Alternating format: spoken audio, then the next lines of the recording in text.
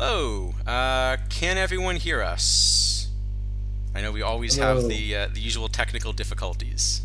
hello, everyone. Hopefully, you're two people this time. We've had trouble with that. Yep. Actually, you're now coming in quieter than you did before. Now that I Phenomenal. look at this, Maybe I can turn myself up. Yes. Is that better? can a little bit. Can people hear us? Can anybody in chat hear us? Not a positive sign. Yes. Yes, we got it. Okay. I think we'll just call that a yes and move on. Great. So yeah, we've been on hiatus a little bit. A few things happened. I think probably as people kind of had heard, a month or so ago, we were getting a little frustrated with some of the way things were going in OTP and some of the decisions. We actually at one point even had kind of suggested maybe we should just stop being an affiliate and do something else. They kind of tried to talk us into still being an affiliate. We finally sort of gave up, and then kind of the moment we gave up, they then decided actually we shouldn't be an affiliate. So I think it all worked out pretty well, actually. um, what it does mean is that we don't have drops turned on. But on the other hand, that means that hopefully anyone that's listening to the stream actually wants to listen to the stream. So maybe it works out pretty well. Is that about fair? Yeah, I think that. I mean, I guess not really much from our end is going to change. We gave our opinions before. We're still going to give them. Uh, I didn't really ever feel like I was holding back on stuff as a result. No. So at least from my point of view, can expect kind of the same stuff. Yeah, I think either way, we've been giving our honest opinion on stuff. Yes, the truth is the affiliate rules were mostly things that were common sense anyway. Uh, so like as an affiliate, we're not allowed to say like nasty personal things about MLB players, but honestly, that's not something we would tend to do on stream anyway. Yeah, I guess maybe now we could have some leeway, but yeah, I don't think Exactly. that's Now really that the there. gloves are off, actually, I think that doesn't change anything. Well, I guess sometimes the gloves do come off in baseball now. Uh, Wander but Franco debate stream. yeah, I, I think I'd rather Yeah. talk about Tim Anderson than Wander Franco. Well, I think if they do it on the field where it's reasonable to talk about it, Okay, Wander Franco maybe that's one that still maybe should go yeah, on another stream. I Uh, just probably just shouldn't discuss that one in any context. Really. Um, yeah, normally I'd come up with like a good pun or something, but I think let's just move on. yeah, um, yeah, so like I said, from our point of view, this is probably the better solution anyway, because we did feel like one of the issues we were having is that as an affiliate, there's a little bit of an obligation, even if it's not stated, we felt like there was a bit of an obligation to kind of be saying positive things about the game and, selling the game. And obviously, there were some things that we didn't feel were, you know, yeah. So I think this is a better fit because I think this stream only works. We're going to be wrong about some things anyway, as you've probably noticed. But I think a stream like this only works if we're at least giving you the best opinions we've got. yeah. No, I think that's pretty much it. Actually, I know it. Because I guess it would be sort of interesting. I remember when we did the TB2 stream, we did kind of it's a little longer than that, but like a 2 months down the line grade. Yeah. So I don't know. Yeah, going back and reviewing those, I guess could be interesting to see Yeah, I mean, kind I'm of trying how to think if we any did on that. TB2 cards still play. But yeah, we Yeah, could go back and look there at are a that. handful, but yeah, it's not a lot at this point. Uh, it's I can think of a couple, but yeah, it's a pretty small number. But I mean, it's 2 months. There shouldn't probably be a lot of them that still play 2 months later. So Yeah, I think That's the one that was unfortunate is these immortal missions. I think sort of dump just like all the remaining TB2 cards into missions that uh, not really clear you get good value out of finishing. yeah. I mean, they're. I'm not sure that the value. It depends really, I guess, on how many you already have locked or how many are still playing. But I mean, there is value there. I think the biggest problem with those missions. I mean, I did them because I don't know, just had the cards, so why not? Is the a lot of the value comes from those two immortal packs, and the immortal packs are either you get a 500k card or you get a 30k card. Yeah, that's So true. it's you Um, know if you hit them, it's really good, and if you don't, it's not. I did them also, but I'll admit that a big part of the reason I did them, and I only hit the 30k cards, I as well, yeah. but I think a big part of the reason I did them actually is, so one of the quality of life things I wish that we could add to the game is just the ability to lock a card. Yeah, that would be useful. And so I will admit that when they give me a mission like that, uh, I actually felt like it was a good way of locking a couple cards that I wanted locked, and Yeah, no, that's. I mean, I whenever there's kind of these missions with a bunch of irons in them, irons and bronzes, I'd lock every iron and bronze even if I don't need to, because they don't, they have no value, and then I can't accidentally reset tournament rosters and whatnot. yeah, I think I've only quick sold all my irons once this year, but it was unfortunate. Yeah, I mean, it's. I would be happy to keep them all, but then start hitting that 10,000 card limit constantly, Yeah, and I think and that's very annoying. I am willing to ask some of the staff, if I like accidentally quick sell, a 500,000 point card or something, but I just felt too embarrassed to say like, could you bring my irons back, please? Yeah, no, it's I mean, yeah, it's just the tournament roster stuff is a little annoying, but So yeah. anyway, yeah, maybe we should look at a. Let's see. So we could do one of these imperfect drafts also, or we could maybe look at a few cards and then do it. What do you think? Yeah, I mean, I think in the past we just started looking at a couple of cards, so I guess we can All right, what I will do is I'll go to an start account that that way. has a draft slot free in case That we makes sense. look at a couple of these drafts. But yeah, so I guess we'll just kind of look at the cards that came out in the last week or so. As now, I think seems to be standard. It's not just cards that came out Thursday, but often actually the star cards of the set come out a little bit later, and I think we may discover that ended up being true here too. Yeah, I mean, we did get some LEs on Thursday, which I think is the first time that's happened in a couple months, I guess. Yeah.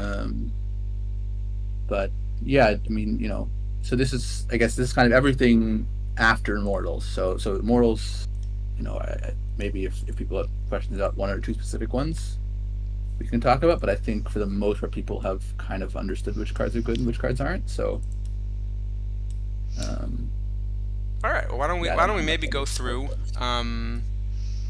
Yeah, we can kind of see how we go. Oh, I think you had wanted to just say something about the sort of general card grades, or should we save that for later? Um, no, I guess we can probably say that. All right. Well, then let's You just know. go through, and as usual, we'll kind of see what plays and what don't. Um, so I guess we'll start with our 40 overall stubby clap. Um, this is kind of a fun card with the splits, isn't it? Yeah, I'm. This is a pretty interesting card actually. So obviously, this is a cap card, the Yes. 40 overall. But it has four positions and like reasonable defense at all four. And the bat VR is pretty decent for 40. Um, yeah, as a result, I think it's kind of a card that will end up seeing a decent amount of play. It's nice for these kind of modern era tournaments that don't allow lives. Um, it's definitely a strong card there because there just aren't a lot of low overall cards. Um, it's probably worse than like a Lenny Randall, but sometimes you can't play Lenny Randall. You want to play two utility 40s, and then this is a pretty reasonable card. Makes sense. And I get, and yeah, so we certainly, so certainly if you're looking at him as a platoon bat, so I guess we're probably more looking at this card still not as a starter. So he's really not, and that's the one thing about a platoon bat like this is you're still probably not running him as a starter in any way. There aren't really No, I caps low mean, enough to do that. no, I think in any cap where I mean, there's that one. There's the I think there's the 1300 cap, the open daily open low cap, but there, I mean, I think you're going to always pay 1 point to play something like Kid Elberfeld, or you can play with Randall in that. So, um, yeah, I think this is really only useful as kind of a utility 40 overall kind of a card. So maybe that's an interesting roster construction question then. So let's say Matt, you imagine you've got somebody you want at the very end of the bench. You always want 40 overalls that play a bunch of positions, and this one makes a lot of sense. Yeah, I mean, You know, go ahead. I would play Randall over this, but again, like Randall's not eligible for every format. Randall is 70K card. We can put Randall back up. Uh, So Randall is a much better glove, right? 85 range. The bat you get on Randall, even versus left, isn't that. I mean, it is better than Clap, but it's not that much better. And no, it's obviously, not. Clap's bat's much better versus right. Yeah, no, I mean, I think there's a reasonable case, especially with the amount of positions they play. They both actually play the outfield too. That you can put both Clap and Randall on your roster, um, and they can kind of share those kind of backup infield duties and help out the outfielders too a little. Um, yeah, I think it's a pretty good card. So here's an interesting question: Is would you rather the card look like this, or would you rather a card that were identical, but you just kind of average it and had no splits? I Given that think you're going to use him as a backup. yeah, for his specific role, I think I would rather a less splitty card. Though again, it does depend somewhat on like what kind of pitchers you might face. Because like for example, in some of this OTP era stuff, there are just not a lot of left-handed starting pitchers. So then you kind of would rather have this split. But I think in general, I'd rather have them a little bit more balanced. That's what I was trying to figure out. So my initial instinct is I'd rather the card be more balanced.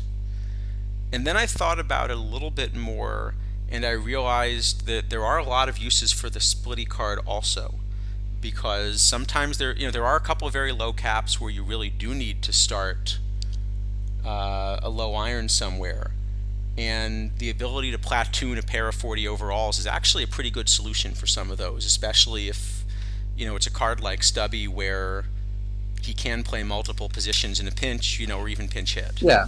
No, and you can use this as 42 Mark Lemke, who can kind of be the other side of that pretty nicely if you want. Yeah, I'll bring that one up. So that makes sense. So you could, for example, get a very cheap platoon where for 2 points you've got an excellent second base platoon where Lemke's the weak side of it, but because the strong side of it plays a bunch of other positions and Lemke's defense is good enough at second, you probably could make that work. Yeah, I mean, I think probably Kid Elberfeld is the card that would I like. Kid Elberfeld is just such a strong 41 that I think I'm pretty much always going to want to pay a point to do that instead. So he is only one position, fortunately. Yeah, if he had even a little bit of training at second or third, it would kind of be a busted card.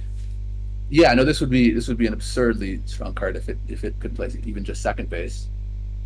Um, Even as it is, it's a very good card. Yeah. So yeah, I mean, Clap, and I guess actually there's these two tournaments, two weekly tournaments now, the on Saturday and Sunday that are modern era but no lives. And then there just aren't a lot of 40s. I mean, there's just there's only a handful, and then Clap is amazing. Yeah, so which era? So he is OOTP era. Yeah, I don't think he quite. Yeah, he's not. Yeah, He doesn't get to the 2001. modern era one. So yeah, he's not quite. He's not quite. Not quite recent enough for the 2005 plus one, which is unfortunate. But the other one he plays. Right, but Randall, for comparison, uh, I don't think is Randall 1980 is plays. Oh, 1981. he's So 1980. Then he does play. Okay, yeah, then he's not as yeah. So I guess yeah, Clap is probably like that's optimistic though. There is a sell order up at 1 million points on Lenny Randall. So if anybody you know has an extra yeah. big PP package lying around, you can get your Lenny Randall for 1 million points. It's a good card. I don't know it's quite that good of a card. No, but then the buy order is 32. This actually might be the biggest ratio I've seen in a spread in a while. Yeah, I mean, there was the well, I guess it was last year, right? The 500K Joe Tinker, who was up for like months and months and months. Yeah. Um, but yeah, I mean, occasionally people will list some card at 69 million or whatever. But And I see there's a question about Raleigh in the chat. Well, we'll get to it in a second. I just figured we should oh look at yeah, Stubby first, and then. So where do we rate Stubby? So, kind of thinking about it, it sounds like if you have to pick one of Stubby and Randall, you're still picking Randall. I think so. I think so. But I mean, I think it's I a am as pretty. well. Yeah. It's a pretty. It's not that far apart. I don't think they're reasonably comparable. And if you're facing a lot of righties, it's possible you'll find better uses for Clap if you don't need like the shortstop or something. So I guess yeah, Clap is probably like a B. I mean, he's going to see play. It's not like an amazing card, but Yeah, so I just tried to run it quickly. The other option, if you're facing a lot of righties, there is this Claude Ritchie as well, who's kind of interesting. yeah, I like that card too. But he's only one position, so it's a bit more difficult to run him. He is more balanced though.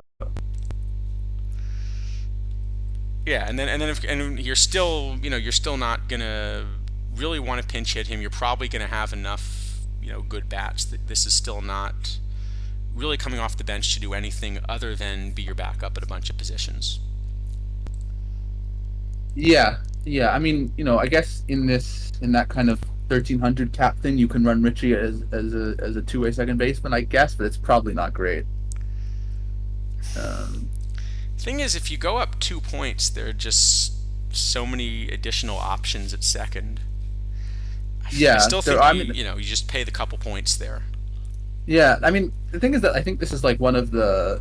Like, I remember when Randall was released, and we kind of said, okay, well, it's a little worse than Rabbit Nil, and it's only 2 points less, so it's probably not that good, except for in the SE. And then it turns out that these 2 points seem to be more useful, a lot more than I would have thought.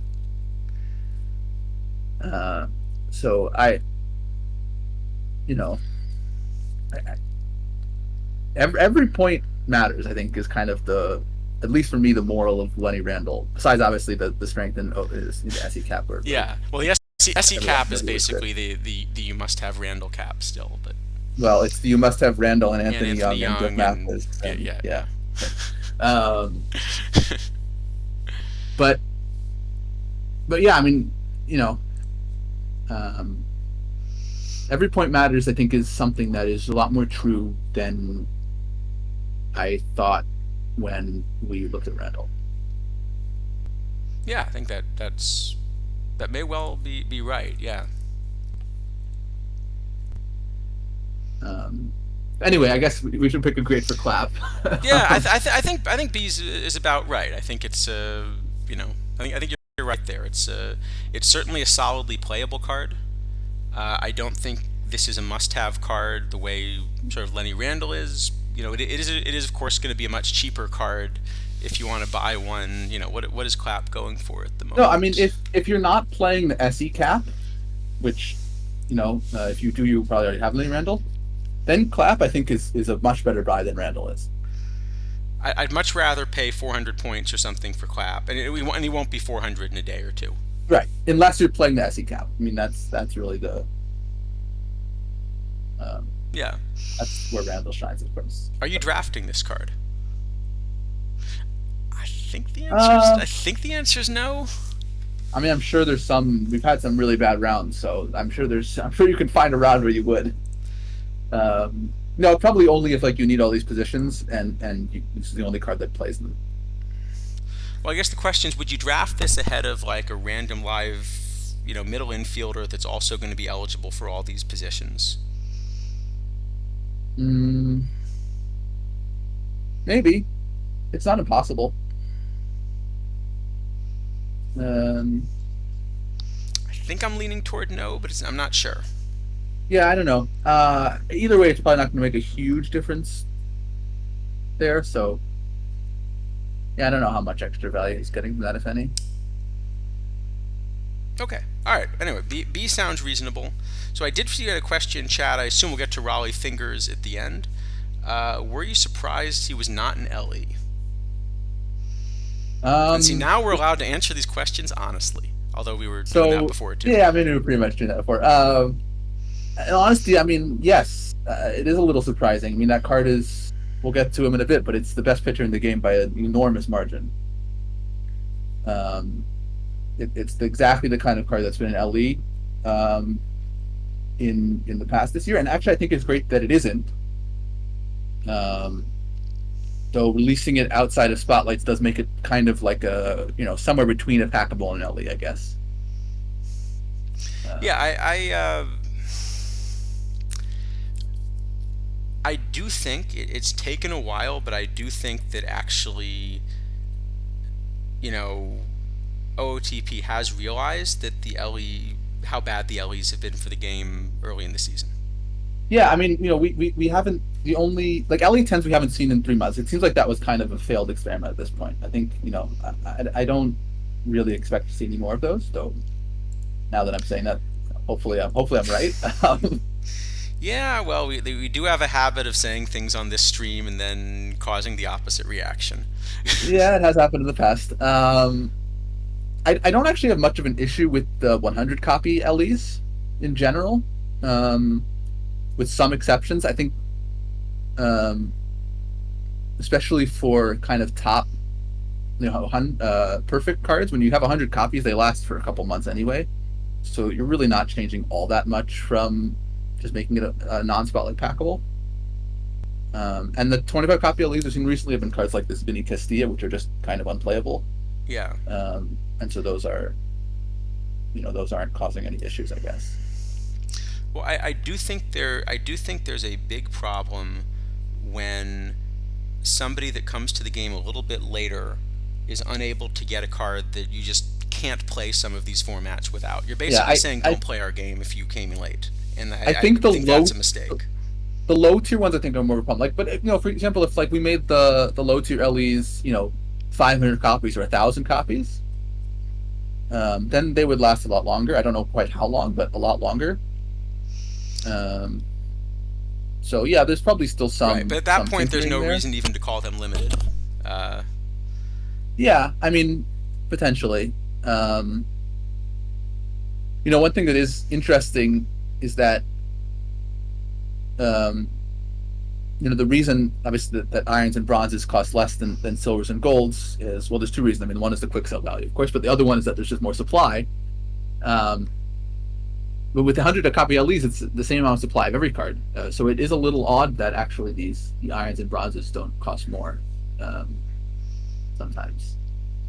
yeah, and a card like Um, Randall does because it's that good, or Cal Eldred. A couple of these cards really did hold value. yeah, a few, but I mean, there's like this Jeremy Affeldt that was released, I guess 2 weeks ago is I think a decent example. Where that's a very very strong card. It's 100 copies, and I don't think that card really is going for anywhere close to its value. Yeah, I really like that Uh, card. I did go out and get one pretty quickly. yeah, and actually, I mean, this Tippy Martinez we'll get to today is kind of in a similar situation. Yeah, Um, I do still think the problem is by making these cards limited. I think you're essentially telling latecomers don't play formats, yeah, I mean, and you you're know, already seeing that a lot of formats don't fill. They weren't filling a month or two ago. Uh, you know, the thing that I do think we want to make clear, like, players are smart. You yeah, know, as much as there are some people that can say stupid things in the Discord as well, and we're certainly guilty of that at yeah, times. everyone has their moments. Yes, but as much as that's true, in general, a statistical baseball simulation that caters to people that do statistical analysis to learn to play it well tends to attract smart people that are going to try to make good decisions. And so when you tell people like you can't try to play this format at some point, they believe you. I think we were just talking a little bit earlier that about diamond leagues, and diamond leagues, they've always of course been significantly weaker than perfect league, just given how diluted it becomes. But I feel like there's been a change from typically 10 or so really strong viable teams in the typical diamond league to more like 5 this year.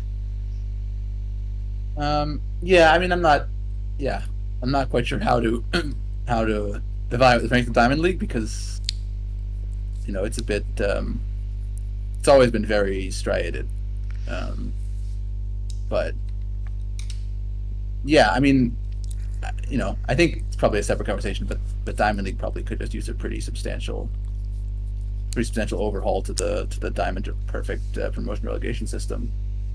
Yeah, that's probably true. But yeah, Uh, you know, yeah. But I think a card.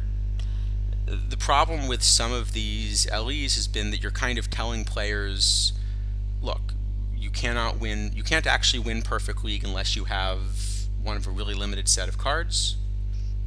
If you don't have one, winning Perfect League should not be your goal. well, I mean, I think another thing with see, I don't actually have much of a problem with like a card like I don't know the 100 copy ones, but none of those are all that good. Is the thing. But like let's say if Griffey had been a 100 copy LE instead of a 25, like I wouldn't have had nearly as much of a problem with that because there aren't really that many more teams than that are competitive at the top level. Well, not this year. There have been in the past, and I think we've driven away enough teams that 100 copy LE now actually is enough for the community. Yeah. Well, I mean, it's probably always been kind of enough for the very kind of the people who would be spending, able to spend the 1.5 Well, so million for points or whatever. example, I'm thinking about like last year. Wasn't Ricky 100 copy? Ricky was a 100 copy. And Ricky it ended up being that 100 copies was maybe close to enough for the community, but not really enough for the community, right? I Um, think the community would have been very happy to have 250 copies of Ricky by the end of the cycle. yeah, I mean, I think that card was I think a little bit of a unique case because I think it was probably the most initially misevaluated card by the community that we've had at any point, like in the recent past. That's true as well, yeah. Um, Fortunately, since we weren't doing a stream then, we don't have to talk about our evaluation. We can just everyone will just assume we were perfect. well, I will say I had one of the first ones of those. Um, yeah. I actually Uh, also went after that one pretty quickly. yeah. Well, it was very much pretty much what I built my whole league team around for 2 months about. Uh, that was, I think, honestly one of my favorite cards that they ever printed. Yeah. You just got Um, Ricky 2 weeks ago in 23. I'm shocked anyone sold what you won. That's Yeah. amazing. Um, Yeah, I can't imagine selling a Ricky at this point in 23. But I'm just curious now. I'm gonna have to log into 23 and see how my team's done in the last what 20 weeks? How long has it been since? yeah, I do my once weekly login. So No, I haven't looked at all. So hey, but I just got 100 points for extending my login streak to well, one day. very nice. Yeah, I switched at some point to this dumb three starting pitcher thing because it worked in 23 a little bit, and seems like it's actually pretty decent. Yeah, but I do think that there's been some understanding of the damage that was done by these LEs. Uh, but I wish there had been more communication. And actually, I think that's maybe a lot. Oh, apparently I'm in Perfect League this week. Oh, apparently I am doing really well. I'm 74 and 46 in Perfect League this week.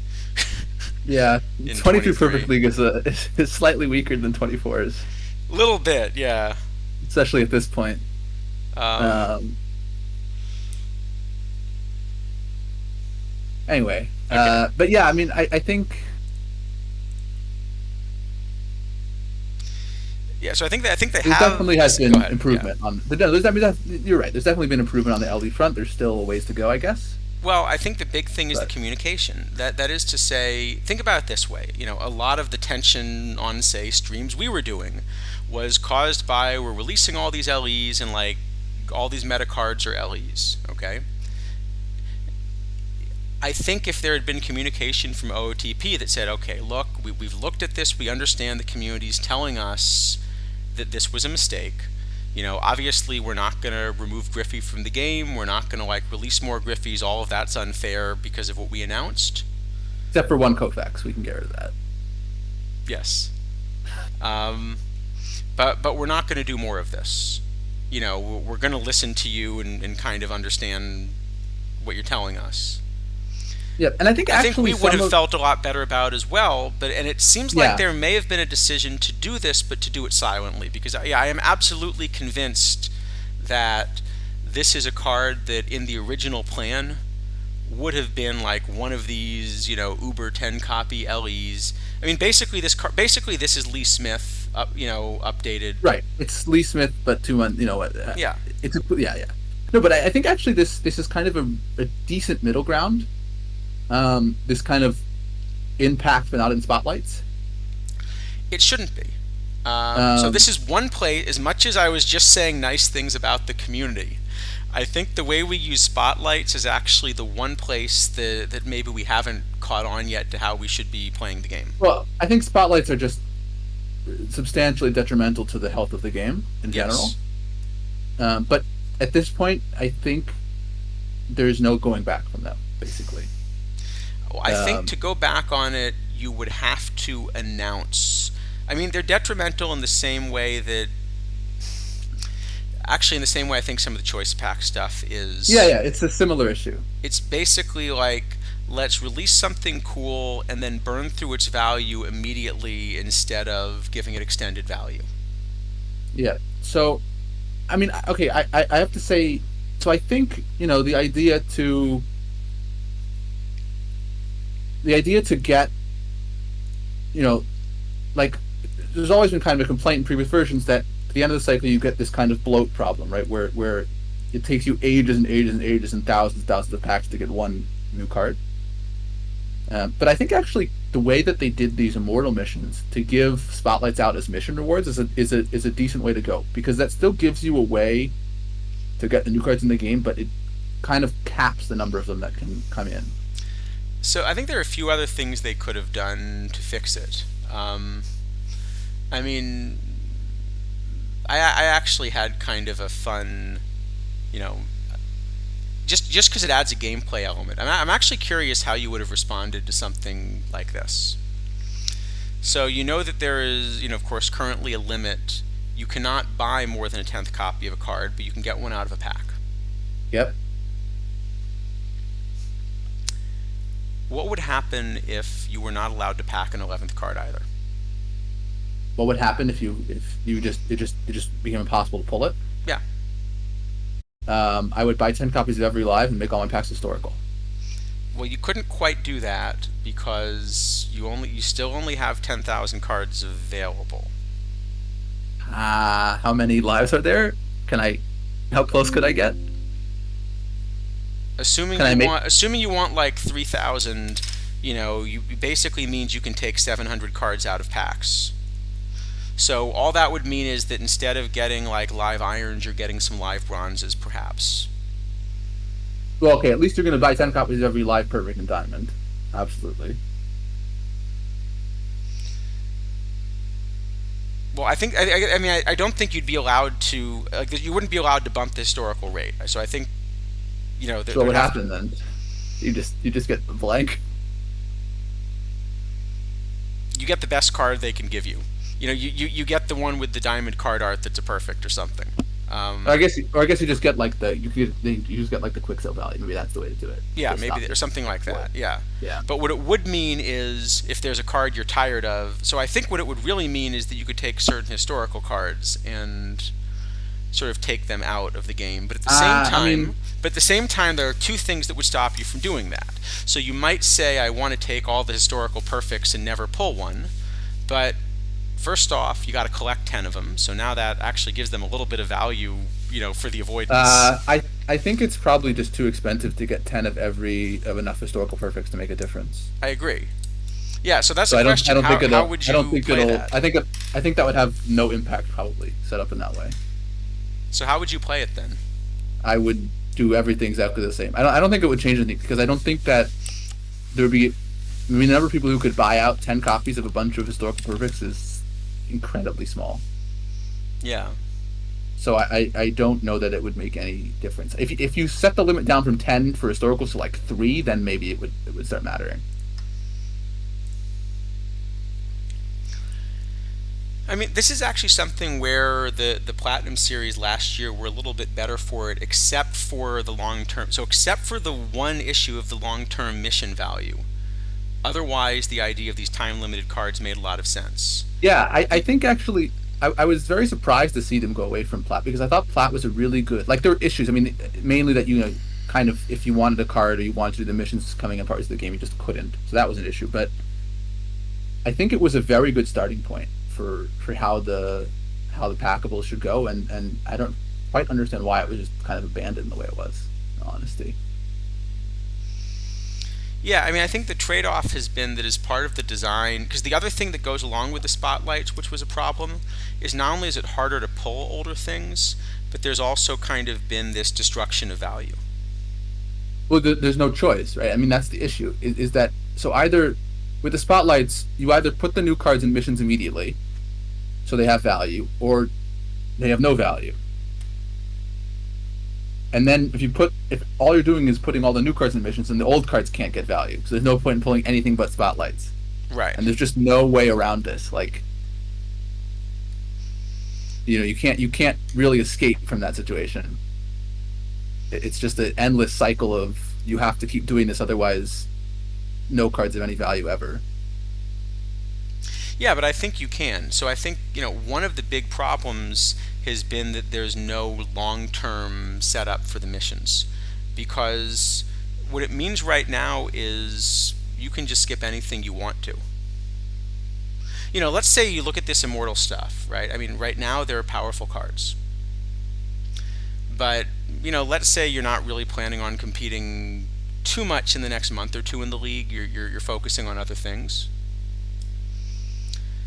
And then you want to come back and really be, at your peak in December.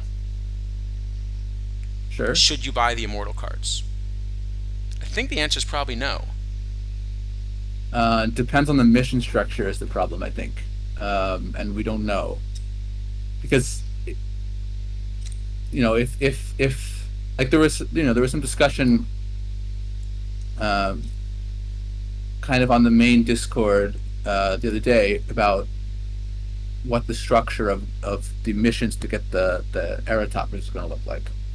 So, we've been told we're getting 14 cards next week. 7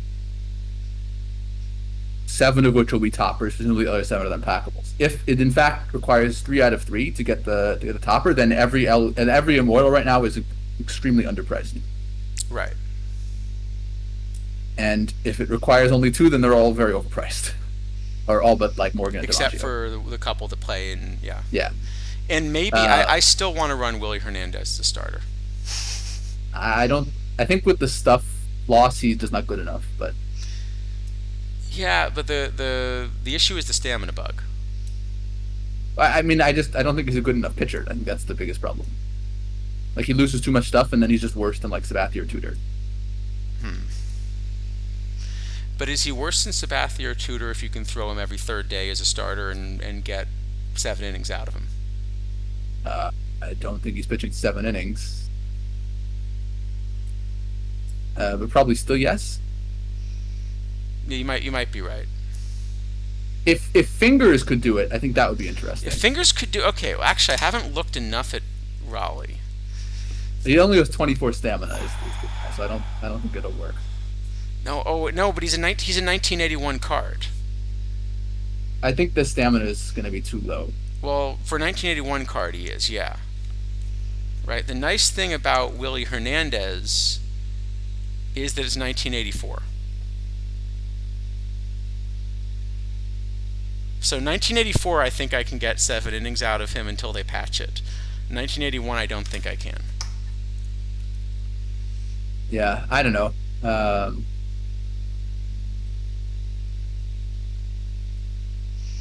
I mean, what I would Yeah. prefer, of course, is they just patch stamina, but we've Well, we've been asking them to stamina. patch stamina, and they assume it's well tested, and they assure us it's well Well, tested. So stamina has been, in all honesty, been problematic. Basically, I don't know, since the beginning of Perfect Team in one way or another. Um, so I mean, I think there are just there's a lot more going on there than just like intermittent bugs. It seems like it's a kind of fundamentally broken there system. is.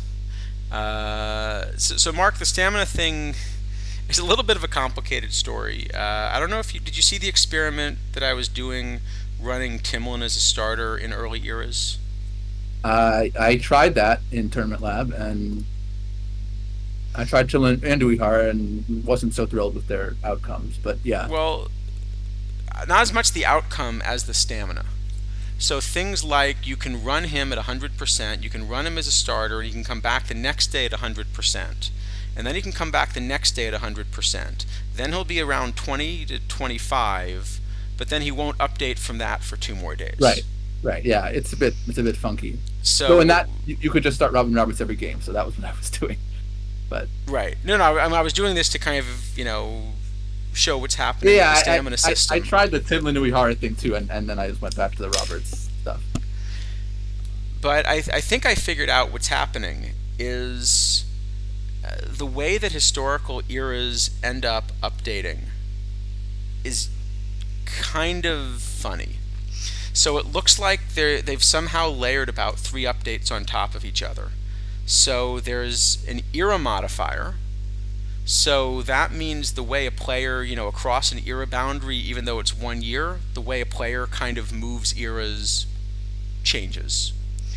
Then there's a modifier within the era, which is the reason that like 1876 was so strange, because it was kind of trying to be lumped in with all of the other early eras baseball, and it really should be in its own era for those first couple years.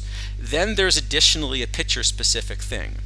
And so the combination of these is the reason that Willie Hernandez, specifically as a 1984 card with that stamina, compared with other relievers from that era, ends up, as best I can tell, updating in a way where you can get ridiculous amounts of stamina out of him if you run him as a starter, but not if you run him as a reliever. Yeah, could be. I don't know. Have not tried it. So, but I don't know that he's a good enough pitcher. I think so. That wouldn't be the He card I might wanted to not go be, with. yeah, and that would be the Uh, easy answer. If Raleigh had, the same thing, then that would make more sense, I think. anyway, we've done one card in what, like 2 hours. So we Oh, should that's probably true. All right, we should probably probably should get going here. we're Uh, yeah, we're all right. Are we on to speed mode already? What do we got? Dave Collins, 41 overall. Now that's actually kind of hilarious. This card has 98 base running, and the whole reason it was created was because it got picked off. yeah, no, that is pretty funny. I mean, the Tippy Martinez also we'll get to in a bit, but he has a similar, well, kind of the inverse, Yeah. but yeah, I mean, as a card,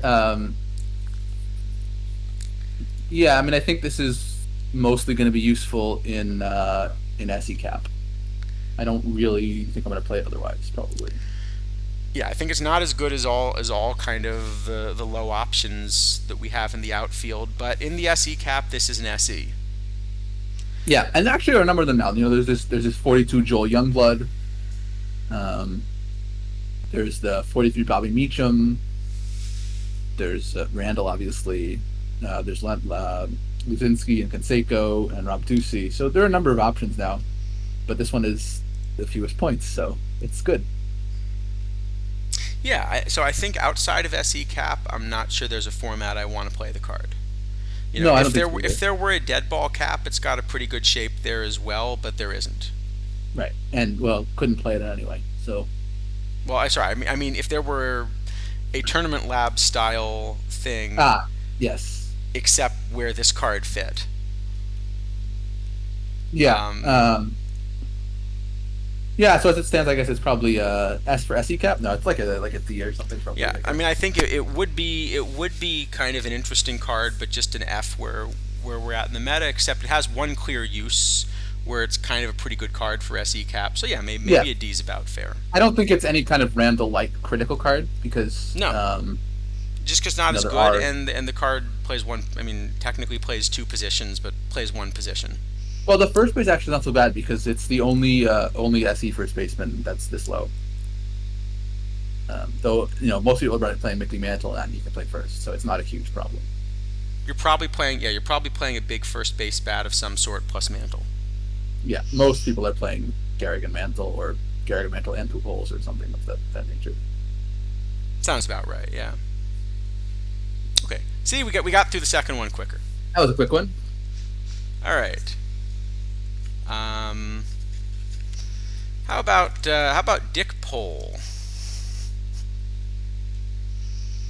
Yeah, this is a very splitty card. Yes. But I think it's just kind of a worse Anthony Young. Yeah, I can pull up Young for comparison. I mean, Um, I'd make one slight suggestion, which is I think it's actually a much worse Anthony Young. okay, that's yeah. Also reasonable. Yeah, I don't think it'll end up playing. I mean, Anthony Young is quite a good card in low iron, um, but this one I don't think it is. It's No, just it's too just bad. much worse, and also the 57 stamina is probably a problem as well. Um, yeah, I mean, I think in low iron you might be able to get away with that because a lot of the bullpen options there are much better than starters anyway, so you don't really mind getting him out of the game. But yeah, I mean, it's I don't think it's good enough as a starter in any case. So yeah, just not gonna. All right, that one's probably just an F then. Yep. All right, Rusty Kuntz. Uh, See, this one we're gonna take a while, also, aren't we? Yeah, I mean, I think that this is actually I think one of the most interesting cards of the set. One of the splittiest cards we've seen. There's that Randy Johnson that's also maybe even Yeah, no, splittier. this is an unbelievably split card. I mean, so this bat is basically like a good bronze bat. Like if you compare this to, you know, uh, the bronze Jack. Yeah, this card is ridiculously splitty. But like if you compare that Kuntz to the bronze Jackie Robinson or the bronze Jeff Bagwell, like they're pretty similar bats. Yeah. Um, but all of a sudden he's a 44. Um, And the like downside of that, Bagwell probably has to DH. I don't know Actually, that that he Bagwell can has sort of to play DH. first, right? Yeah, Or this you mean Kuntz Rusty? maybe.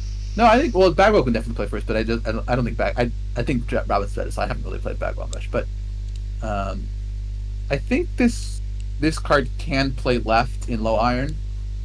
Um, it's hard to find bats in low iron that aren't just like giant amounts of eye, and getting one in an actual defensive position is pretty decent. Yeah, I could see Um, that. Because like so many of the good low iron bats are just like 120 eye and all zeros. So I do have this as like a high bronze level good bat against lefties for sure. Yeah, Uh, it is the weak side of the platoon, and at least in iron and bronze there aren't so many lefties. There's starting to be a lot of lefties in silver, but I still don't think this card's good enough that you're playing him in silver or even like a no, silver cap. I mean, it's four no. So points for the so wrong side of the platoon. I think there are a number of reasons for this card actually. So one is low iron. We have a low iron daily now, and this card absolutely, pretty much, I think you have to play it in low iron. It's just too good against lefties. There are lefties that exist. There's this Tommy Byrne and Sterling Hitchcock and yeah. So there's are lefties And, that and exist. even if And he's then, just your first pinch hitter against lefties, there's probably correct. enough It's value just there. yeah. So I think in low iron it's a kind of a required card.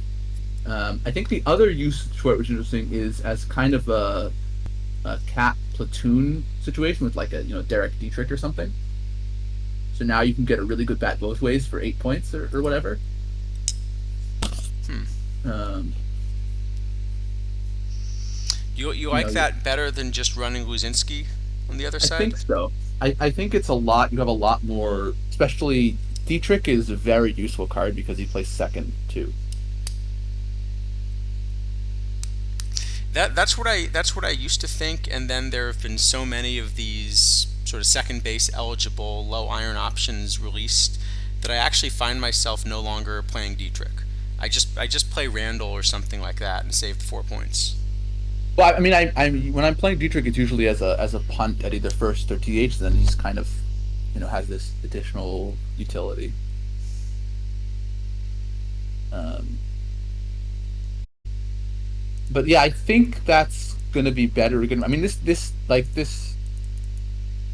card is just so good against lefties, and especially if you're playing some kind of casting, there are top end lefties. There's Tudor and Sabathia that end up playing in a lot of formats.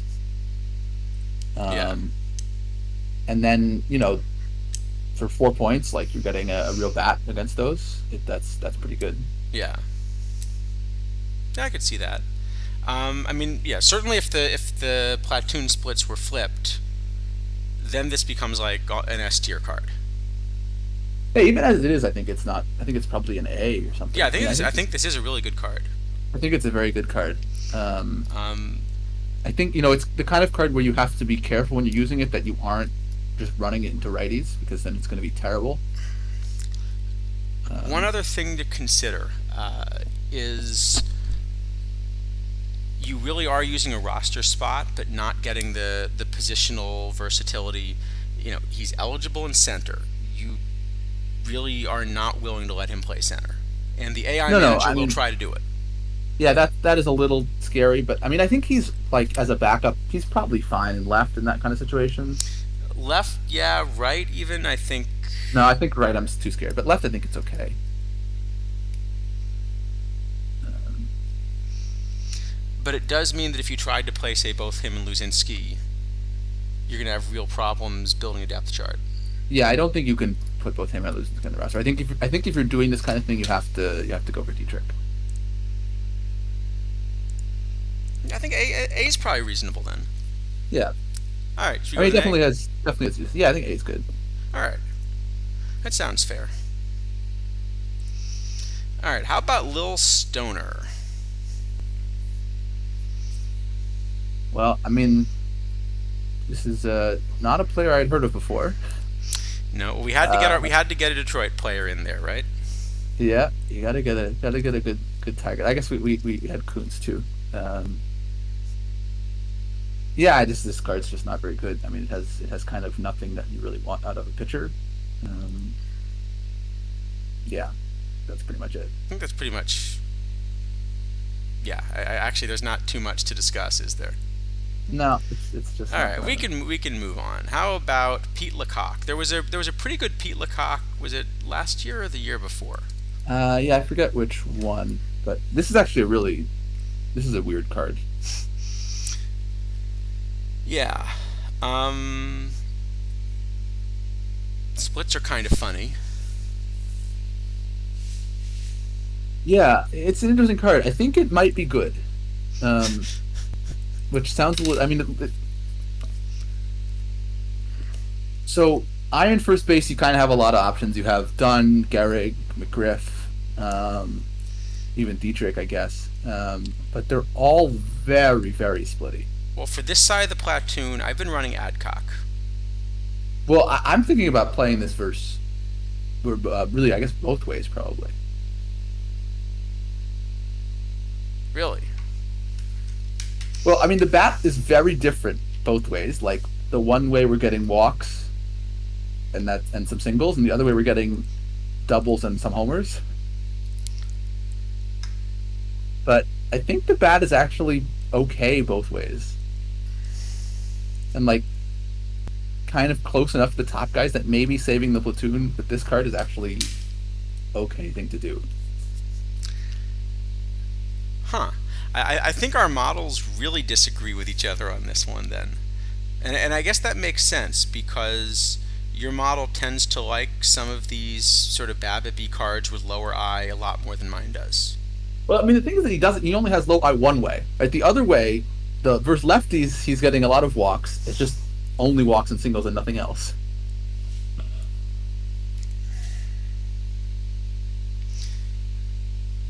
It's a very weird card. So my model has the bat like more than 4 wins behind Dunn's bat. Well, it's definitely a worse bat, but is it? I mean, it's to save this platoon is quite good. I think. Like iron is always a place where I'm struggling to cut platoons.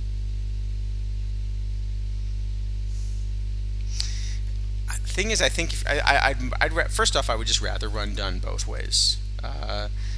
Yes, you'd obviously rather run Dunn, but actually, Dunn's not that splitty, all things I considered. mean, it's still decently splitty. Like that's. I mean, is this really? I'm not. Is this really a better hitter than Lecoq VL? Probably not. I mean, you're getting a bunch of iron power and just losing every ability to hit the ball. Single and you get a ton of strikeouts. Like, I don't know. I'm not sure this is a better bat VL than Lecoq's is. Well, VL, yeah, I mean, then but then that's the weak side of the platoon. But for No, that example, there aren't a lot of lefties in iron, which does make it a little difficult to want to do this. there's this. Sorry, Adcock is not the one I'm thinking of. He's actually the reverse split righty. Uh, who is the righty I'm thinking Well, of? you can play Kingman obviously at first. That's true. So he's playing third a lot of the time, but You could run a um, card like this Norm Zock, and he also has a little bit funny splits. But if you want a righty in there, yeah, that's also a decent card. I mean, I don't know this. I don't know that I'll ever play this Lecoq, but I think it might be good to save this platoon because I think the platoon maybe is more useful elsewhere. I'm just trying to figure out because this does seem to be one where our models are so different. I really have Lecoq like. I mean, 4 wins or something with a bat worse than Dunn. I have him. Let me count. Somewhere between 15th and 20th as a two-way first base option. And it sounds like you have him potentially first. So that's what I'm trying to figure out Yeah, when where the I mean, I difference have a in the bunch of evaluation is. I have a whole bunch of guys kind of similar. Like I have Dunn and Lecoq and Kingman, all pretty similar, but they're very they're very different cards in how you're using them. Well, how do you have the bat comparing with Kingman? So I have the bat about 2 wins worse than Kingman. Um, yeah, I mean, I have it. What is that no, actually about the same, I guess. Like overall, so maybe I'm giving. No, I think it's fine. I don't think I have any bad assumptions in here at the moment. Yeah, well, this is definitely one of the places where It's a weird card, though. I mean, it's the kind of it's a card really our weird card. models do tend to disagree on. I've noticed that my model just won't touch these players that don't have I. Yeah, And your model is much more willing to kind of give them credit with the high BABIP. yeah. I mean, I think probably. I mean, I guess also part of it. I think Iron is a format where we've started to see some low P-Rabbit pitchers come into the meta. Yeah, I'm looking at this Lou that that Yeah, Mark is suggesting we put up. That's another card you could run as a platoon bat for sure. yeah. I think the problem is that this, unlike Dunn, like this one, you cannot play versus lefties. Yeah, I'm willing to play Dunn both ways. Yeah, I think Dunn is a lot better than Gehrig. Even I have them pretty similar versus righties, and then Dunn versus lefties is just way better. And I think that's about where I have it as well. Yeah, there's also the Fred McGriff that's kind of in a similar place to the Gehrig.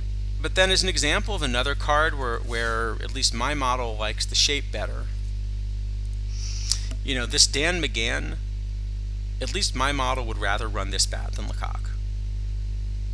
Oh, I don't have this card anywhere near anything.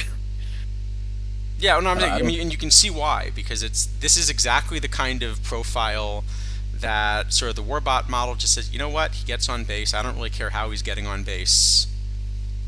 You know, walks are Yeah, fine. Yeah.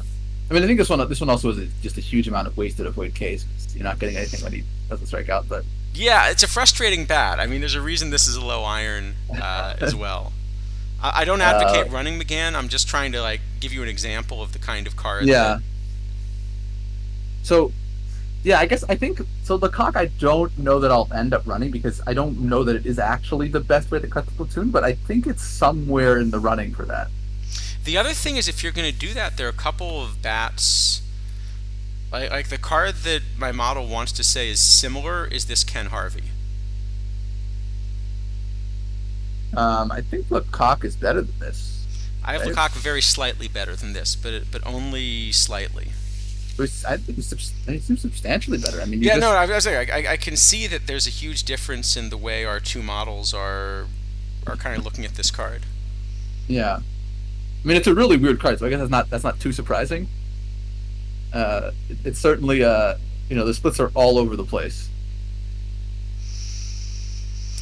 Um, So where so does yeah, that I mean? guess So where does that mean we grade it? Because I I think don't my, know. my model would definitely just say it's an F. There's no situation I want to play it, and it sounds like your model says it's probably playable. Well, I think it's only playable to get the platoon somewhere, some other place. That's basically kind of a little bit worse on both sides, but platoon saver. So I don't know. I mean, if it's good, it's only good until like some really strong card comes out on one side or the other, and then it's bad again. So if it was just, I think I would probably give it like a C. And I would definitely have given it an F because, like I said, my model just has it several wins behind all of these other cards. So what do we think is fair? D for Yeah, disagreement? D That for sounds fair. disagreement. Sure, D for that's fine. disagreement. I like that. All right, let's do one more, and then we should do a TWIP draft before we forget. Yes, that's Actually, do true. we have enough people that want to do like an imperfect draft? We could do one of those if there's interest in chat. Yeah, if people want to do one, How many because I don't people know would want to do one of these imperfect drafts? what other kind of weird form we come up with, but While we're thinking about it, let's do one more. Let's do sure. Jake Powell. Ellie. So this was not from the pickoff set. I forget what the story No, was this is behind just Jake Powell. kind of a random one. I think he got talked about on stream, and then he's an LE now. I don't think Oh, he was got that in the that pit that yet. was? Oh, that's right. They were asking about who batted behind Gehrig or something, and then this was the answer, so they made Nelly. Yeah, I think that's basically what happened. I think. Um, well, that's interesting because I know in the past one of the things OOTP has kind of said is, there's a very long turnaround on things because all the content has to be planned out quite a ways in advance. Yeah, it seems like some of the LEs are not that way this year, for better or worse, I guess. Well, I mean, a lot of them But could easily have been planned out well in advance, but this definitely says that that is not universally true. yeah, yeah. All right, Um, so Jake Powell, are you interested in the card? Obviously, better versus lefties again. yeah, I think it's a fine versus left bat in left field. I mean, it plays fine defense, good enough defense to play left. I think it's a pretty good option as a platoon in left field. So I think you're definitely going to be paying more for him as an LE than kind of a typical historical iron. So I think to be playable, he's got to be at a minimum your top left field option versus lefties, right? Yeah, I'm okay. My top left field option is Coons, just because the bat is so absurd. I think that's right. So I Versus, think versus lefties Kuntz. I normally. mean Kuntz. Maybe I'm DHing because this is a Well, but better then defensive then card. then you have to find out something else to do with Jimmy Ryan then. So that's the trouble with that, I guess. I'm willing to run Ryan only one way. I think. Yeah, I mean, Uh, if you're willing to do that, then yes, this is the best. This is probably the best other just pure VL left fielder. I mean, it's a little awkward because again, it's the short side, but and I'm going to disagree, and the card I'm going to disagree with. I assume at this point. Uh, is I of course want this card, Yeah, I like where this card too. I've also got the defensive value. You can play him in center if you want to also, but there are a couple other center field options versus left. I think I'd rather play Doubt It. I was thinking it I was think it Doubt was. It. I thought it was it Doubt It? I don't know. I don't. Doubt It I'm not sure. might be Doubt It. um, I think I'd rather Well, play no, this Mark, Del we're Greco. talking about the same player. It's just we're trying to figure out how to pronounce it. How to Yes, pronounce Taylor something. Not sure. Taylor. We're just gonna go with Taylor. Yeah. Uh, I think I would rather play just pure VL Powell in left and Del Greco in center though, than Del Greco in left. but I'd rather. But if you want to play Douthit, we decided is if you want to play Douthit in center, I'm not sure. then you put Del Greco in left. Um, I wish Del Greco played right because that's what I would do. I'd play Powell in left and Del Greco in right. I guess you could play Powell in right. Maybe that's not horrible. The funny thing is there are so few right field options. My model actually would rather play Rusty in right than left, as bad as the glove is, simply because there's so many better bats available in left. Yeah, I guess that's also an option. I think I'm going to play Friel in right, and I'm going to play Rusty at DH, but Yeah, I think probably I'll end up playing. I think I will play Powell in left VL. I think I'll probably play Powell, Del Greco, Friel, and then Kuntz DHing, or maybe just not on the roster at all in Iron. I haven't built it yet. But also the weekly Iron in the park is a little weird. So is that one of uh, the ones where the park changes? no, it's a Okay. very low Babbitt park, I So think. I will say actually the park thing is one of the things that, again, I think they should have communicated in a way that would make this make more sense. Is actually potentially a really good change. No, I mean I think there's definitely been some. I think we can say pretty clearly from the PTCS. There's been some issues with how the park rollout has actually gone in practice. Um, there was definitely the offensive environment for those tournaments was a little funny, let's say. Um, but I think the idea is pretty good. I don't love the week, Oh, the rotating I one. don't think that was the park's fault. I think that was the other era adjustment weirdness fault. I think it was substantially the park's fault, actually. Interesting. We should definitely look at modeling that. Well, I have also data from this Daily Iron City Field, and that has a relatively similar issue, I guess. Hmm. Okay. So I mean, it's probably the errors are probably also a bit funky because they've always been a bit funky, but I think the park is a substantial portion of the blame for what happened in PTCS. Okay, that's something we should take a look at then. Uh, well, what do you mean? I was happy with what happened at the PTCS because I won that lottery. Well, I mean, like I did very well, but I mean, I think everyone missed the offensive environment like quite badly. Like it was not close to what Although I you did knock predicted. me out, I think in the one that we built a roster together, we faced each other in the quarters, and your version of the same roster beat mine. So Yeah, I think the Randy Jones in that format was a mistake. yep. I don't think Randy Jones was very good, but anyway, it's neither here nor there. Um, Um, yeah, I think. Yeah, I mean, I really like the idea of the parks. The kind of the only nitpick I have is that I don't love the ones where the park rotates daily, because I mean, I don't like the auto import so much, but what I do like conceptually, I think one of the things that has been a point of friction I know with some of the devs about the way we rate cards is, ultimately there's kind of no point to ever playing a second best option when the best option's available.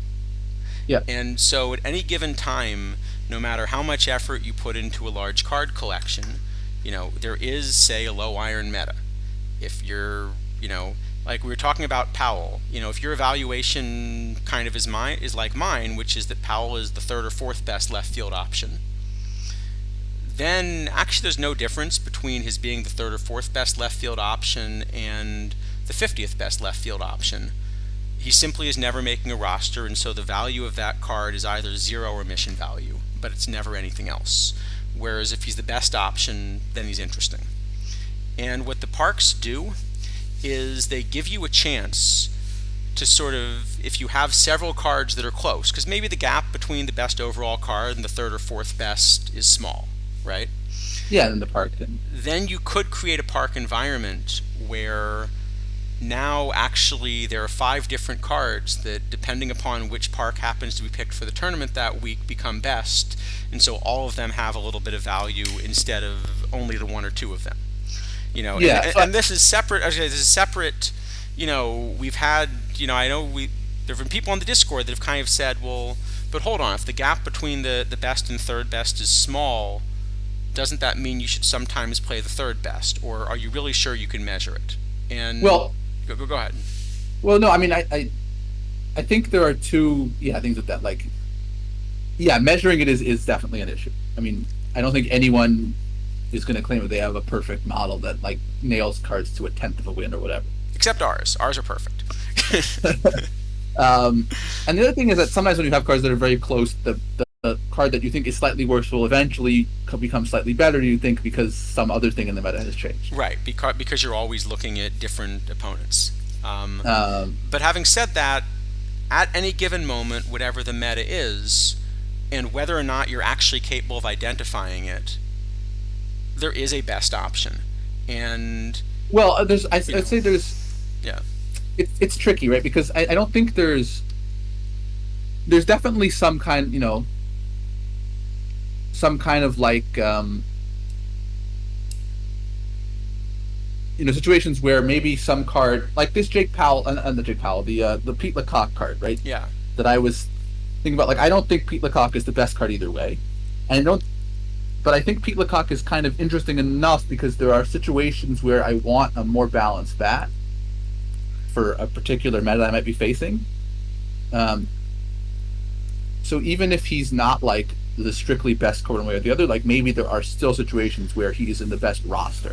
right. But if you're thinking about it that way, it's because you're essentially saying Pete Lecoq is the best two-way first baseman, and my roster construction wants a two-way first baseman. Well, it's also not necessarily that he could also. I mean, he may not be the best two-way baseman, but maybe that I'm kind of concerned. Like, for example, let's say we have some kind of like the PTCS was one place this could happen, where there were some people who had three righty starters and 3 lefty starters, and they would switch them depending on who their opponent was. Their opponent stacked a bunch of righties, they would put the righties in, vice versa. And then actually, it might be useful to have a more balanced card, even if you think, okay, there's going to be 60% righties and 40% lefties. Then sure, it's better, but the balance agree. one's actually useful there. I guess what I'm saying, though, is it still is the case that if your evaluation is that Pete Lecoq is very close to but slightly behind the best balanced first baseman and he's actually number 2, then there would be no difference between kind of being number 2 and being way down the list. You just play the one that you think is the best for that role. And so that's where I think the park helps. If you have a case where the top 2 options are very close to each other, then by adding parks into the mix, you can create a situation where both of them have value, because depending on what park is chosen, it actually changes what the best build is. Yeah. No, that's definitely true. And I think the other thing which has been, I was really happy to see, was we now have a low format. We have a low iron, a low bronze, a low silver, a low gold. We have every low format. And that gives life to a lot of additional cards.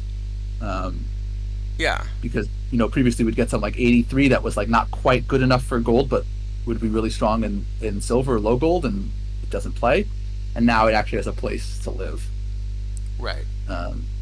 Yeah, so I think the parks, if done well, are really a positive change. And this is again one where I think this could have been communicated in a way that would have sold that better to the community. It's not just parks are cool, this is actually a significant gameplay upgrade that, that basically, sort of we see a problem. Like, I do think there's kind of a, I understand that there's been a negative reaction to, like, we put a stream together and we sort of say, like, well, a lot of these cards end up being Fs because they just, you know, they don't play. Uh, but this is something that in principle should help. You know, Well, if you have 3,000 cards at any given time, yeah, if you release 3,000 cards, most of them are going to be Fs because most of them aren't going to be the best option for anything. Uh, but the more you add different formats and different parks, you know, the more you can have cards that are worth collecting for something other than mission value. yeah. Um, No, I guess I think there's probably two points there that I think are so. The first is that obviously, I mean, when we're saying a card doesn't play, what we mean is the card doesn't play on what we consider to be kind of a top meta team. Um, so that's the first thing. Um, and the second thing is, yeah, I mean, all these more formats are really good. I mean, to Stratico's point, it does create some additional work to have to build all these, low gold floor, diamond ceiling, whatever. But, um, I think once you kind of get a sense of how you want to be building those formats, it doesn't end up being that much more than it would otherwise be. I think it also, yeah, I mean, I actually do wish a little bit that you had an ability to have a couple of extra settings. You know, if you have a tournament that, you know, picks between 5 different parks, I wish you didn't have to check the park every day, that you could, you know, load the roster for Yeah, the yeah, last no. time you were in that park or something. No, I mean, of course, yeah. Yeah, like something, you know, but it should be some kind of like spillover. So, option 1, load the default from the last time you were in the park. Option 2, if you don't have one, load the default for the format or something like that. Right. No, I mean, definitely the auto load thing could use some help. I mean, we saw for the PTCS, for example, there were people who were playing their, modern open gold or whatever because it was the same. The DH was the same and the restrictions were the same, even though the arrow was different and I the had the park was opposite different. problem. I found that, you know, then it would load my PTCS rosters in like Yep. the weekly gold, you know, for the Yep. next. I saw a couple of those too. I definitely ran a couple of those accidentally. Yeah. And yeah, So T that I Chuck, by mean, the way, yeah, I think I agree. More formats would be great. Sorry, go ahead. yeah. I mean, I think to Chuck's point, just floors are great for this, right? Because different floors mean that different cards are playable. So like, you know, Yeah. really any kind of I think I think the biggest worry with restrictions is something like, I guess this mishmash is a good example, right? The one we're running now. Well, Um, that's a bad example of anything because the restrictions aren't the ones they told us are the restrictions. well, I mean, they are and they aren't. They're the restrictions are right in one place and wrong in the other place. But um, the issue I think with that format is that there are just not enough cards. So I think you have to make sure there are enough cards. Like that format, for example, you have CC Sabathia, who's obviously really good, and then the next best starter is Kyle Hendricks, and then it's just a bunch of garbage after that. Yeah. Um, and so that's the problem, because basically, if you don't have CC Sabathia, And you see, we will not couldn't have win. said that before, but now you're allowed to say that because we're no longer an affiliate stream. I would have said that anyway. Um, also, I probably stopped talking because I won that thing this week. Uh, Yeah. So clearly, best uh, format ever. yeah. But the But mishmash. Hold on. Does it say both? Because I think both places are wrong. But let's just no, look. it says greater than 1980 on the main screen and not in the setup thing. I Once you didn't actually find. Oh, I enter. see. So here it says greater than Yeah, 1980 era, it's but then really here silly. under restrictions it doesn't in this part. It only says it in these restriction. Okay. Yeah, it's really dumb. They should just put the same thing in all the places. But Yes. yeah, I mean the format itself, like I again, like I can't really find too much fault with experimenting. I think experimenting is great because sometimes, like this tournament lab, for example, I think actually it's one of my favorite formats of the year. That format's been really, really interesting to build. Yeah.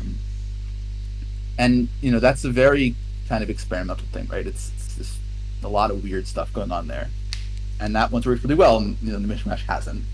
And I mean, I think in this case, you probably could have noticed it before because you just look at the card pool and it's pretty clear that there's kind of a lack of cards. But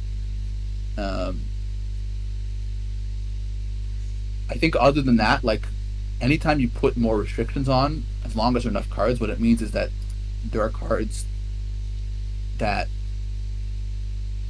because you lopped off some better ones, now are playable somewhere. Yeah, so I think this is something that kind of has been done well. Uh, it's more the communication side, and actually, it's the same problem with the mishmash. It's I would like Yeah. a better communication of what are the rules of the tournament that I am building for. No, I mean the communication has been an issue in a lot of places. I mean we saw it like in the live update. And Um, actually, there are a couple others of this too. Now that I think about it, because the yeah, other there's these modern era ones where the lives aren't eligible, it doesn't tell you. or the future legends aren't, or yeah.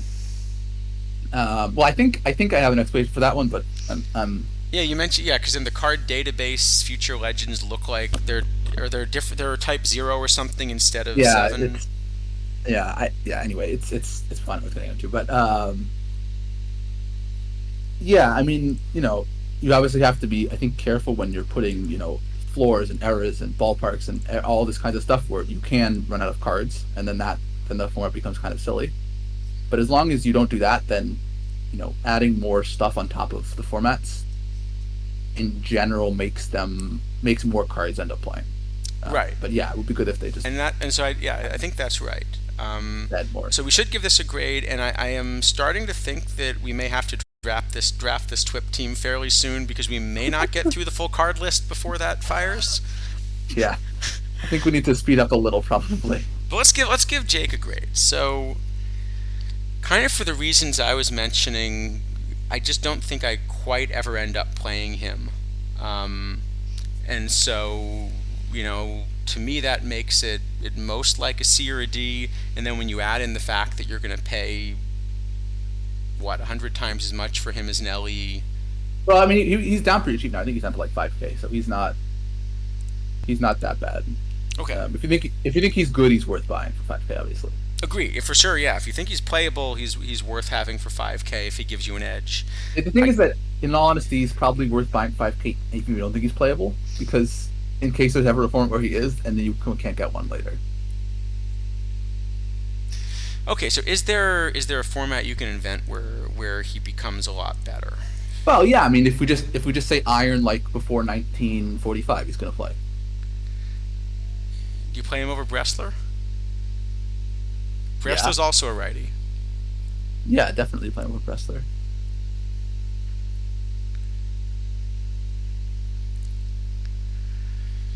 Yeah. Then he probably would play. Yeah. I mean, you're going to play Herm the other way, I guess, but only the one way. Yeah, All right. yeah. This would be Brat card too, but you're not gonna like that one. Uh, All right. um, So where do you want to grade I, him? I, I mean, I think I probably will play him, so I would probably give him a B. I think. I don't think I will play him. Yeah, so maybe a C is kind of a decent All right. place Let's for them. give him a C. All right. I think we should do the TWIP draft first, just to Let's get that one out of the way. just Now get this that is one out of this the way. there's a stadium here now. I don't think I've done. Oh, is there a stadium now for TWIP? I don't think I've done the Tip draft since that has happened. It's like I think it's, I forget, Tiger Stadium or something. I think. And if there's interest in the chat, we can try one of these imperfect drafts. I don't know if there's enough interest. Yeah, I don't know that we're gonna be able to get to the cards anyway. So maybe that's. All right, let's see. Okay, 2023 Comerica. So righty heavy, decent amount for average and also for home runs. Okay, we just want righties. All right. All right, and otherwise it's the usual TWIP format, 1995. So really, we want righties with power. That's okay. Well, we got not a righty. Well, we got but we got righties with power, but we're going Lou Gehrig, I assume. we get two. So I think this is just Oh, Gary all right. Granke. That looks Is there pretty- any pretty- argument for Bancroft? You know how 1995, much I we don't- like Bancroft. We're hitting Granke, aren't we? 1995, I don't think so. I think it's just Granke. Yeah. Oh, but look at the defense on that card. No, it's especially because Granke actually gets to start 3 times if you make the Bancroft finals, has so. been my best hitting shortstop in league this week. There you go. That says something about Alex Rodriguez, I guess. But Hannes. He's beating I Hannes. forgot you have Honus. He's Yeah. beating Hannes. Yeah. Yeah. Yeah, we're going Granke, aren't we? Yeah. I think it's pretty clearly Granke. Uh, So this Consuegra card, actually, we didn't, I I was don't curious what like you think about Consuegra. it. Not a fan of this card. If he weren't Don't as think he's splitty, very I'd, good. I'd be a lot more. It's funny splits though. Yeah, I think it's just the stuff and the BABIP combined to make him just get BABIP to death. Yeah, I want to play this card in early era, but all right. So what are you thinking? Nah. Alvarez is probably fine. Actually, No, especially in def- '95, Alvarez is great. yeah, I think it's Alvarez Lemon. That looks pretty straightforward to me. I That think that so. Lemon's actually a decent card. He's also got these funny splits, doesn't he? Yeah, this card's decent though. It's not bad. This is And again actually, one. I mean, that's the other one that kind of drives me crazy about the model this year is they've kind of gone away from the baseball history. You know, I think you could make this work and still be a little more historical. probably yeah. All right, well, Allison for sure. Definitely Allison. And then I have no idea what this Pie Trainer is a new card. I have All right, no let's idea what take it a look looks at like. Pie Trainer. I hope it's good because none of the other cards are.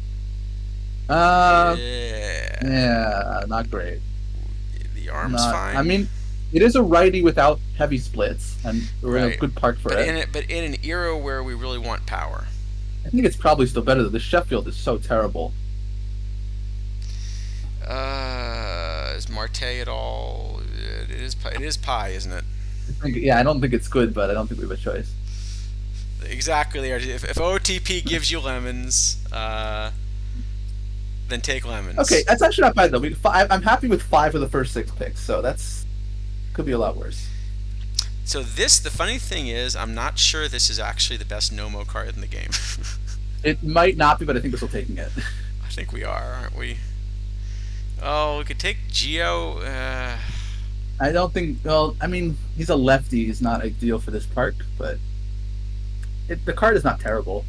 Maybe we're just taking both of them. I mean, is Brian Jordan at all good? I don't remember that card. No. Nope. Okay, I think we're just taking the 2 starters then. Yeah. I I think don't. I so. don't, I don't think there's any Um, other good card. I mean, Zumaya's. I don't know if he's Yeah. even better than the starters. Yeah. Okay. Sounds fair. Okay. Well, this is Dominguez Veritek. Oh, we have our Well, catch already. okay. So, well, we could go with a second catcher. This Jimenez is an interesting card. Yeah, that card's not bad. My model ends up liking him a lot. It is completely the wrong era for this card. Yeah, he's a righty, which is good. I still think I I like don't him hate. actually. I don't. Yeah, I don't mind taking Jimenez. I would definitely take Veritek. If we didn't have another catch already. This is actually only the second catch. Yeah, it's Jimenez. I think it's I Jimenez. think it's Jimenez. Yeah, Yeah, I think it's Jimenez. we've had worse drafts than this. Oh yeah, definitely. This is actually pretty decent. I think we're taking Price. And well, okay, I was gonna say Wells, but actually for the era, I think we should take a quick look at this Micah Owings. Can it hit at all? I don't remember this card much. He Oh, hits it's not he, that he hits bad. righties. Yeah, this looks okay. I mean, it's a reliever for us, but He might be a looks reliever fine. DH. Yeah, it looks all right. I don't mind that. And this He can play price, left. It's not a great card, but it's all right. I've yeah, seen worse. I've seen worse cards. sounds fair. Yeah, exactly, Green Cane. Owings is kind of a sneaky, useful card. All right, well, we're definitely Yep. taking Calero. Yep, definitely Calero. And then Well, how is Jim Busby? I think that card maybe is okay. I mean, if he had an No. eye, I mean, his defense is nice. it is. Um, there's a Manny. Did you see Manny's actually trying a comeback? Is he again? He's gonna. He's gonna. He's playing in the Netherlands, I believe. Sure, why not? Um, let me see if I can find. Yeah, Yeah, he's. It seems like he's probably. I mean, I don't. I have no idea what the quality of the Netherlands league is. So I actually do have a little bit of an idea because we play a couple teams from there occasionally, and I can tell you it is much better than the quality of the Danish league. Okay, so there you go. All right. So So maybe Otis maybe he'll. Nixon is maybe another. I mean, Oh, it completely might be doesn't better. fit the era, but Yeah, it's probably better than must be. All right. I think it's Nixon, or we could Yeah, I think just it's. take. No, those catches are really bad. I Is it Nixon then? think it's Nixon. We All only have right, one outfielder. So, I guess we have Owens. We kind of all have right. one and a half Next outfielders. round. What do we got? Actually, Eshelman's fine. Yeah, I I like mean, Eshelman. We it's could take. I actually think Austin Jackson. I think is decent. Especially the park suits him nicely. yeah. I wish he had a little more power, but could see that working. I wish he played more than just center as well, Yeah, but if you played left, it would be really really nice. this Haley Harding doesn't fit the era, but is also a nice card. We could take Greg Gagne too for a ton of defense. That card's all right. I think. Well, he definitely has a Um, glove. yeah, But you wouldn't let me take Bancroft. I wouldn't, but I'm much happier to take a silver that's bankrupt than a 100 that's bankrupt. Here, what do you think about Gagne versus Haley Harding? So obviously Gagne, you know, much better defensively. Getting 19 I more think points of range. we have Jimenez to play second. I think I would take Gagne, but I don't know. It's pretty close. I guess Gagne's right-handed is good. Gagne or Austin Jackson then? Well, I guess we have Allison's an outfielder, right? Forgot about that. Allison's Allison actually can an actually play. outfielder. Well, Yeah, he they're has to play probably putting outfield. him in right. So then Nixon is playing center, I guess. So we think Jackson is enough better than Nixon not to take the shortstop. Probably not. Probably it's Gagne. All right, we'll go Gagne. That Probably sounds it's fair. Gagne. We'll go Gagne. T. Chuck saying take the bronze. Laertes, yeah, exactly. The honk ball. Yep. I'm not going to try to Oh, pronounce ball. Dutch because I just If you're can't not gonna pronounce things in Dutch. if you're not gonna try, I'm definitely not gonna try. Um, Oh, this. well, Well, this Trot Trot Nixon's a really good card. really good card. It's the wrong park, but this is a really good I card. think we still take it. It's just so good. Yeah, I Um, don't hate Mosby. Noelvi Marte is also pretty decent. Um, Yeah, and are we willing to let him back up short? I guess he can back up short. Yeah. well, we have Jimenez could also play short, find a second baseman eventually. We could take Radcliffe, I guess, also, but that's I kind of like Marte. Yeah. yeah. I think Marte is good. All right, we'll go with Marte. One of these weeks we've got to go deep in this, right? Just by accident. Yeah, you would think. Let's Whichever see. two are the best So pitchers, I have no. this Cal McLeish is kind of a nice new card. Oh, yeah, that looks okay. All right, that's fine. Actually, 37 Not really. stamina is not bad either. No, it could be worse. He'd be good for the no starting pitcher draft. Yeah. Probably just whoever the second best pitcher is. I don't think any of these players are really Uh, bad. so I actually don't hate Oh, I think this it's Danny. Vavra. I think Danny Coulomb might be okay versus lefties. Coolum's actually pretty good. Yeah, I think Coulomb I have is maybe the best live bronze reliever. Yeah, I think we take Coulomb. These I don't think these. He's got potential. Yeah, he definitely does. Never mind. No, I got it. I know. It wasn't very good. We've had worse. Uh, Well, Fukudome is fine. yeah, we need a second baseman. We need a catcher. We only have one catcher. Yeah, Fukudome is pretty decent. I mean, there's one more second baseman afterward, right? Yes, I think I like. That Mark Lemongello is a new card, but I don't think it's that Ooh, great. hold on. That's a lot of pitcher BABIP. It is a lot. Actually, but the wrong era for it. The home runs is very scary. It is, but it is a lot of pitcher BABIP. Yeah. I think maybe try it anyway. What do you think? All right. Can't be too bad, right? Take whatever the last second baseman is. That's fine. I think we're gonna take our last second baseman. Hopefully, it's. No, it's Bobby Dorr. So we're taking Oh, Bobby but Dorr. Oh no, actually, that's Tom Tresh plays second, doesn't he? I don't know, but it's a great card. Does Tom Tresh? I think we want to take Tresh no matter what. I don't know if it's third. Yeah, it is a great card though. All right, do we have a? Let me see what we have right now. Okay, Okay, Marte is qualified to appear at second. I don't You know know about what? that. I think Tresh is so good. I think we got to take Tresh. I think we just take them both. And you go 11 pitchers. We have another round. Oh, we do have another Fine. round. Yeah, Well, there you go. There's Rick Vandenherk too. another new card. Yeah, though that one's That worse one's a than little the- less. Yeah, I think this is Dorr. Oh, if we have Tresh. another round, then it's Tresh and Dorr for sure. Yeah. Yeah, and then that last round is a catcher and a pitcher. Does King Kelly count as a catcher? I think he actually. No, that one doesn't. No, that one does play catcher. It does. Well, he plays, but does he? He has a lot of gap 60 power. catcher ability.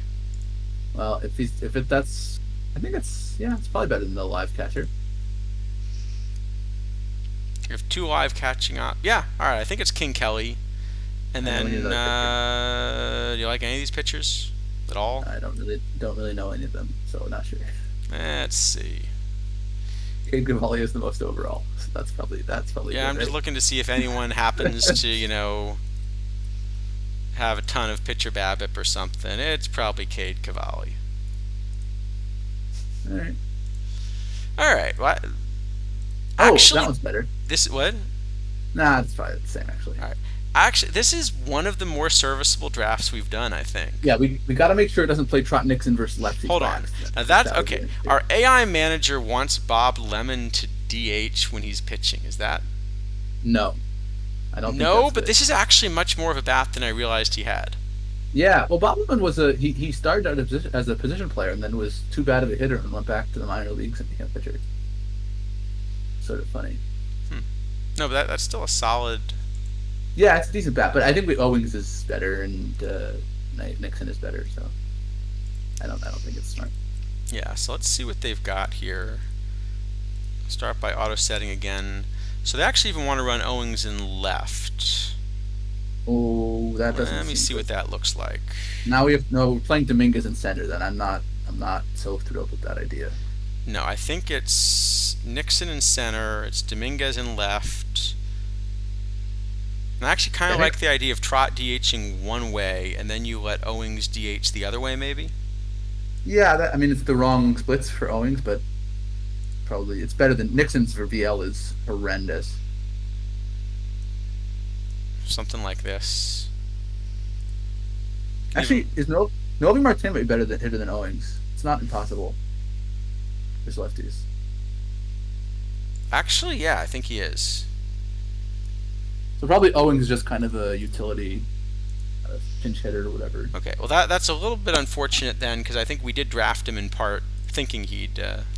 Yeah, well, we got a better card, so we can't complain that much. All right, and then let's see, starting. This is probably fine, except that Kiko really. I think it's really Kiko and Eshelman that we want, for the most part, doing anything.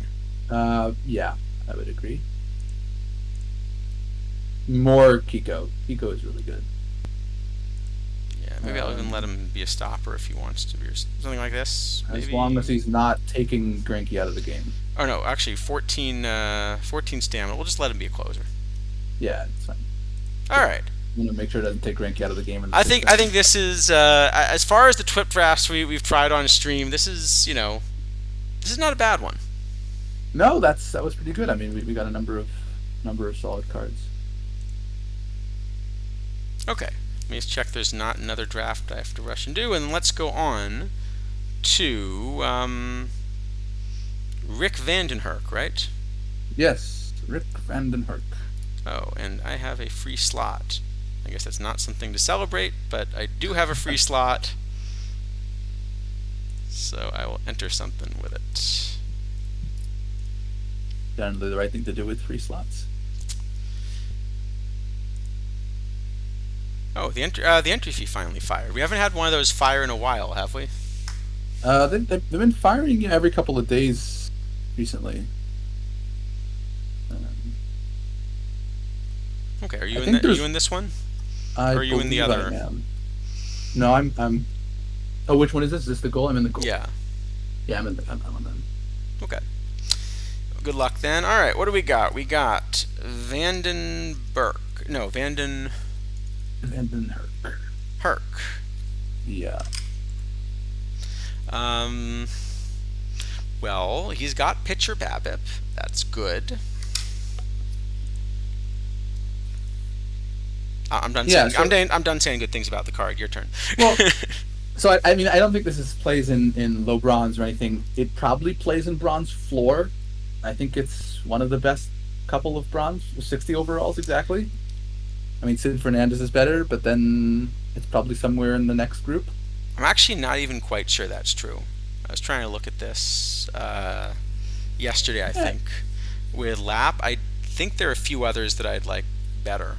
Um, Yeah, I mean, I have it kind of similar to a number of other cards, overall and Garland, Buckeye, and Jeff Suppan, and some other guys. But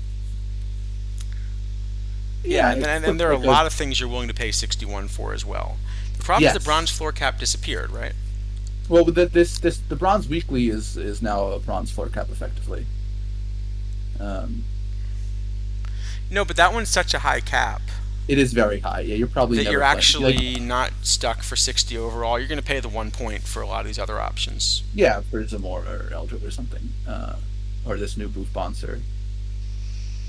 Yeah, so I think you just kind of are never going to play him. Yeah, I mean, if there was kind of a tight cap bronze floor, I think he would see some play there.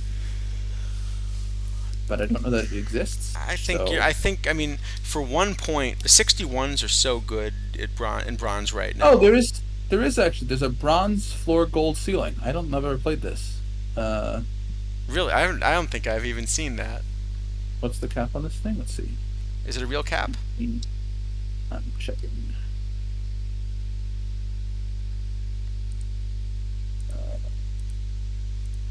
Yeah, it looks like a pretty real cap. It's like 8-ish. The thing is, I'm If I still not do- playing the card because the problem is what I can do is I can take one, like mid 60s reliever off there. I can take, say, Ray King off the roster and save 6 points. And for those six Oh, points, I can never upgrade mind. my 60s to like Eldred, Malone, Boof Bonster, who Yeah, we'll yeah. talk about, Hasagawa, Zamora. No, I still don't actually. I did math badly. It's actually more like it's like a 12, not an 8. But Oh, is it okay? Yeah, then it's. um, I just think you're never going to go that far down.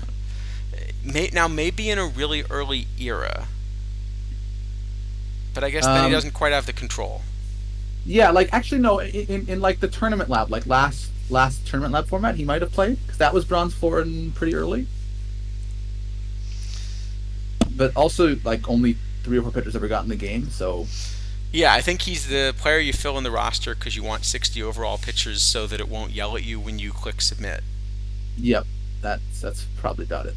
Uh, But if that's so his yeah, main value, I don't think that actually gives him value. no, I mean, yeah, I think it's an F still. It's yeah, just not good. All right. Now this next one I will argue is not an F though, is Boof Bonser. Oh no, Booth Bonser is good.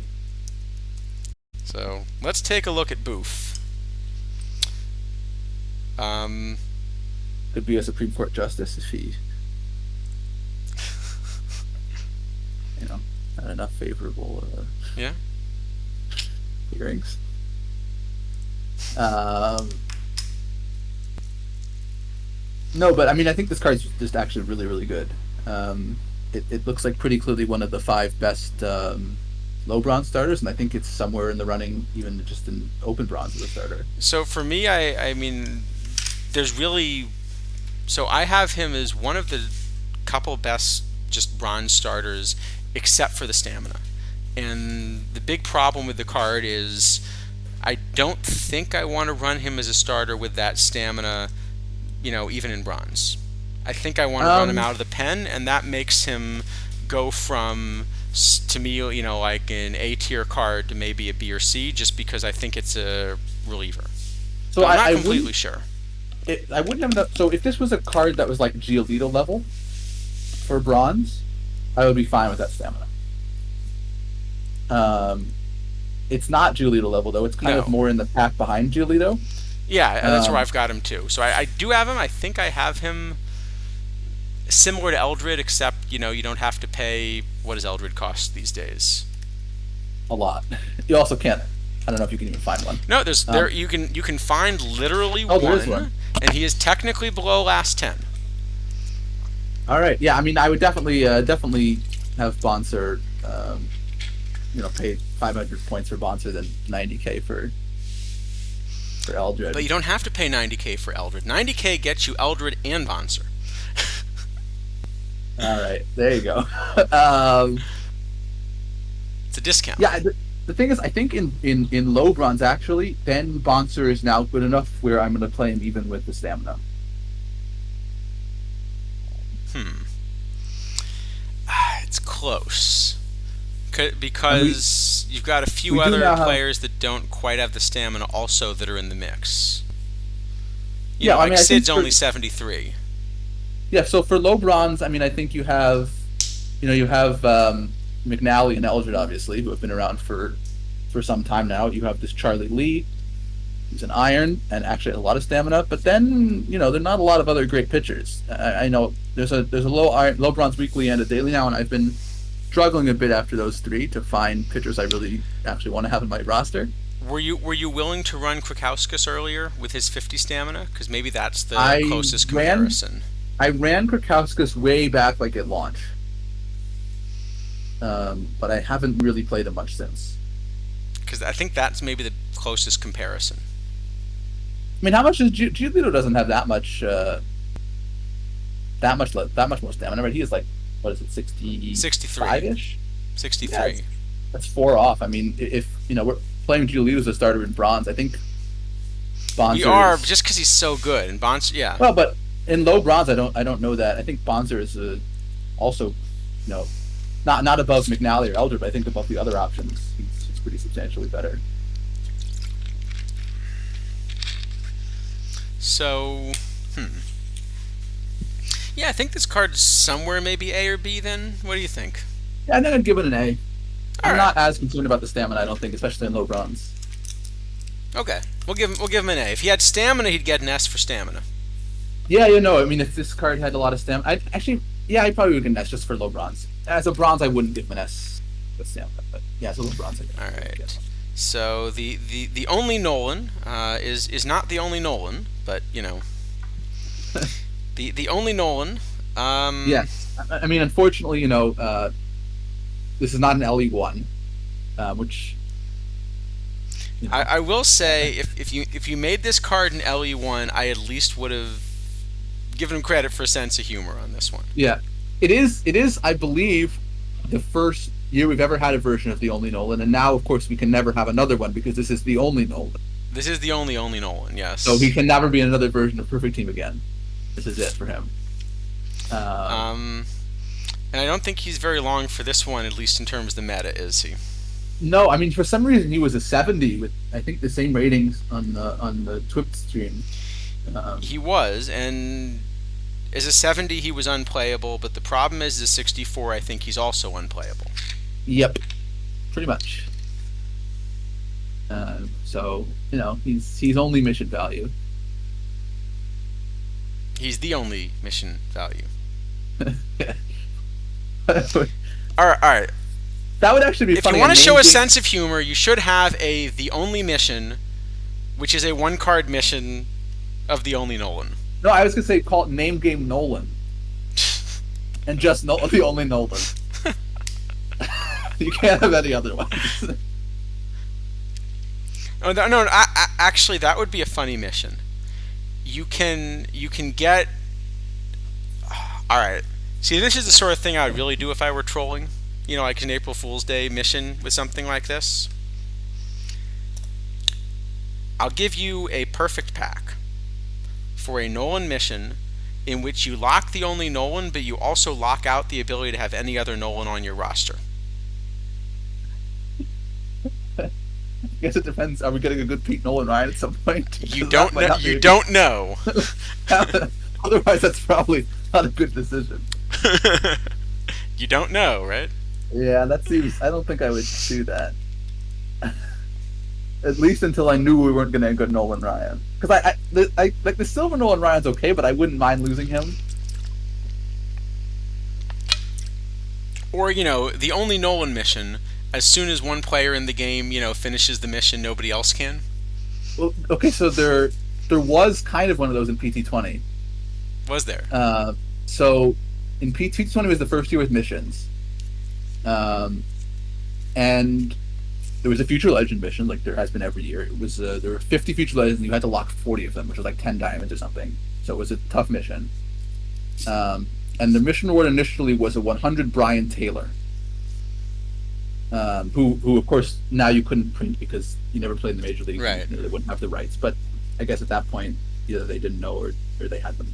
Um, but the card was atrocious. I mean, it was really, really bad, like completely unplayable 100. It wouldn't even play in like the gold tournaments. Like the Shane Baz. Yeah, one person did the mission, like immediately on the Future Legend release. Got this Brian Taylor, and then the community was very upset, and they switched it to a Ken Griffey Jr. that was also not great, but at least kind of decent. So it was the only copy of the Brian Taylor that existed. Now, the most amazing part of that story is you're saying the community complained and they switched it. Yeah, well, it was really bad. I don't know if anyone played PT20 remembers that card, but it was a really bad card. It was also, I think, one of the first missions, so there was a lot of like excitement for the missions, and then Yeah. people were obviously really upset. Um, Yeah, Laird is exactly name game Nolan that gives yeah, you name the good only Nolan. Nolan.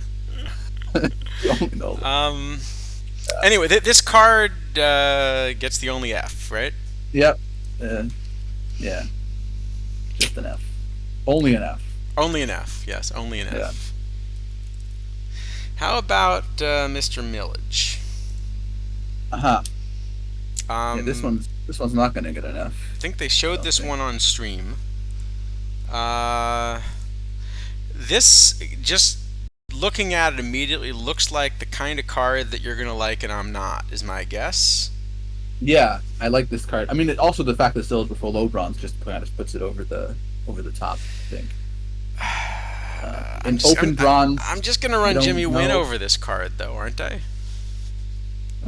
This can play right. I'm just gonna run Dink and Jimmy Wynn over this card, aren't I? You can't play Dink in low bronze. Joey Gallo.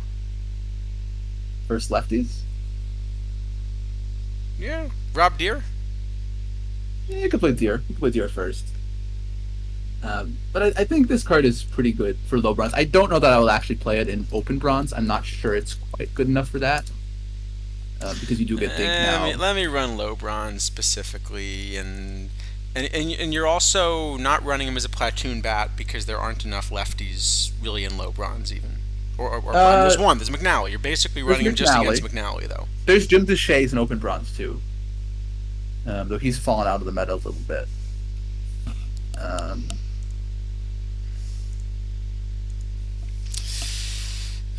Yeah, Deer is great, but Deer I think ends up playing first blood all the time in low bronze. That's a good point. Actually, there's this Glenn Davis now. I don't know that card. Me. This is my kind of first baseman. Yeah, that card looks decent. I mean, the one that I'm much more interested in, which you're going to tell me is bad, is this Pancho Herrera. I'm guessing that's the same one that the same shape that my model's gonna. Yeah. Yeah, my model's not gonna like this kind of shape. Well, I also like the lack of splits on this guy. Yeah, that's fair. Um, but No, I don't hate the card because you also have that gap power, and yeah, I'd be scared my manager's gonna play him at second base. yeah, that is a little worrying. He would not be great at second base.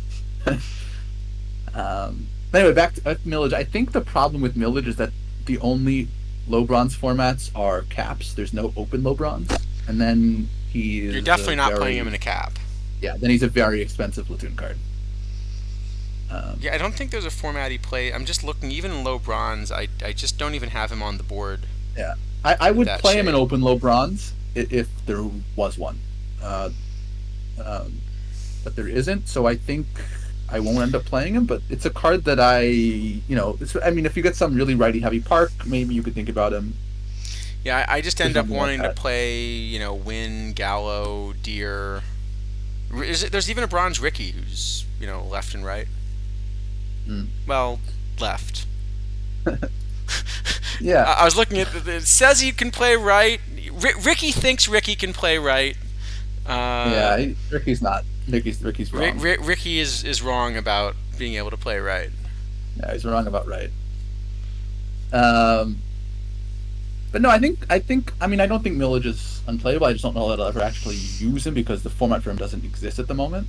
Yeah, So I guess that's probably like a C, maybe a D. I just don't even have him anywhere near the board.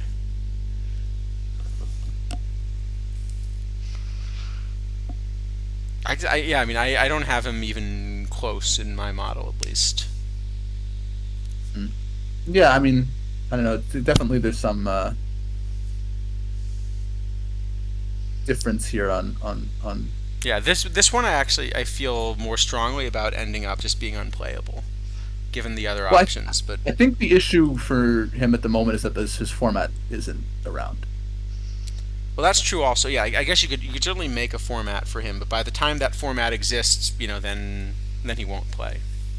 Yeah. So yeah, I still I have a hard time giving him an F because I do think it's a playable card in some format. I just don't know that that format is around. I guess actually maybe in the bronze weekly he's okay because he's pretty cheap there, But then and there aren't enough lefties.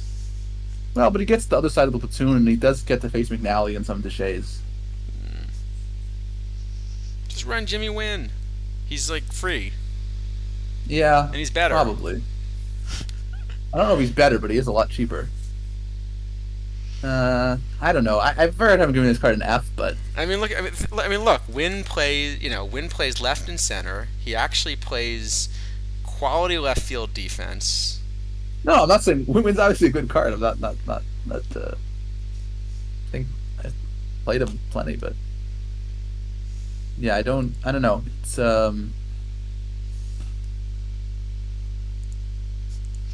yeah, I'm not. You all right?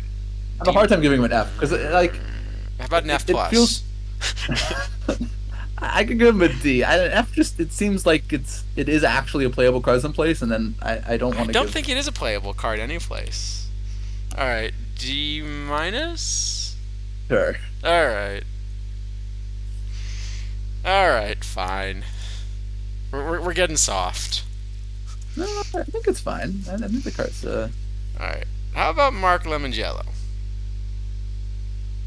no, I think this one is going to be pretty straightforward. This is just what is a lot of pitcher BABIP Ton of and pitcher just BABIP, fair bit of control. So, in an early era, I would actually kind of get interested in him.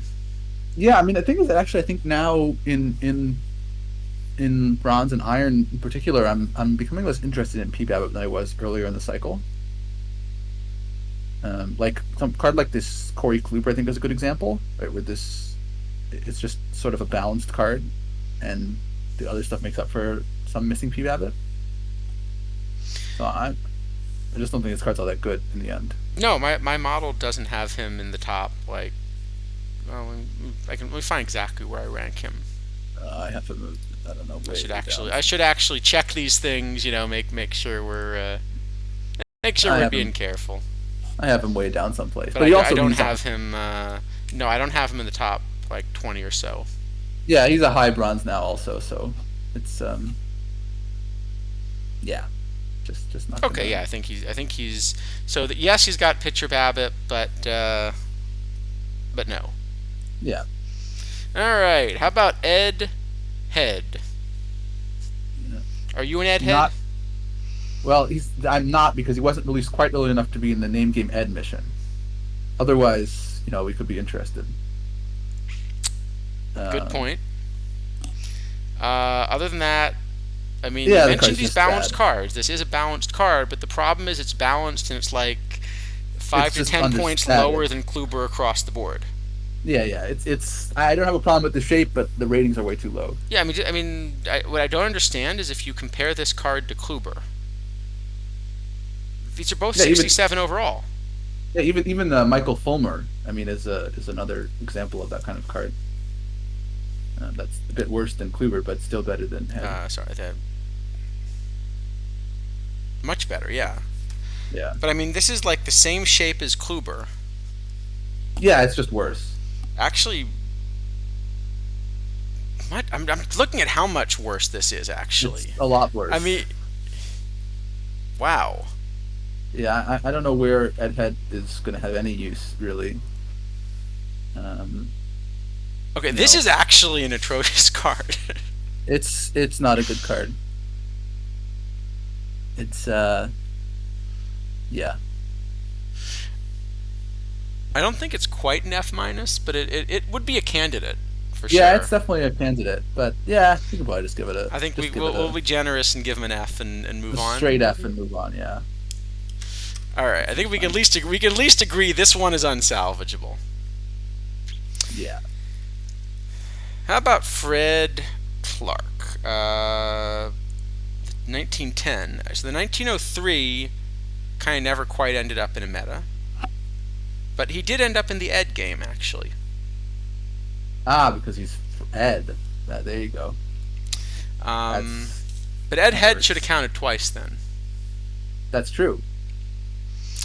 That's How true. about this Fred Clark, who, you know, actually is a little bit different shape, but not a bad one. Yeah, I don't know. I mean, this is an interesting card. I think the fact that he only plays left is going to be a problem. Um, I think the bat is kind of not the worst, but he's sort of because the arm just isn't that useful in left. He's kind of caught in the middle between the good bat no defense cards and the bad bat defense cards, and I just don't think it's quite enough in the end.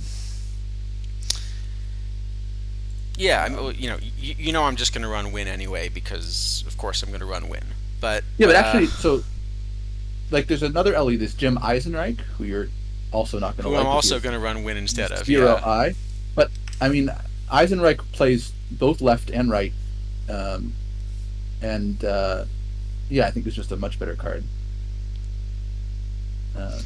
Like So it doesn't have I this have giant Clark. arm, but I have Clark on the fringes of the meta, but of course, the problem, as we were discussing before, is if the best case scenario is you're on the fringes of the meta, that just means you don't play. no, I mean that's sort of where I have Clark also. But also, I think the fact that he's one position platoon with the wrong defensive ratings for the position, like it's a lot of stuff that's okay and doesn't work together in the end. All right. So should we go on to Chicken Hawks? Yep. Chicken Hawks.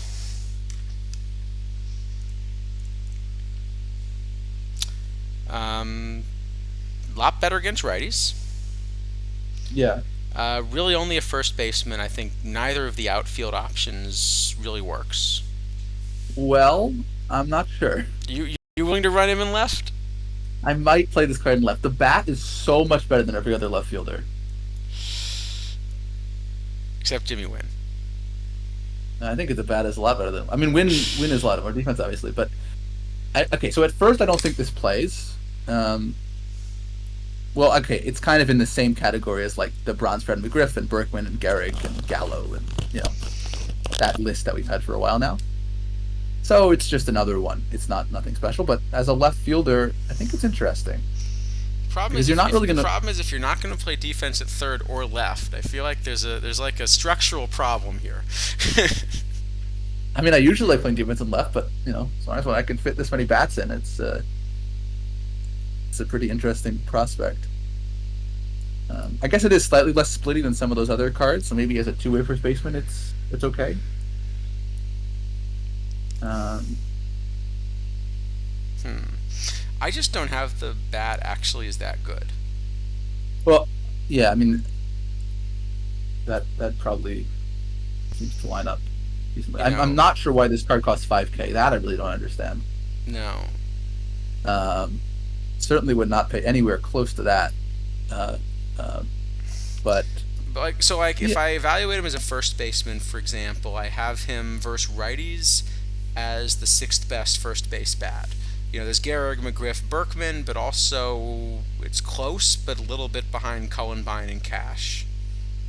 yeah. So I have this roughly tied with McGriff and Berkman and Gehrig, and then with Gallo's defense, I think he gets up a little behind them.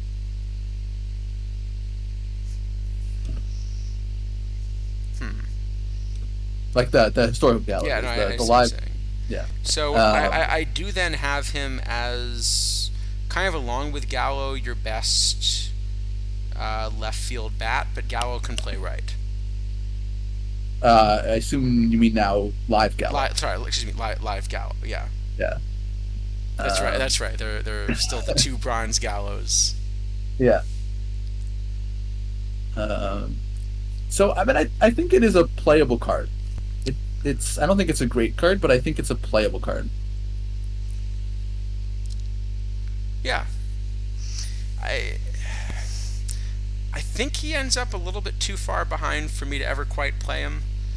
I sort of want to find a way to play him, and then I start asking, well, let's say you're really gonna, you know, run a platoon bat like that, and you don't care so much about left field defense. Wouldn't you rather play Chris Duncan?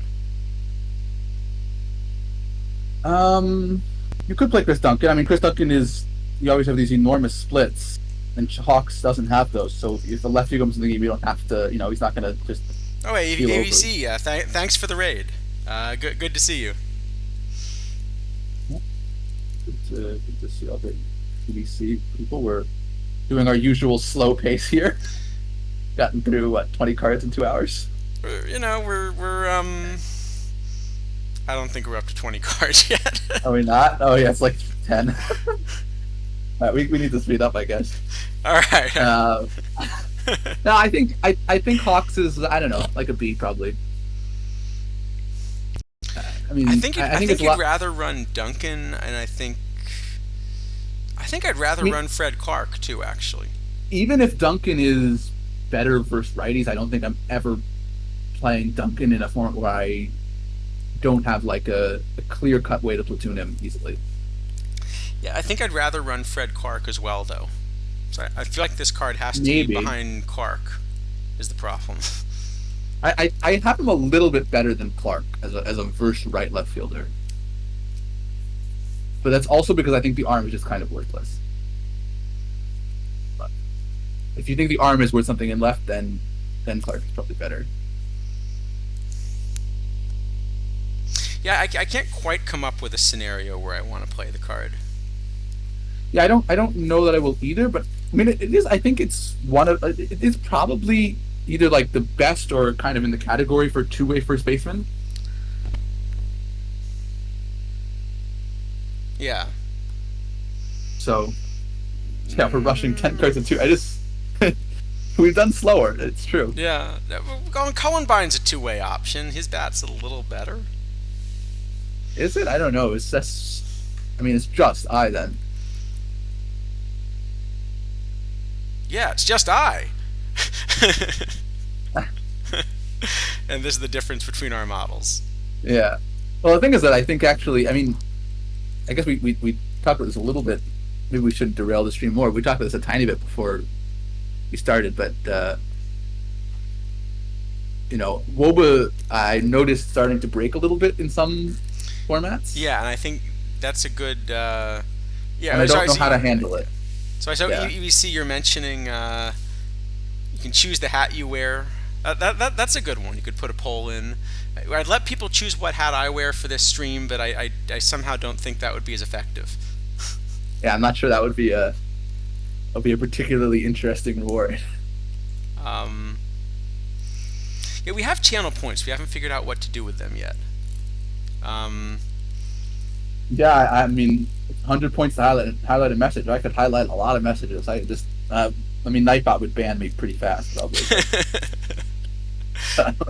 Nightbot's got a Nightbot's got it out for everybody. Nightbot's really got like a Joe West level trigger. Yeah, or Joey Crawford. I wonder who has the quickest trigger. There's Someone does the umpire, fantasy league around here. I think I saw. You know. Ah, yeah. I don't. I guess you get points for ejecting. Is ejecting a Yeah, good or a yeah. bad thing? You get points for ejections, and I think you get points for like being right when people review your calls or something, and So we get more ejections are good for an umpire in this scoring system. Yes, yeah, that's right. More Okay. ejections are good.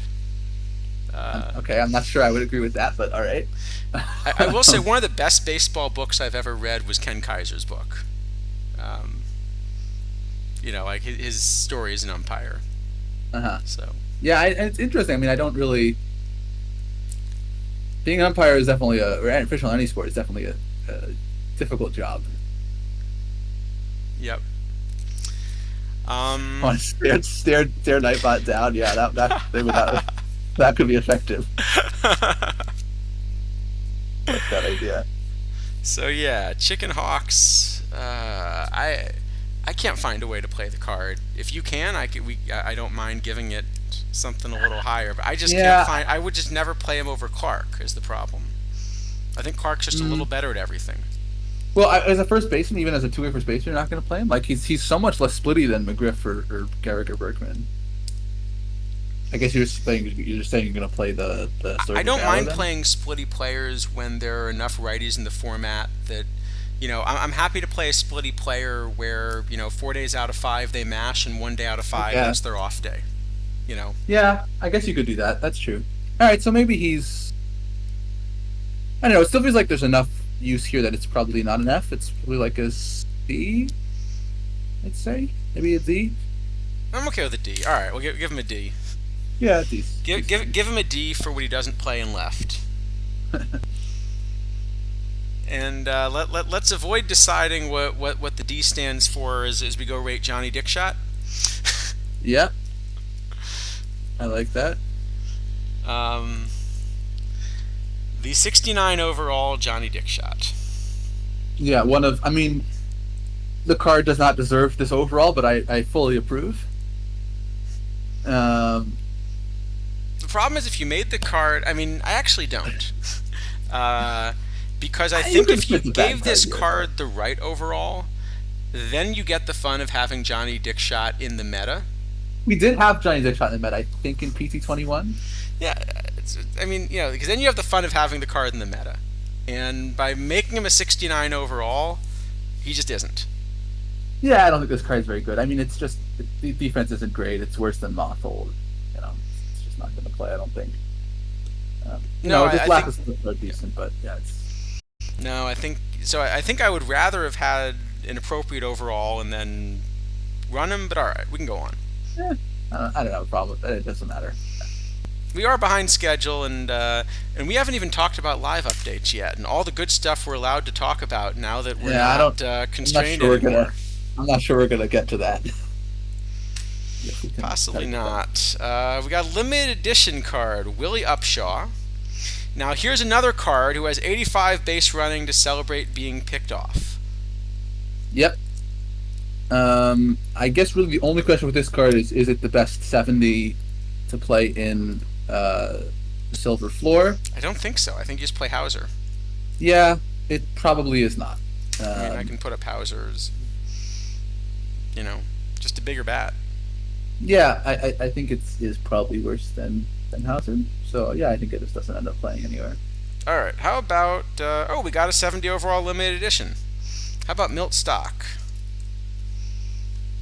I mean, it's I guess kind of the same story with Stock. So we do have now a Stock. What was the story behind Stock, actually? I don't remember I the think story it was that... like the other player who had 17 hits in 4 games with Julio Rodriguez, or 16 maybe it was. Okay. I don't remember.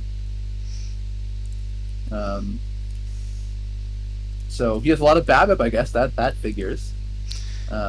Yeah, But so the I rest of guess similar question of, in like a silver floor, is this your best second base option if you're not going to spend points? No, I don't think so. So who are you running? I mean, there are a couple of people I'll spend 1 point on for sure. I mean, I have two 70s I think are better. There's neither one of which is listed as second baseman, which is kind of interesting. There's this Branch Russell. who's listed as a right fielder. That's a good call. Yeah, because Apparently. I'll pay 1 point for Bobby Grich, for example. But Yeah, sure. That's enough for 1 point. But this is a 70 even. oh, actually, he actually Um, trains up to 68, doesn't he? Okay, yeah, I like this as an so option. this card, and then there's a new card, Danny O'Connell, who's listed as a third baseman, but is very good defensively.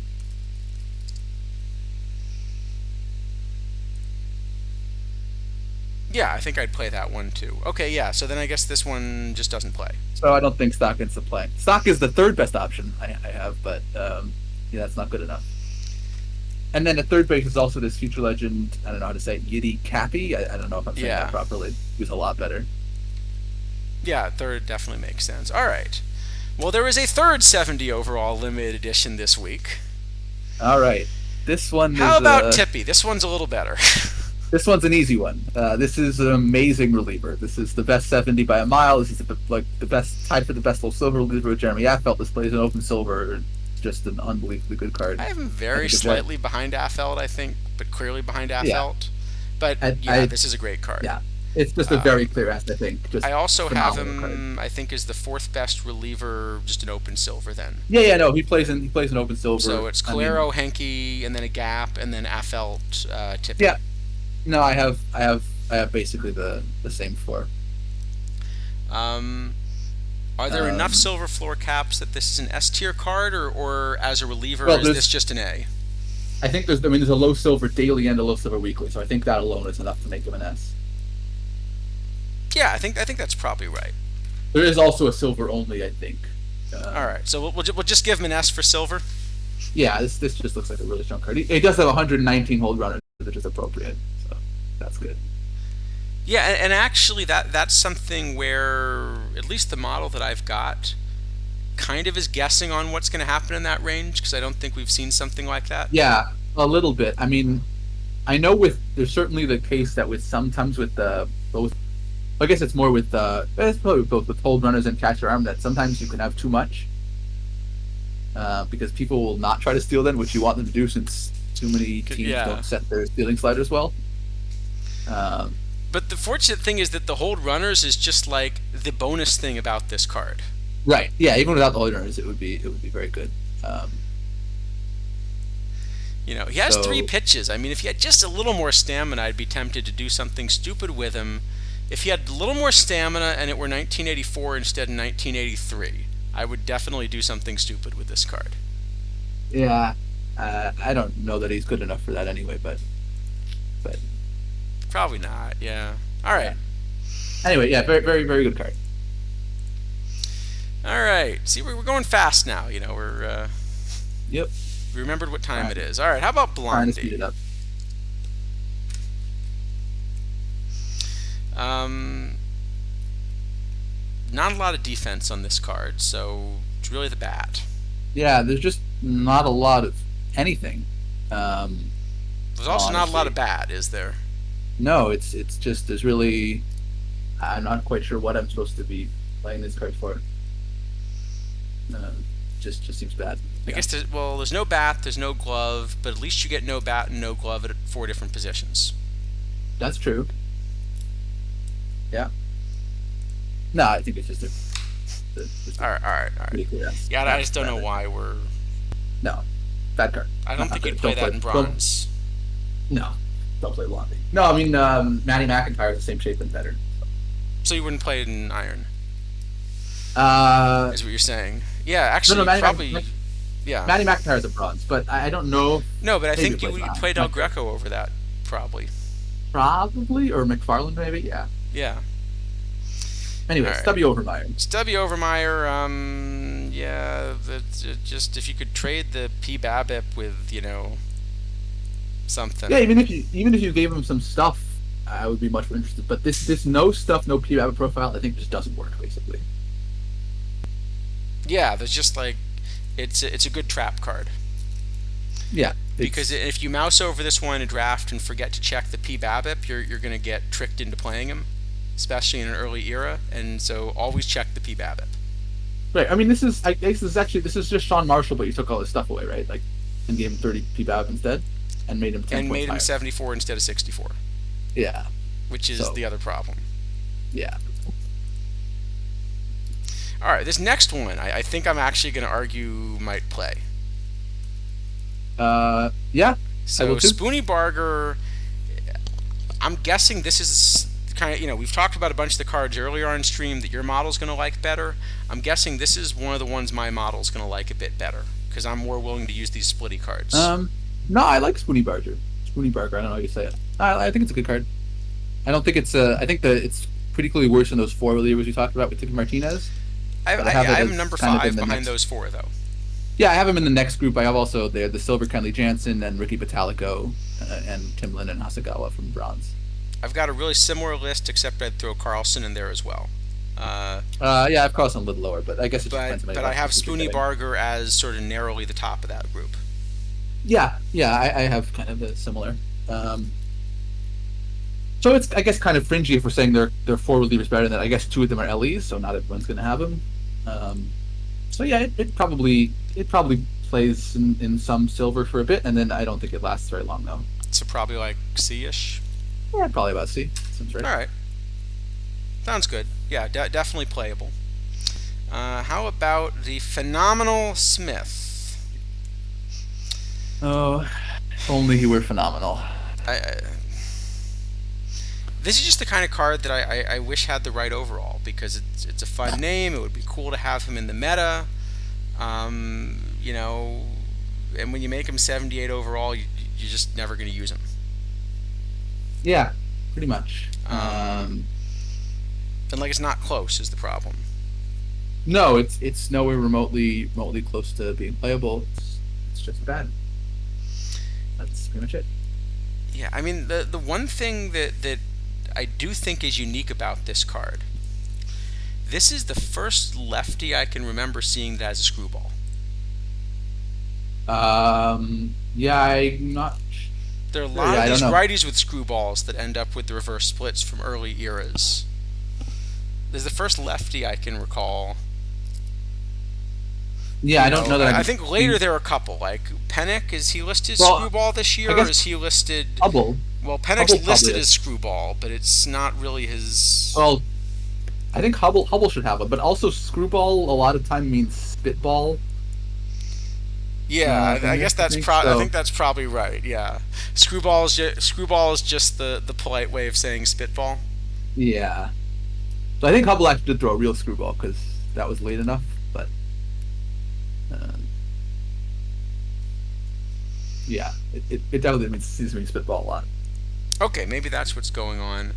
So what? I mean, I feel like this is the sort of thing that I should know as a pitcher. So this just says I didn't like screw around enough as a kid. What movement does a spitball have? I guess it. I assume it should drop because it's probably I gonna figure it's a take. curveball like movement, but if they're yeah. Yeah, I'm not entirely sure. I mean, I guess if you're kind of scuffing balls, it's going to depend where you're holding the scuff part. I guess So we do probably. that in cricket. We're actually so in cricket it's kind of a funny rule. You're not allowed to tamper with the ball, so I can't scuff it. What Okay. I can do is I can basically repair it. And you play with the same ball for a lot of the match, basically for the whole Okay. innings. Or in a really long match, they change it after, I guess, or if you lose it, but yeah. No, if you lose it, you actually replace it with a ball with basically similar age and wear. Huh. Interesting. Okay. So the attempt is to basically play with one ball and it degrades. But the idea is what you do is you very carefully take care of and shine one side, and you just let the other side get all rough, and Uh-huh. torn up. So Right. you And then you get got to a whip the ball at some point. natural effect like this, Yeah. over Then you time. basically create a wiffle ball basically at some point. Yeah, and like a wiffle Yeah. ball, basically it'll kind of curve away from the smooth side. Right. Yeah, makes sense. Um, Yeah. so I mean, yes, but how does that work with a spitball then? mm, I don't know, okay. Dempsey's saying Wiki says spitballs act like knuckleballs with more speed. That seems like a good pitch. If that's in I think a fact. knuckleball with more speed. I mean that does sound like Well, a good pitch. I don't know if you've seen this. It's I believe the pitcher was Robert Coelho for the Angels, where it's a forkball or forkball grip, but he just lets the ball slip out of his hand so it doesn't spin at all. Hmm. But then it goes like 80 miles an hour, and there's a highlight someplace. It looks like an alien pitch because it really does look like a knuckleball that just went 85 or whatever it was. Well, R.A. Dickey used to throw at least low. I'm trying to remember how fast his Yeah, knuckleball but was, but it was at least low 80s, right? this was like I think it was low 80s, but he also took some movement off. I think to get that to happen. Like his ball spun a little more than like Wakefield, for example. I'm pretty sure.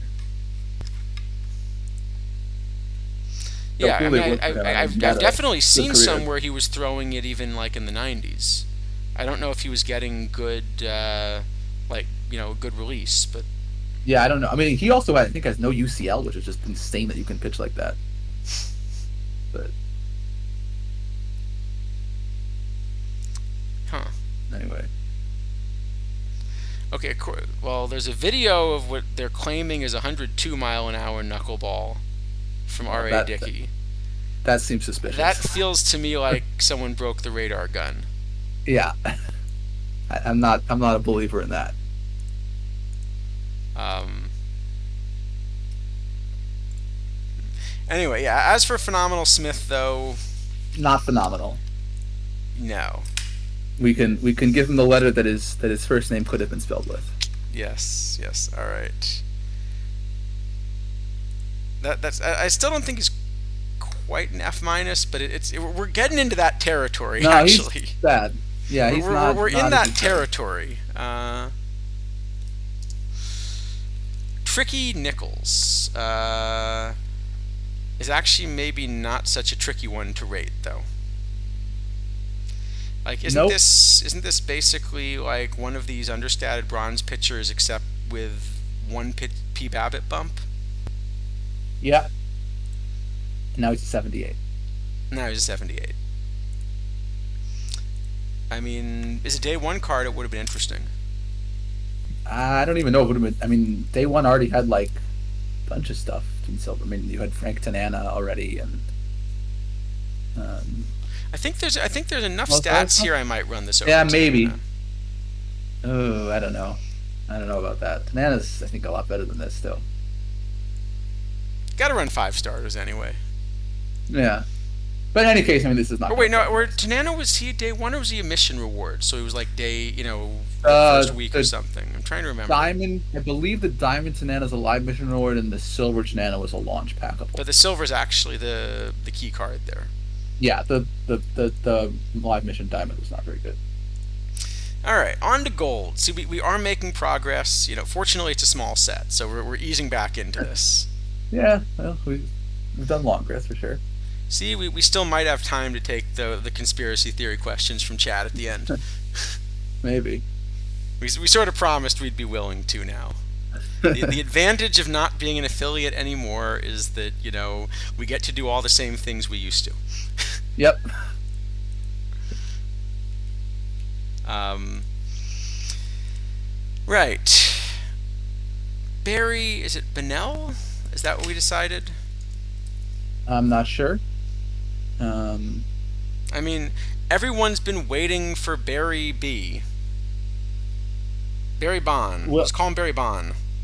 well, the thing is that actually we already have one.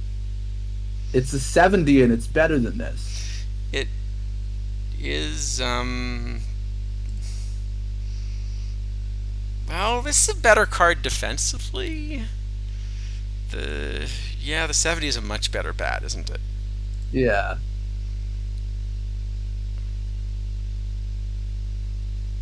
Yeah, why is this card not the silver?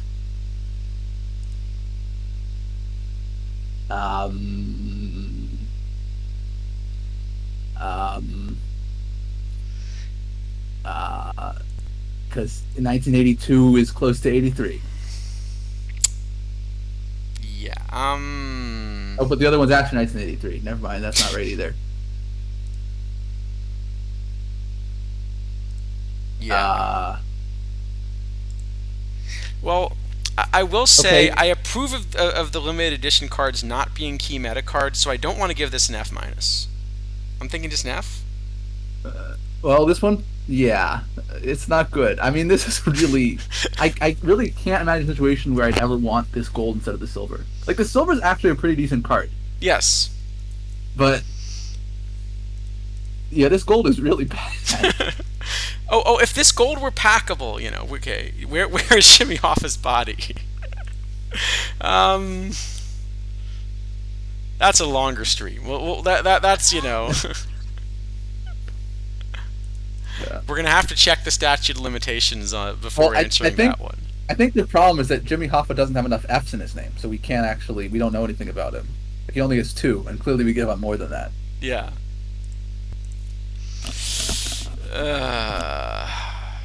Speaking of bad cards, let's move on. Okay, this was the most frustrating card in the set for me, actually, this Cocoa Crisp. You know how much I love my good defensive center fielders, and this is a good defensive center fielder. Oh, right, except he doesn't have arm. Well, he has too much arm for Cocoa Crisp. You're also a Sox fan, aren't you? I've seen him play before. Yeah, he's not good at throwing. Well,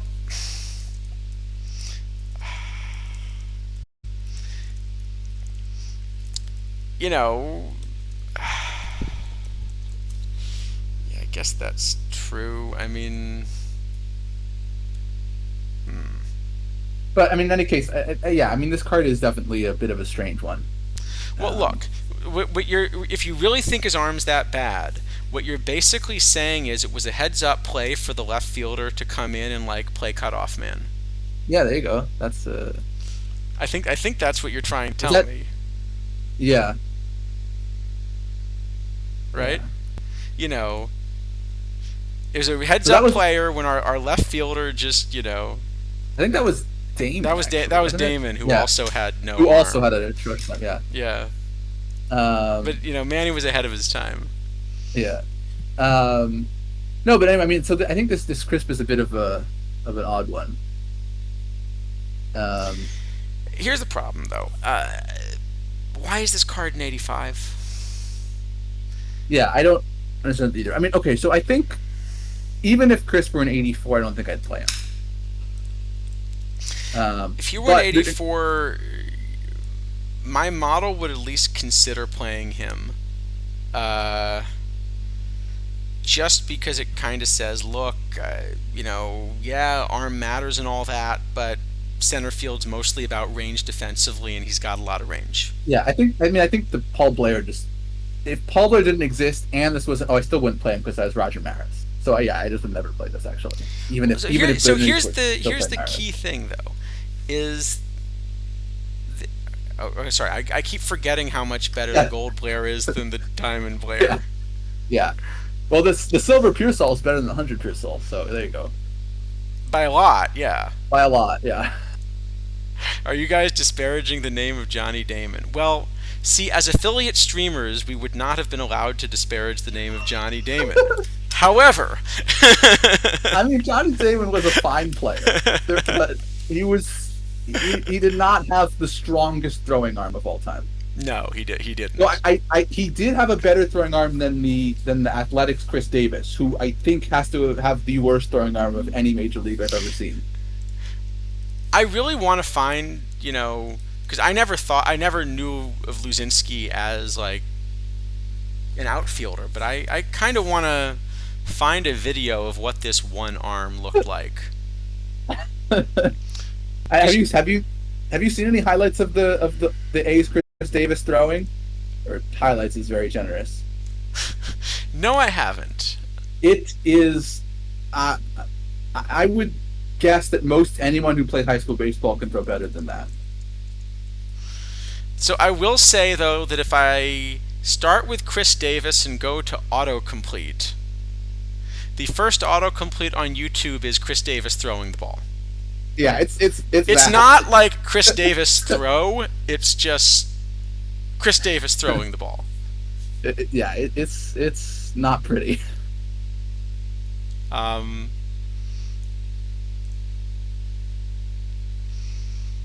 Hold on, Oh, see, but actually the first highlight, I can put the link in the chat. The first highlight is actually Chris Davis with an outfield assist. yeah, but it's like he lobbed the ball to the shortstop. The shortstop threw the guy out or something.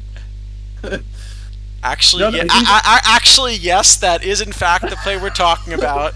And also now that I look at the play again, I'm not convinced that they actually got the out.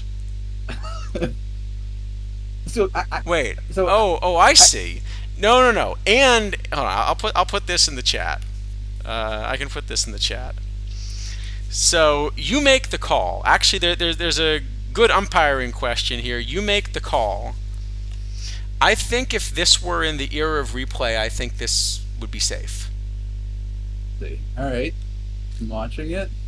So it's a fly to left, and Yep, yes, he catches the it ball. does in fact get cut off. The runner beats the throw to second.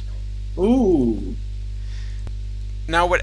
So I think in modern baseball rules with replay, I think they're going to decide that he's blocking second base before he catches the ball in a way that he kind of didn't need to receive the throw, and therefore I think that's isn't I think that's Profar is allowed. safe. I think that's allowed at second though. Oh, is it Well, only you the know what, catcher that can't? Yeah, I think he's going to be out anyway because of this stupid push off the base rule.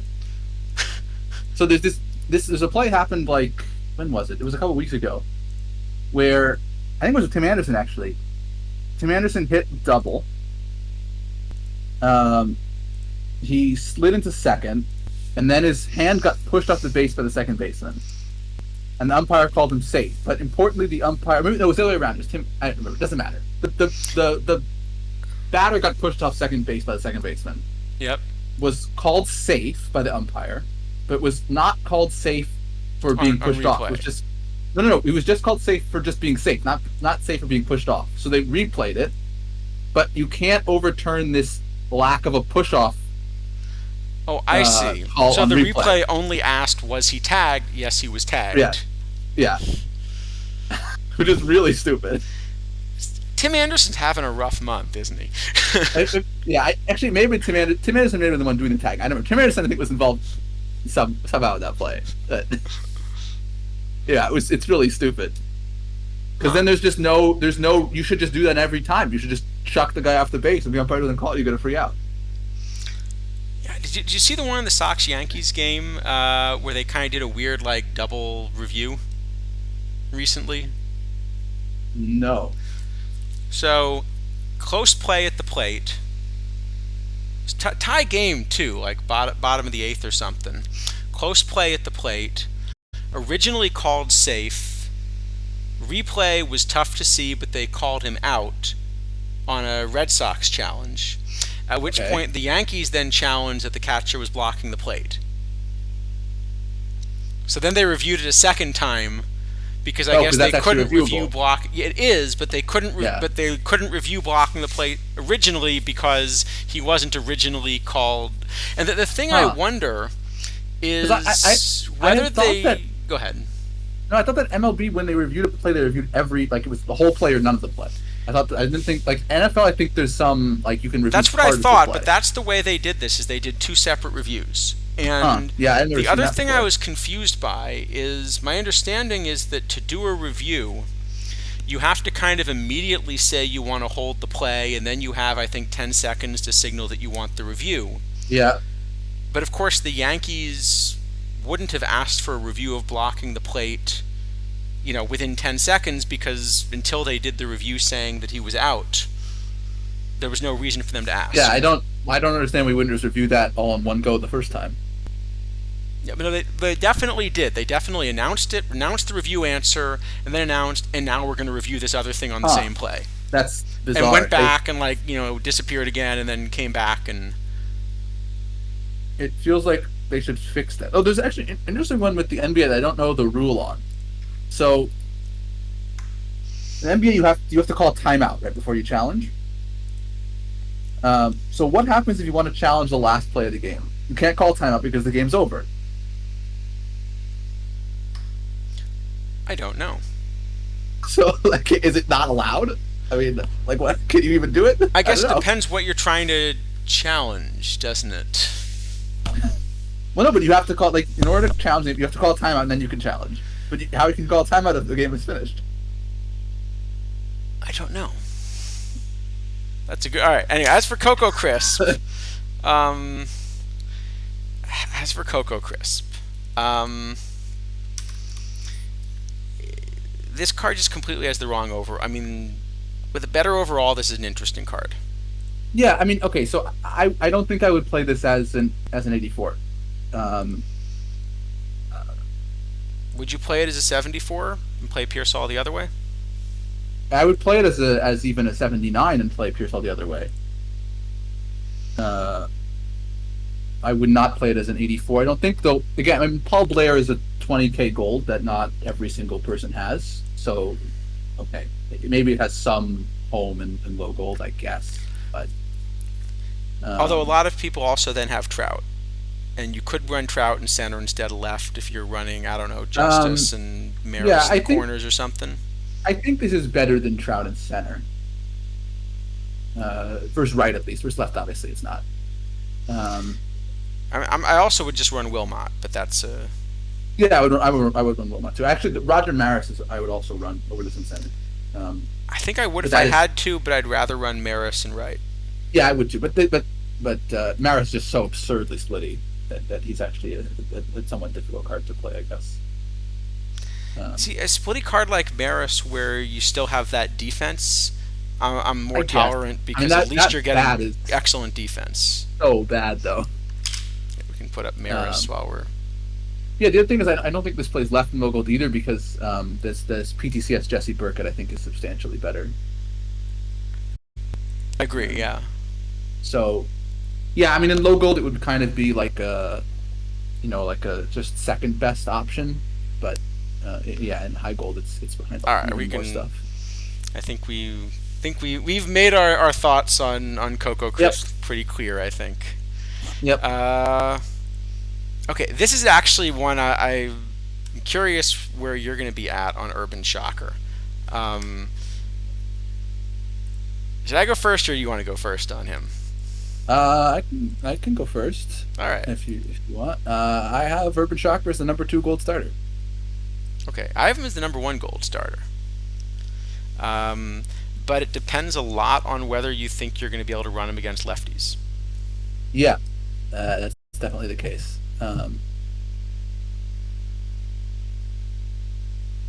Yeah, I mean it's definitely an interesting card because I mean this is probably the biggest reverse splits of any right-handed starter, I guess, by a pretty good margin. At least that I've seen so far, yeah.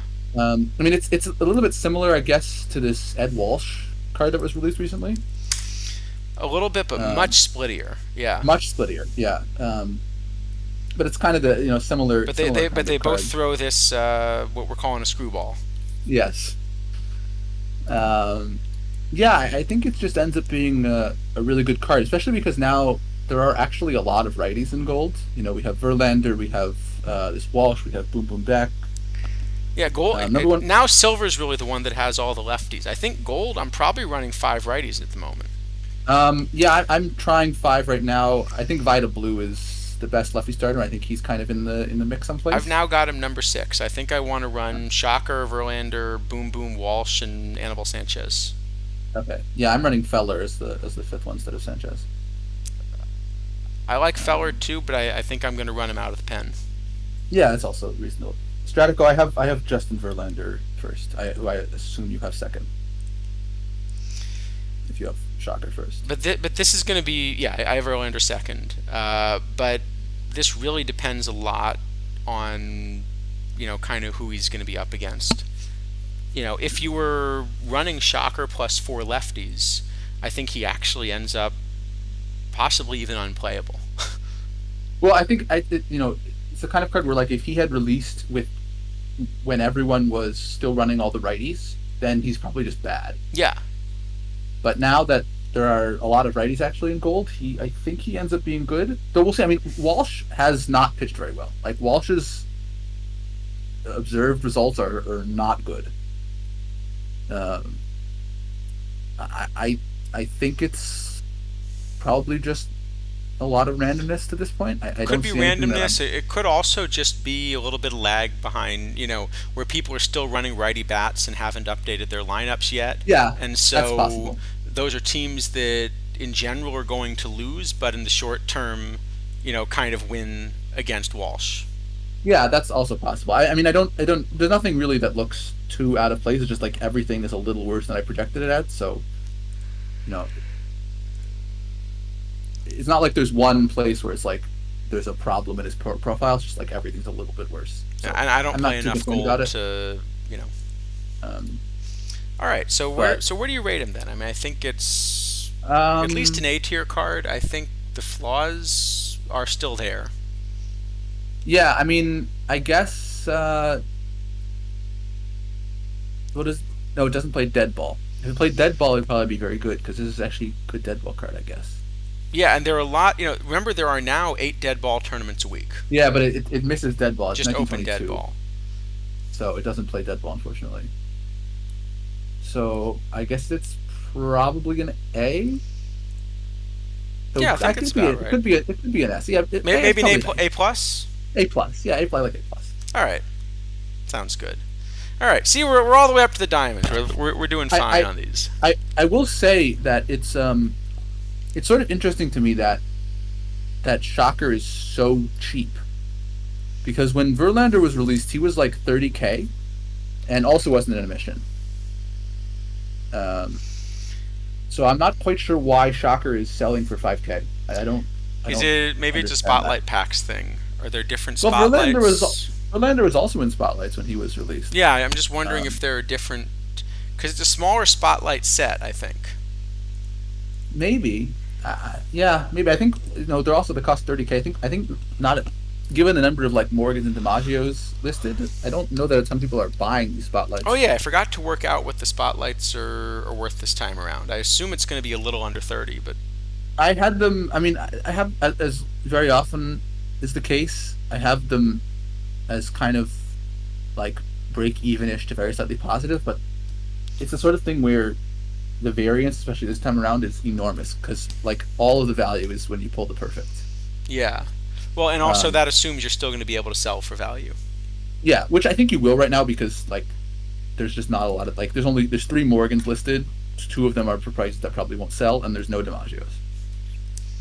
So I think you would be able to sell those cards right now if you pulled them.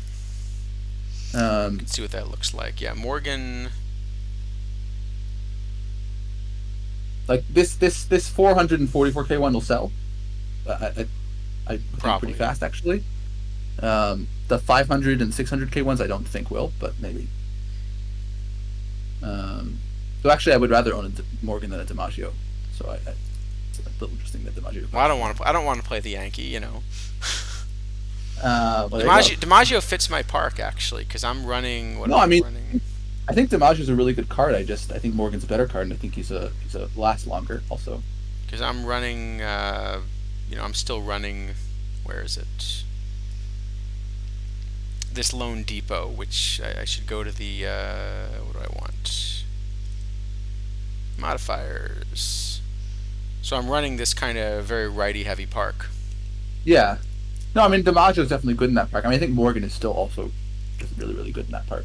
I think Morgan's good in any park. Just, I mean, Yeah, even if he I'd gets run Morgan zero, if I had him. I mean, yeah, I can't even get lefties to hit. I mean, this Ruth uh, is not really hitting for me. But you know who is hitting is Dave Bancroft. well, that's the problem. He doesn't have enough defense. That's like Bancroft wanted his Rafael Palmeiro honorary gold glove, so he decided to take the bat out this year. And not only that, but look at this 7.5 ZR in 30 games. Yeah, that's a lot. Yep. Um, Right. So, anyway, we're on to Diamond, aren't we? yeah, we're on to the icebox. No space is an icebox. Okay. CL6, that's one I hadn't heard before. Yeah, I haven't seen that either.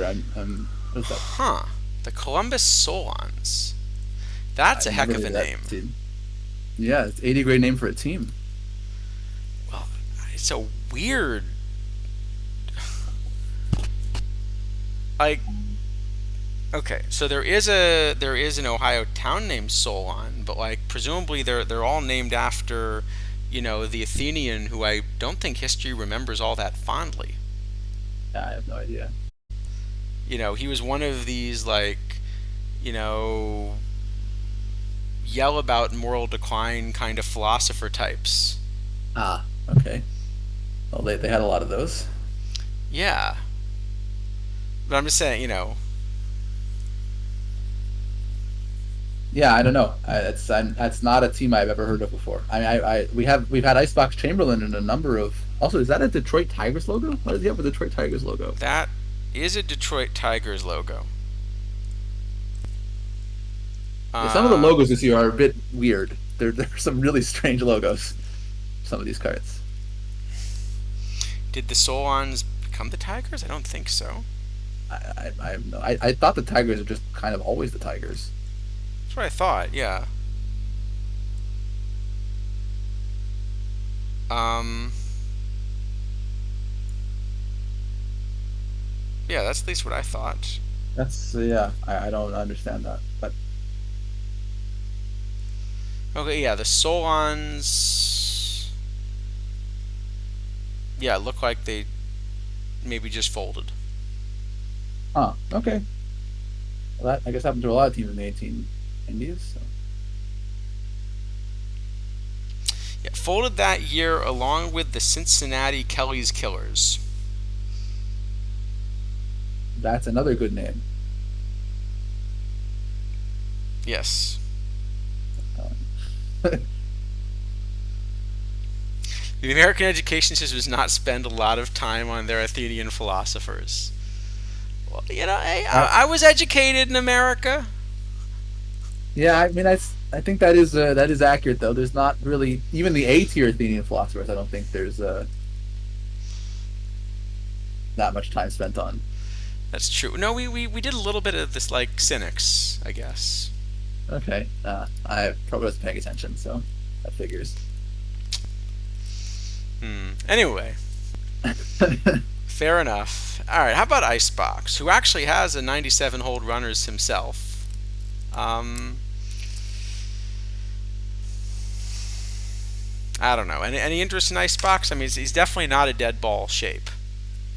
No, I mean, maybe if you have the next card and you want to have him, for dinner the next day, you might want to have Icebox, but um, This is just no, it's actually just kind bad. of an awful card for Long Yeah, it's Island. really quite a bad card. It's dead ball, but the wrong shape for dead ball because it has no control. Just bad. All right, all right. Speaking of lousy cards, we've got the worst chicken in the set. Um, so I You're actually gonna think tell this me you like this card is card because you not. like BABIP and you I don't care don't about think I. it's. I don't think it's great. I don't think it's great, but I think so. The card that I like better than this is another card you can tell me is bad, which is the Tournament Edition Pete Rose. Oh boy. Who for some reason has defense this year, in confusing A everybody. lot of defense, yeah. I've never seen a Pete Rose with defense before. That's a new one. Um, I think this Pete Rose is actually a really good card. Um, but I don't think Chicken Wolf is terrible. So last year Chicken Wolf had shortstop, which would have made the kind of a unique card to have right field and shortstop. Would have made him a lot more Probably not, interesting, yeah. probably not that useful, but yeah. I think this is a decent first left card, but there just aren't a ton of left-hand starters. It's really only part low. So anything Um, close to modern, I'm just gonna run Bautista. I'm gonna run, well, I think I'm playing Batista Allison. third, but I'll run yeah, I mean, Allison. yeah, Allison. There's you can Dominguez, Ted Strong. yeah, Bo Jackson is Sure. uh, yeah. No, I Um, mean, I think it's a little better than some of that stuff. It's I mean definitely worse than Batista, but I no, think no. I'd rather Okay, but take. I'll put up the. I gotta put up the comparison that I think explains why the card doesn't work. Is I think you'd rather run this card. I don't think I'd rather than this card. I mean, the bat may be better, but the defense was all a lot worse. Wolf actually has pretty good defense.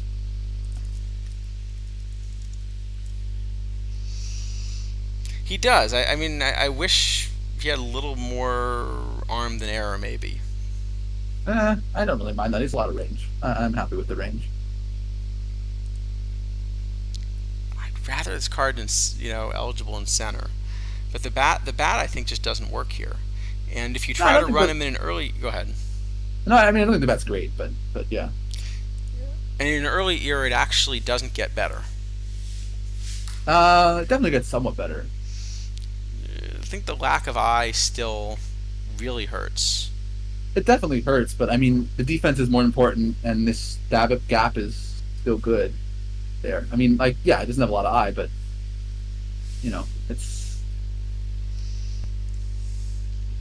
I still think it Yeah. ends up being a decent dead ball card.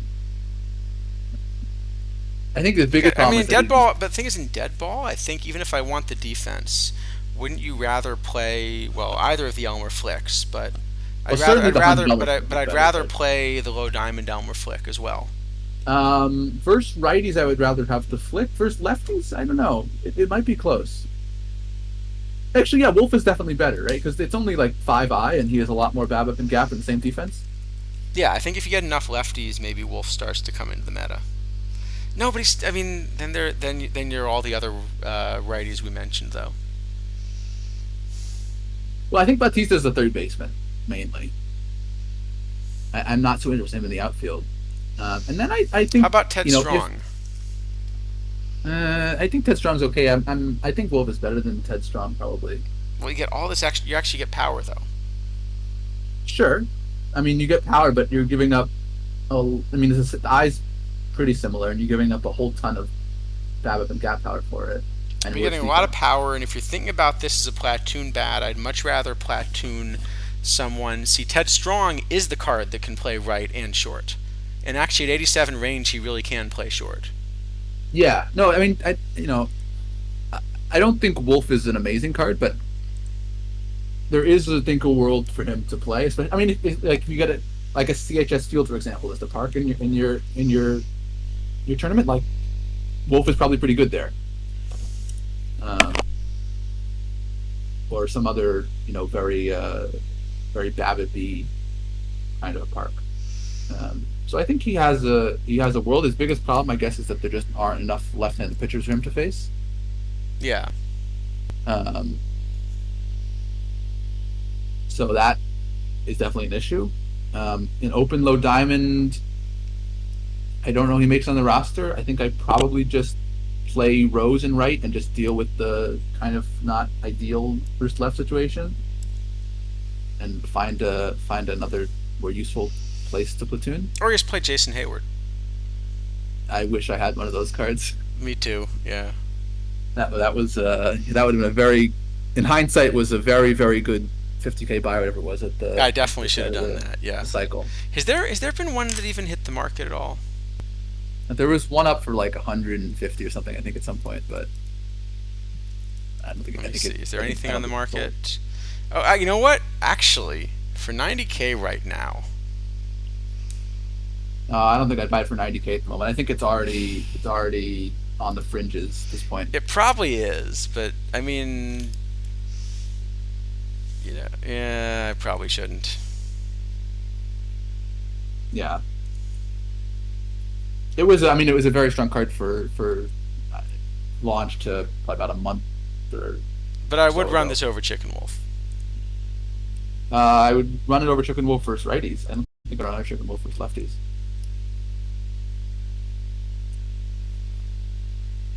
All right, where do you wanna put Mr. Wolf? I think I'd give him a C probably.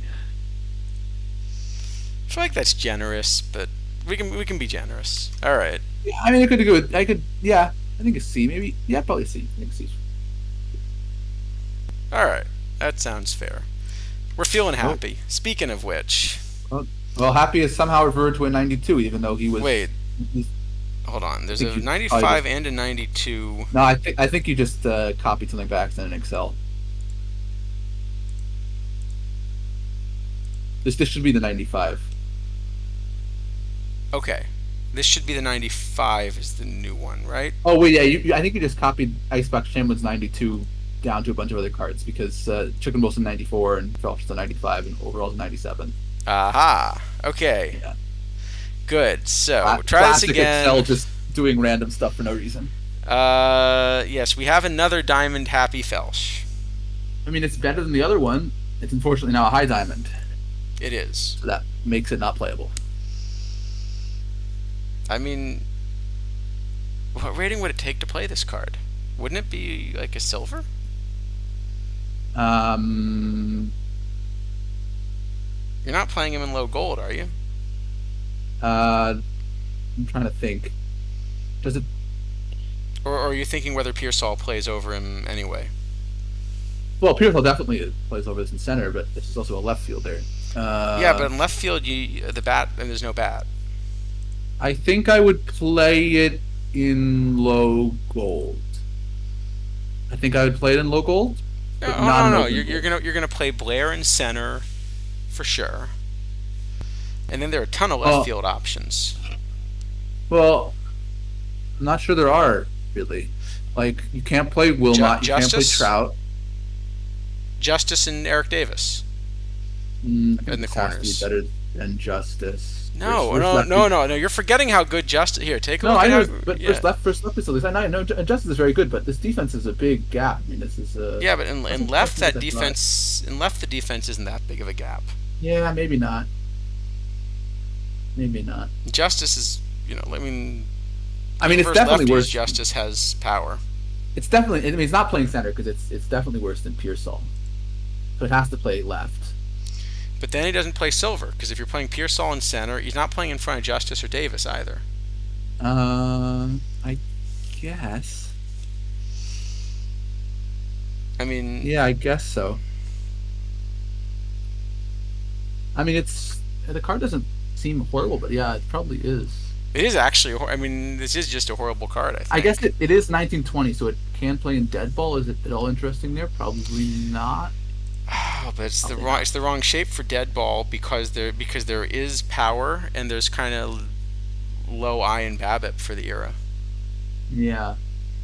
Yeah. All right. That is bad then. Somehow it doesn't look that horrible visually, but No, I mean it's actually is possibly the worst card in the set. That or the only Nolan's up there too. no, I think the Ed Head might be the worst. Actually, the Ed Head might be. Yeah, Ed Head's Or pretty Lil bad too. Stoner. Lil Stoner was also. We kind of went over that one quickly. That was also a really bad That card. that was also really bad. Oh hey Aquaman, yeah thanks. Yeah, glad to have you. Um, all right, we can go on. I think. Yeah, that it's a little bit of a rough one. Yeah. Fortunately, we're almost done, and we still have time for the tinfoil stuff and all that. All right, what do we got next? Horrible overall. All right, not the 60 overall, but the 97 overall. 97 overall. Orville overall. Yes. Yes. Um. Yeah. It's. I think it's kind of on the the very fringes of the diamond starter meta. So I probably But have him a little better than you do then. Um, I also don't think he quite starts. well, I think the problem is also that two of the better diamond starters are Gaylord Perry, who costs 200K, and Dennis Martinez, who costs 200K. Yeah, I think I made a And mistake selling my Dennis Martinez. Well, I don't know. well, I think I would much rather have Perry than Martinez. No, I mean, But my decision was basically like, I'm not going to be keeping up with the meta for a while. Why am I trying to play Diamond? And I haven't actually come back and played Diamond, so in that sense, it was a good decision to sell Dennis Martinez. yeah, But that's true. so I have overall, yeah, kind of about number 6 or so, but in a big clump. Yeah. And I guess of that clump, actually at this price, he might be the cheapest, which is a little surprising. Is he cheaper than Halliday? How much is Halliday now? I do have Holiday ahead Or of him, but Holiday is or more Newcomb. expensive. How much is Newcomb now? Newcomb, yeah, Newcomb I have in that tier, but Newcomb, well, I guess comparable. Yeah, and I guess well, the thing is that overall he'll probably end up in mission eventually, but he's also going to be in 3 more cycles of Spotlight Pack. So So yeah, I mean, so hard you can't hard to invest in say. missions anyway. No, I think that Um, with the spotlight packs, it's clear that there's no reason to hold a card for mission value. Sell it and rebuy it when it's in the spotlight pack associated with the mission.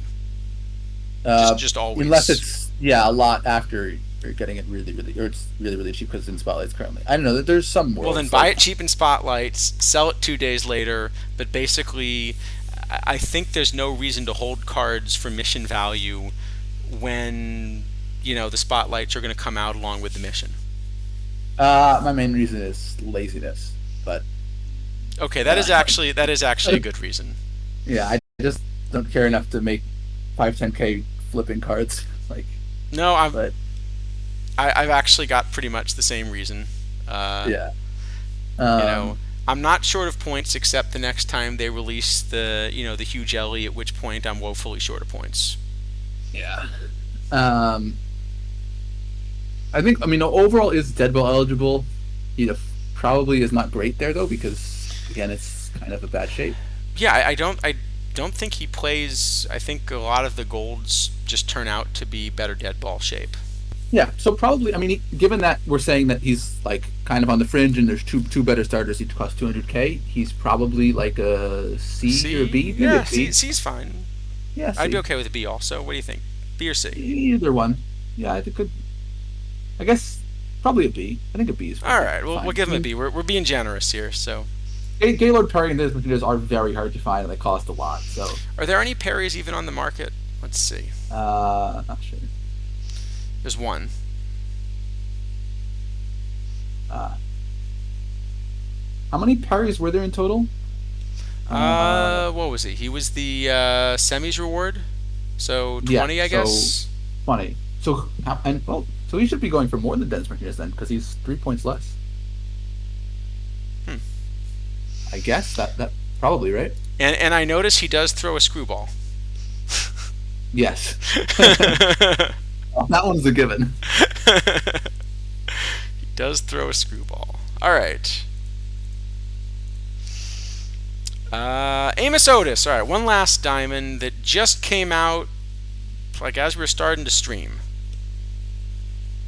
So I don't know if you've had a chance to look at this one yet. I have.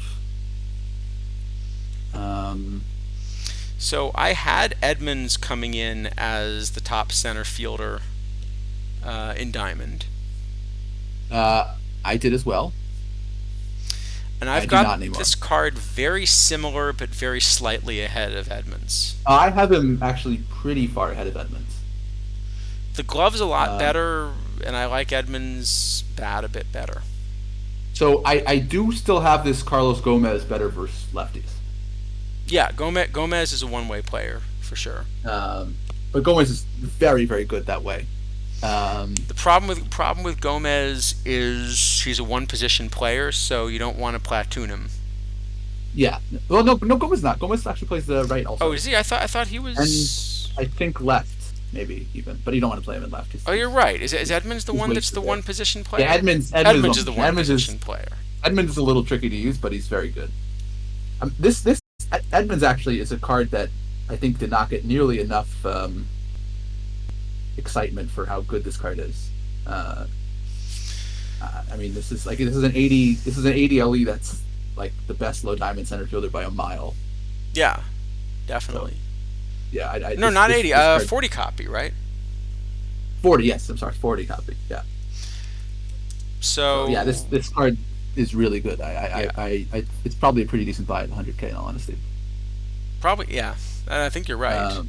Um, So I do have Otis is very slightly better, but it's close for me. Yeah, I mean, I have. So I think the other thing with Otis is that actually he's not. If you don't have DiMaggio, this is a decent league card. Like if you compare this to Mookie Betts versus lefties, it's not that different. They have more range. Yeah, and I mean, like Betts is a better bat, but it's not that much of a better bat. So the one thing about Otis is it's 93 range. I really wish the shape were just slightly different in the field. Well, I mean, if you like put his error, if you switch his error and his range, he's a meta 100. Then I mean Absolutely, yeah. that's Well, no, that's what I'm saying. I mean, just to compare him with Edmonds, the reason I think I end up with Edmonds being close to comparable is because you actually have more range on Edmonds. yeah. I mean, I have Edmonds. Well, actually, no, I've always put it both ways. Actually, I just have Otis is better. I do have Otis is better, but the reason I have it as Yeah. close is because Edmonds actually has a couple more points of range. So the shape of Edmonds' glove is actually better. No, I mean definitely. I mean, if you switched Otis's error and range, he's a top end center fielder Yeah, I agree. in league. Um, I do again like that these are packable cards. Yeah, well, I mean, this is. It seems like this is kind of right. This is Giambi and Tudor. It's the middle ground between the spotlights and the LEs. It's not like they don't flow freely like with the spotlight cards, but they are you can still pull them for the rest of the game. No one's locked out of these cards. Right. And They're did just Giambi expensive. and Tudor, they never ended up in spotlights, right? Even though They there were were these never in. different sets in between, there was never one that included those two. Yeah, they've never been in spotlights. They've also not been in missions yet. So Giambi has gotten very cheap, like really cheap. Like I Yeah, think Tudor I 25K think or is something. also. I think I saw someone got a Tudor for about 100 the other day, or Oh, well, that's I don't. Sabathia was going for that. I never saw Tudor for that low, but maybe. looking. Yeah, wouldn't shock. Just looking at what's on the market, it wouldn't shock me if like that No, it's not totally 138 impossible. eventually sells. Yeah, wouldn't doesn't seem possible. I mean, I think Tudor's still really strong card. Definitely a top tier league starter. Yeah, So I still don't have one, but if I had one, I'd play him somewhere. I mean, what am I yeah, running now? I'm running. Actually, this Keefe is a card that I think has been underrated. I actually think this is a pretty strong card. I think so. I'm I think the issue with Keith for me is, I mean, now that he's down to like 150K, he's more interesting, but I don't think he's a top tier starter. And then you were paying top tier starter prices for not a top tier starter. No, I would never. I'd never kind of pay the 300 or 400K for him instead of pay 500 for a top of the meta.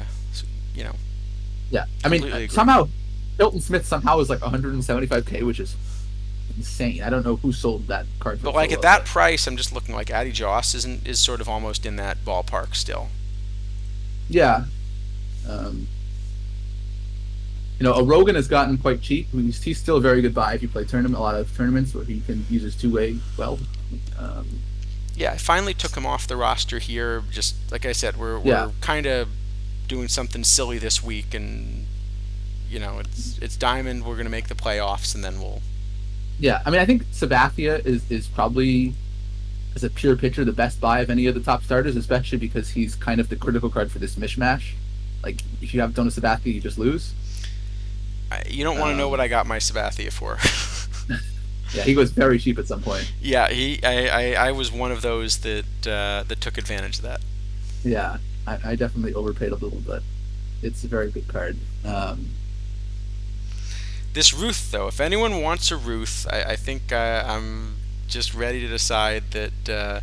I mean, the card should be good. It's just I am running a park that kind of completely clobbers him, and he is a Yankee. So if anyone wants But a Ruth, I am happy to get rid of this one. so Ruth is an interesting card to me because I think right now Ruth is good. I think I have Ruth as the second best hitter behind Garrick, though only very slightly ahead of Joe Morgan first, right? Um, but And, I and, don't really and good want. enough that I'm willing to play him both ways. Yeah, the problem is he doesn't play in the field. Like I don't want to play him in the field anywhere. And given Hey, that he's not peak, technically he has a positive ZR, in left, yeah, in Diamond League. Okay, in Diamond, and if I'm not. I know everybody has a positive. Actually, literally everyone has a positive ZR. Did I show you Yeah, this dead ball no, thing? no, no. It's ZR has been bugged for some time. Let me It's pull well, up the dead ball thing. I shouldn't say that it's definitively bugged. I think it just is trying to do something that doesn't make sense. I think we can call that bugged, actually. No, Yeah. no, no, no. I think what it's doing is purposeful but wrong. So I don't know that I'd call it a bug. I think it's Okay. What do you mean then? so I think what's happening is so the main problem. So ZR is supposed to be a comparison to the league average, right? Like that's the whole point. Yes. Um, so if your comparison to league average is in fact accurate, the total ZR for any position should sum to zero. Yes. It doesn't. Yes. Okay, so that's the first obvious sign that something is wrong. I think what's happening is they're trying to basically have a ZR that is in line with offensive numbers. And what I mean is where the ZR actually takes into account the value of the events that are happening. And so, like, if you're saving lots and lots of doubles, you can actually acquire positive runs saved, even though the comparison to average is not sensible. See, I thought what they might be doing is starting with something that's zero sum, and then doing something silly with the pitcher BABIP, and then just No, pretending that that actually goes to the fielders. it's And it's been like this for years. This has okay, been so this is not it's a. always been this way. Yeah, it's not pitcher valid.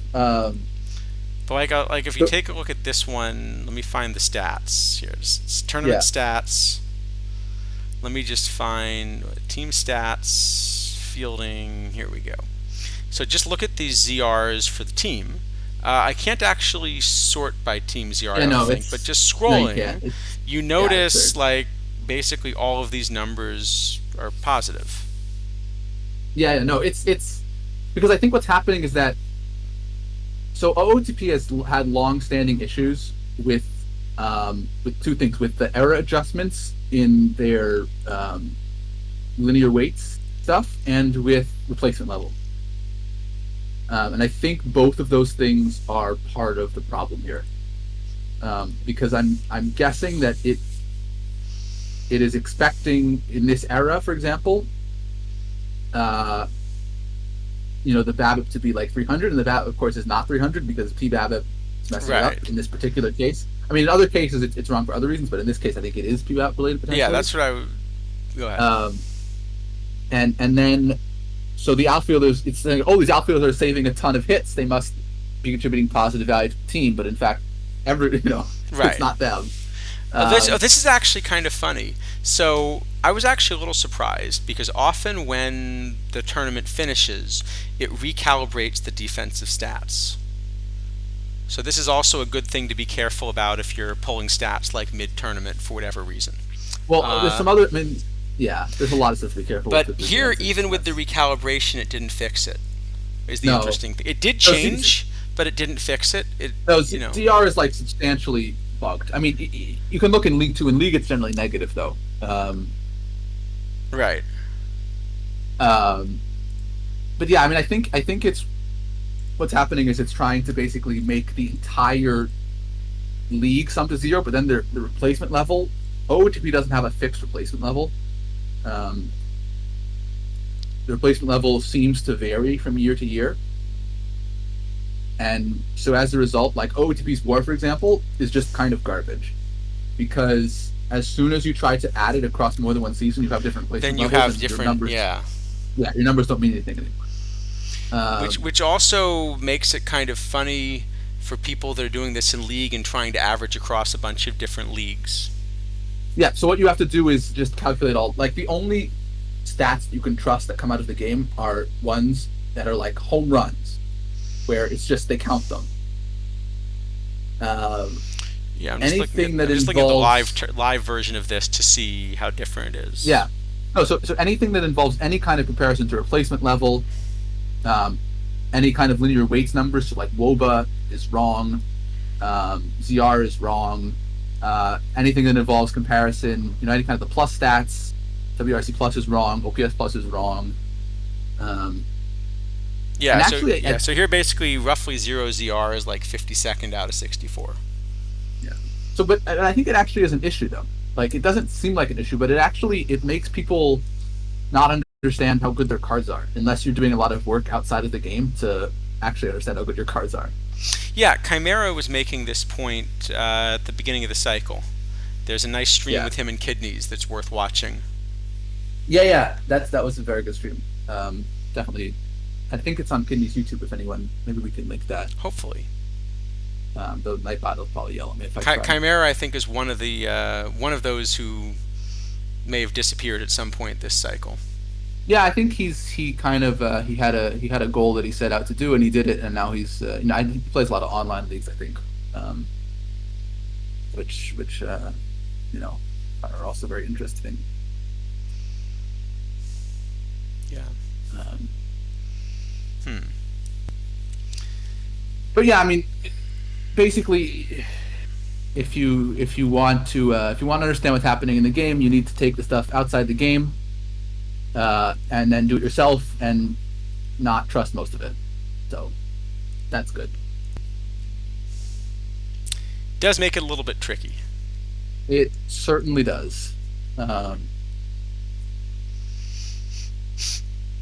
um, yeah, maybe that's actually something that would be worth going into a lot of detail about at some point because there's a lot of stuff that the game tells you that is just sort of not correct, and you're better off not listening to it. Um, and unless you've kind of spent a lot of time digging through stuff, it's not really obvious which is which. Yeah, I think that's definitely true. Um, so where does that leave Amos Otis? I think Amos is just an S, just the best diamond center fielder. I think it just has to be an S. I feel like for him to be an S, you'd want to play him in league. So I think he definitely is at Uh, least an A. Are you willing to play the card in league? if I don't own Joe DiMaggio, I think so. I mean, or Griffey, but are you willing to? Would you Oh play yeah, him or over, Griffey, say, Lynn? or Heathrow. Lynn's really splitty, Um, so if you had to I'm pick not. one of the I two, mean, I wouldn't pick one of the two. I would platoon them. Um, I don't think Otis is ever playing center VR. Lynn is too good, and the defense is relatively similar. Um, but I think he can play. I mean, he's okay. Clearly, DiMaggio is a lot better. Like, no two right? ways about that. Ichiro and Griffey are also better. Um, but yeah, I think as a kind of a budget option, it's better than like a Jerry Benjamin or something, or a Mookie. Especially because Mookie can slide over to right and Otis can't. Again, if you have a Dave Winfield, maybe that changes because Dave Winfield is probably playing right. Um, but yeah, it does have some, I think, some league use for Okay. budget stuff or in platoons. Uh, it Okay. is Let me switch very over very to- good that it was very briefly a snapshot by mistake and then changed because it would have been a rather powerful card in the mishmash. It would have been. Yes. Although, what year is it? That's what I was going to check. Does it Oh, qualify for? it might be Because it might Mishmash, be remember, too has early. that extra, requirement that it Oh, doesn't okay, really yeah. list all that prominently. Yeah, it's 1978, so it barely misses. So actually, yeah, that would have So been it's right. not But Mishmash eligible. yeah, that would have been another if it had been eligible for mishmash, it would have been another basically required card to play the tournament. Absolutely, yeah. Um, Okay, we can give him an S. yeah, I think it's an S. I mean, I do also have him a lot better than Edmonds. So if he's just a little better than Edmonds, it might not be an S. But I have him only a little better, but we can. It's fine. All right. How about Orator Schaefer?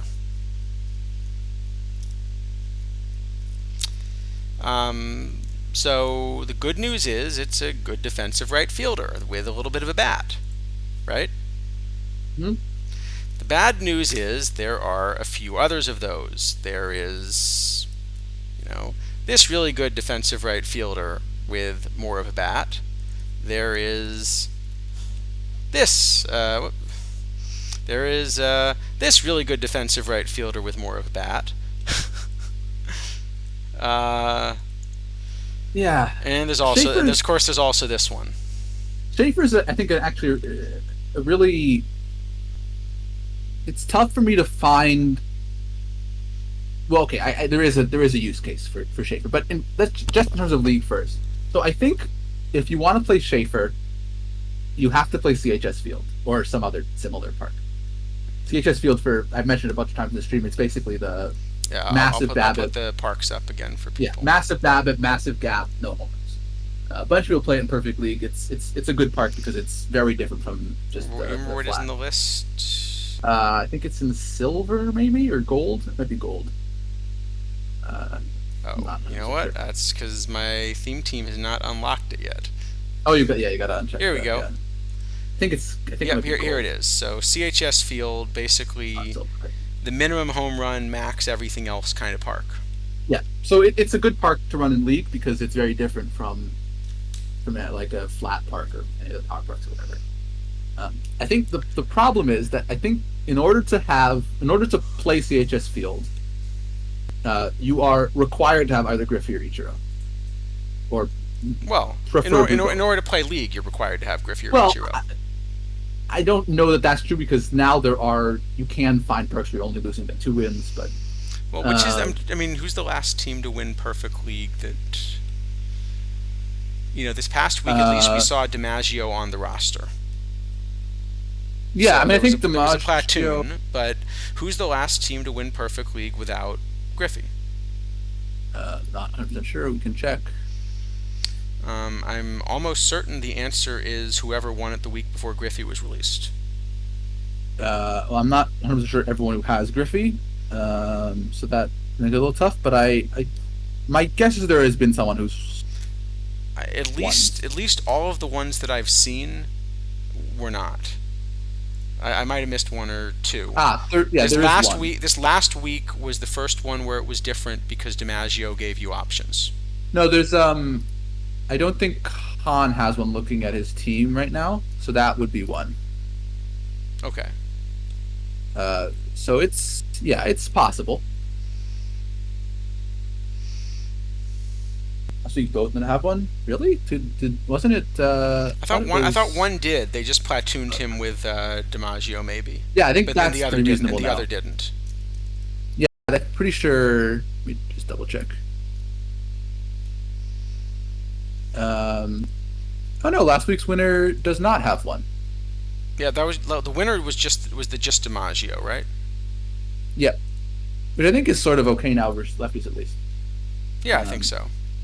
so I mean, I think Ichiro I think is still really really strong. I think Griffey is still good, but not as essential as he was, let's say, 3 weeks ago or something. Um, but in any case, I mean, I do think in order to play CHS, you have to have one of them probably, because otherwise you'll just give up way too much doubles and triples. Right. Um, and then if you're someone who has one of those cards, now Ward or Schaefer doesn't have a home. Right. I mean, like I said, to me, I think it's even simpler. Right now, this is a card that's going to cost you what, 300K. Yeah, no, 300K. Um, It's not a good buy. That's for sure. I think just put really simply, you should not spend 300K on a league card unless you think you're basically capable of trying to win leagues. Otherwise, there are Yeah, a lot better things to spend 300K on, or you should be saving up more than 300K and really getting a top of the line card that very few yeah. people Well, have. like for example, spending 300 or spending even I mean, you can put up Joe Morgan again. I guess is a good example. But I think spending 400K on Joe Morgan is a very reasonable thing to do, even if you don't have a Griffey or the other top cards. I actually Because don't. this Um, card is just I think this card is just so strong versus righties. Um, that it sort of I actually think you're making dwarfs an the other enormous options. mistake if you spend 400K on this card. Sorry, I you are not making an enormous mistake. Almost everybody in chat would be making an enormous mistake. Well, I mean, obviously depends on what your team is like. You have to be in perfectly already to make it. Right. I think the point is, if you are in perfect league this week, you should consider spending 400K on Morgan because Morgan is that good of a second baseman. If So you I are, think if you're if in you, perfect league, you absolutely should spend 400K on Morgan. I don't think it's even a question. I agree, yeah. If Yeah. you are not in Perfect League this week, that means you cannot win Perfect League this week. And within a week or two, the way Spotlight packs work, right?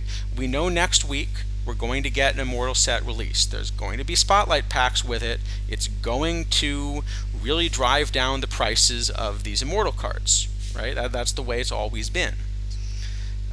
If you can spend 400K on Morgan this week, or you can spend 200 or 250 next week, then if you're not in Perfect League right now, wait a week, Yeah, right? You are probably in that is. Perfect League right now. You should consider buying Morgan. I am not in Perfect League right now. Yeah. I have No, I not mean, bought Morgan.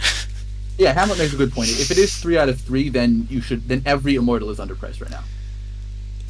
If it is 3 out of 3 for all of them. Well, even that I'm not sure. If it's 3 out of 3 and the toppers are any good.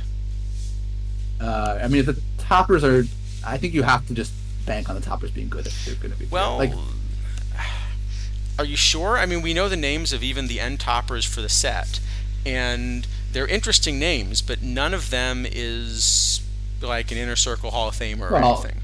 no, I think Hank Aaron is definitely Inner Circle Hall of Famer.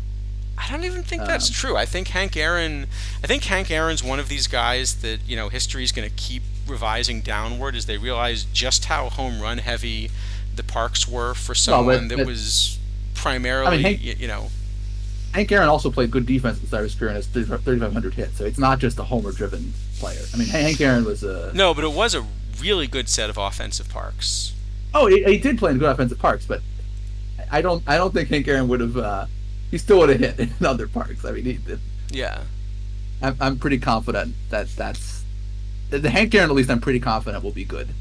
That I can't see any way that Hank Aaron is not good. But Um, let's suppose that you kind of have to go through this whole program to basically get one Aaron. You know, yeah, I mean, I have to think like J.R. Richard, for example. Like, I mean, I forget who someone pointed out that like J.R. Richard actually did have very good. I always thought J.R. Richard was just kind of a strikeout only pitcher, but yeah. actually, he did have good bats at some point in his career. I'm not So, saying you can't make a good J.R. Richard. What I'm saying is, if you where would you rank J.R. Richard among, say, right-handed pitchers historically? well, I mean, he's a bit of a tough one because obviously he had the whole Yeah. medical situation. But I mean, if you're just talking about his 2 best seasons, he's got to be pretty close to the top. Uh, if it's the whole career, then Well, if obviously it's that's kind the of way cut you're off. doing it, then Addy Josh should be the best player in the game. Well, that is kind of the way we're doing it, right? I mean, we have these single seasons now that are just based on small sample size. Like that is very possible. I mean, this DeGrom could have the same thing. I mean, it's a little, it's a little weird that it's just 2018 instead of. I think he had a 2021 was better. I'm pretty sure, but. I mean, I guess I'm sort of expecting these are cards that are going to play for a while, but will very quickly be replaced because they're by the time they come out, let's say they come out in October, you're not that far away from like beginning to get to the end of the cycle when you want to release just your top players, and none of those is really kind of a name that you would put in your Um, all-time best teams or something like that. I don't know. I mean, Aaron has definitely been that kind of card in the past. In 21, he was an end game card. In 22, I think he was like the live mission award. So obviously, 23 was live mission award. So Yeah. obviously, he wasn't then. Dan Brothers, or I think it's Bruthers. I Yeah. don't know. Has in the past been an end game 100. We'll see because this year there seems to have been some change in how the dead ball guys have gotten ratings. So that one I'm a little uncertain about. Troy Gloss obviously is a bit of a strange choice. I mean, you can definitely make a good Al you, Kaline. you can make good a good cards for Kershaw. these, but I don't think these are, Well, the Gloss one, honestly, is a bit actually very odd to me because 2004 Adrian Beltre is the right era, same position, and a much much better player. So yeah. that one I'm a little confused about. 2004 Agent Belger seems like it would be a very good fit for this kind of thing. That's true. Uh, yeah, I don't quite, I don't quite But even just get if you the look at like some of the buzz. best seasons in history or something, you know, especially because if Yeah, the Aaron's like a single peak season card. um, I mean, some of these. The thing is that they seem to be a mix, right? Because the defensive positions are definitely not single season. Like you can like Jose Ramirez is a good example. I'm pretty sure this year that's on Jose Ramirez's Yeah. card. He played like only third base, but some reason he has second and short and left field also. So it seems like the defensive positions at least are based on not just a single season. Because if okay, let me just look at like what was Hank Aaron's single best season. I'm just looking at it, and WAR was Probably like eight, I'm guessing. tied for 96th best season ever. Okay. Yeah, I mean, Hank Aaron was definitely a player that was much more of a consistent longevity than a high peak. Right. Yeah, which is a little funny that That that's makes the sense. topper for this kind of program. Yeah, it is. It is a little bit incongruous. Um, but yeah, I mean, we'll see. I would think you kind of. The thing is that I mean, we have a card like Musial, who I think is supposed to be really good, and I don't think is. No, it's not at all. I mean, it's not a bad card, but it's not really what you generally think an endgame Stan Musial would look like. Um, so we'll see. I mean, I have to imagine that some number of these cards will be strong. Um,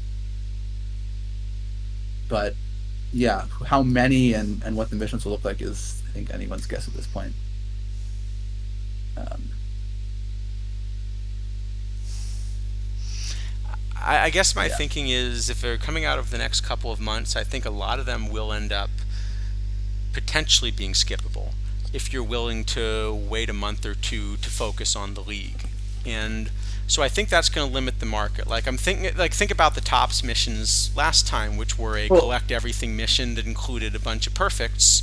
What happened was there were some people that kind of went and got Otani quickly, but if you didn't get Otani within the first, maybe 3 to 5 weeks, it actually stopped being good value to get him because by the time you collected Otani, he kind of wasn't in the meta anymore, but the missions weren't enough easier.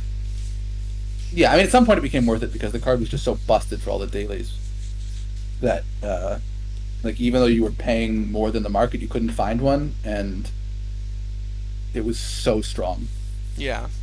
Um, but yeah, I mean, if like Immortals does become a collect all, the number of teams who are going to be trying to complete that kind of a mission where it's, let's say it's collect, I don't know, 20, 25 diamonds and 15 perfects, whatever it is. Yeah. Um, it's a pretty small number of teams. Uh, and then, are people going to go for one or two tracks without doing the others? Well, probably you're better off just buying the reward then, but you can't find a seller. So like, it feels like to me that the way, like, obviously we'll see because we haven't seen what the topper missions look like, but it feels like to me that this structure has a little bit boxed the developers into a place where there is no good mission structure. Well, the thing is, Because either I think the developers have still had trouble understanding kind of how people are going to respond to some of this. Because I think there's a thought. I think, but part of the spotlights might have been a response to was this idea of, the Tops mission was a good idea, but it was a little too hard to get these cards. So maybe if you had run the Tops mission but had like top spotlight packs, that would have solved everybody's problems and people would have thought it was fun. yeah, And I I think think the problem is that they're then slightly miscounting. Well, they're slightly miscounting, but then they're also kind of not understanding that, supply and demand kind of is a thing. And whatever price you set the spotlight packs, the market will adjust to that. If these spotlight or packs it were. should at least. Yeah. It should.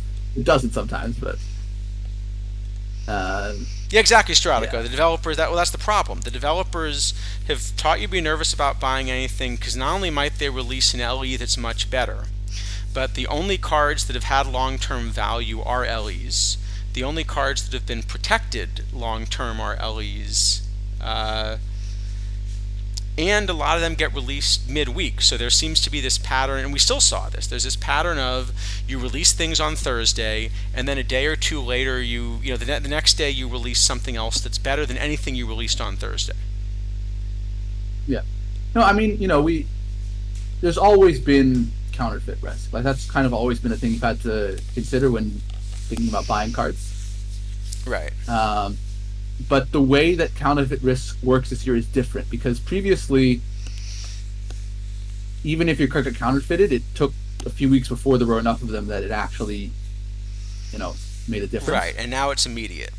Now it's immediate. As soon as your card is counterfeited, there are 15 of the better card in Perfect League, and your card is bad. But I think there's a second problem too, which is by making a lot of the key cards LEs, and like we discussed earlier on stream, it's possible that they, I wish they would communicate this, because that, part of this is setting good expectations, and if they communicate with this, that this would kind of push us a little bit off, the current plan. But in the current plan, where you think the key cards are going to be LEs, it's not just that you have to worry about the next LE, it's that you must have liquid points to be able to actually get that LE. Yeah. So, you can invest in live spec because live spec can always be immediately converted to, back to points. Right. As long as it's not spec and Julio Rodriguez or something crazy like that. I don't know why people are doing that. Yeah, well, we can talk about live spec as soon as we get through a couple cards, actually. But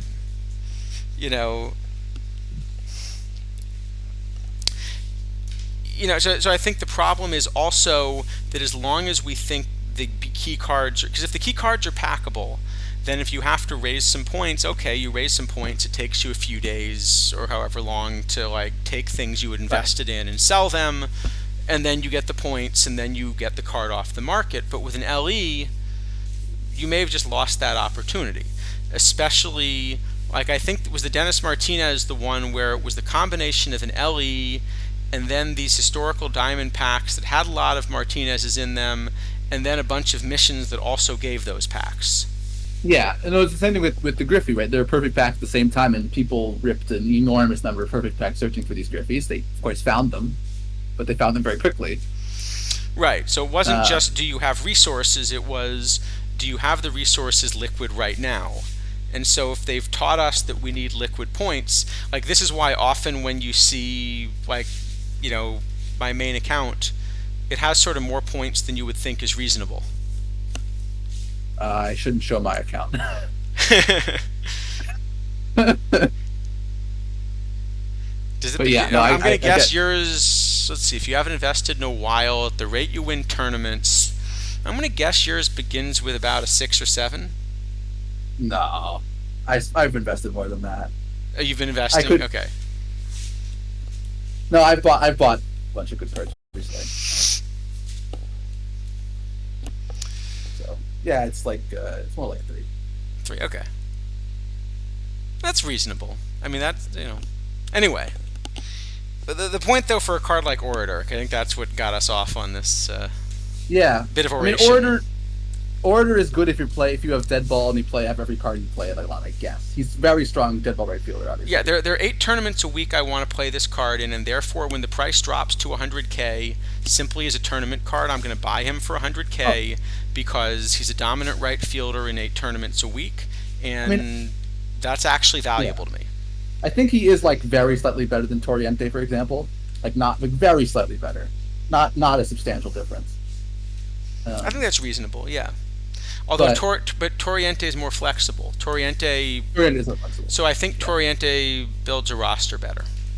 Yeah, no, he does. That's true. I mean, you can build these huge super Babbitt parks where Schaefer's a lot better than Toriente. And actually, Toriente's cheap now, right?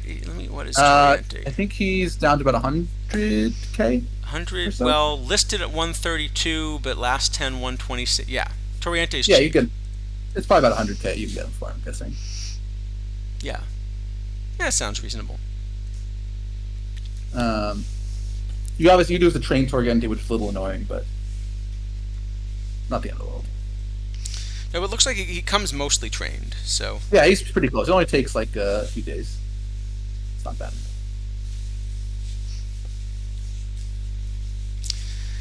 so I think Um, at this price it's tough to buy Orator. I don't think you should be spending 300K on him. As a tournament card, I no, will spend 100K when he gets down there. Um, yeah. Well, I mean, if Torriente is 100K and we think he's slightly better than Torriente, then he's probably like and good in tournaments. He's like probably 125K, 150K card, maybe, something yeah, like maybe that. something in there.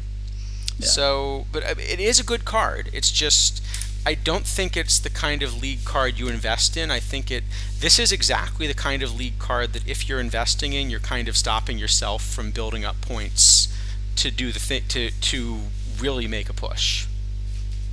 yeah. That seems about right. It's. I sort of think of these as kind of like dead end cards.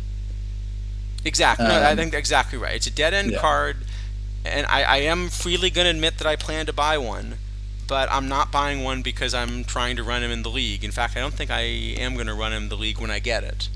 well, in your park he's probably bad, In but my park, he's probably awful. Yeah, I'm buying him because there are 8 tournaments a week, all of which I play that I want to run him in, and if he's a difference maker, in winning one of those a week, he pays for himself pretty quickly. right. You also have Honus, who is the biggest difference maker for that tournament, and then it becomes better to stack the good cards in the tournaments you're And already that's good well, at. that's why I'm running all 8. Yeah, that's Yeah, why it's one of the runs I'm prioritizing. yeah. No, but I think it's a general point anyway that like once you're doing well in a tournament, it's generally better to improve at that tournament than try to improve at other tournaments you're not as good at. Yeah, you get more leverage. I mean, this is what the Viffers did so well in Diamond this cycle. Yeah. They got ahead, and then that gave them the resources to make sure they stayed ahead. Yep. No, it's a very reasonable thing to do. You don't get to qualify for all the PDCS, but it's a it's a better strategy. Anyway, as for Orator, it is a good card. What do you want to give him? Um, I guess like a C, maybe a B. I could do either. I think we've been generous tonight, so maybe we should be giving him a B, kind of to be on the same Okay, scale. sure. All right. All right, 2 more. Both pitchers. So we got Noodles. I know there's a lot of blue here. I actually don't think the card's that good. Where do you Yeah. have him? So I mean, I have the top left-handed starters, Sandy Koufax. Yes. The next two are John Tudor and CC Sabathia, Yeah, pretty close I've to each got the other. same. I think I And have them, and I have them slightly in that order, but very close. I, gosh, not I don't remember which one happened, but they're very similar. Yeah. Sabathia's a much better buy because he's cheaper and plays this mishmash and ode to Vieira. So definitely buy Sabathia over Tudor if you have a choice. Although Um, Sabathia is a little bit splittier as well, I think. yeah, but just in terms of tournaments, he's just this much more useful card. I agree. I have Sabathia. I don't have Tudor yet. Yeah. Um, I have Han in the next group of left-handed starters with Carl Hubble and Howie Pollitt and those kinds of guys. Are you Um, considering Randy a starter as well, or are you? yes, I have him better than Randy. Okay.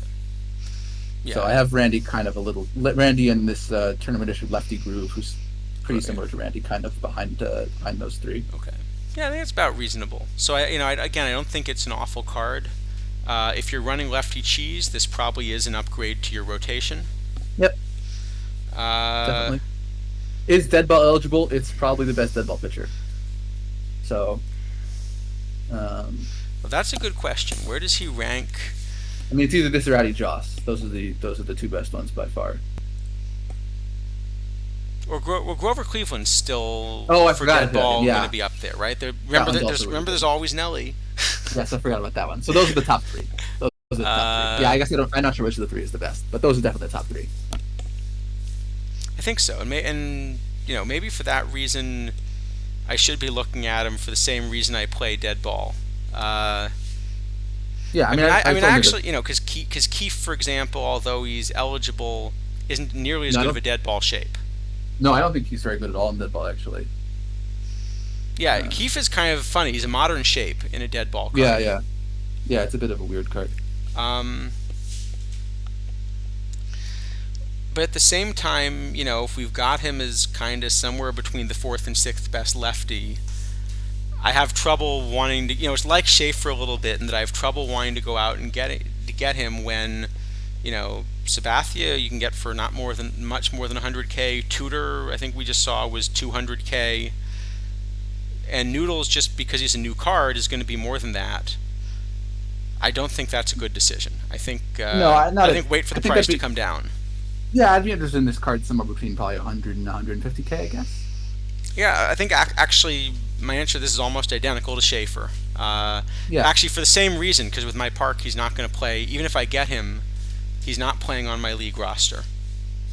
yeah. Oh, and okay, looks like we got the three dead ball pitchers right. So that's good. We didn't forget somebody. Good. Uh, I'm convinced. I'm convinced if if Hamlet's running Hamlet's those, running him, I think they're probably right. Yeah. they're probably right. Yeah. Um, um. those are the three I'd run. Yeah. Yeah. That makes sense. And actually, that Urban Shocker probably, if you're trying to do the whole invent the bullpen, then cards like Yeah. Shocker or Walsh maybe even end Yeah. up in There's there. Rube Foster is eligible. This Right. Diamond Jeff Tesreau I think is decent, but Yeah. yeah, you probably do want at least Han and Joss if you can't find a Grover for that tournament. So I think with that in mind, again, he's very much playable. I don't think he's a must buy. Uh, Again, if you're in Perfect League right now, different story. I mean, yeah, like if you're in perfectly running lefty cheese, I think. Like, I don't think this is a good buy for the pen if you're in perfect league.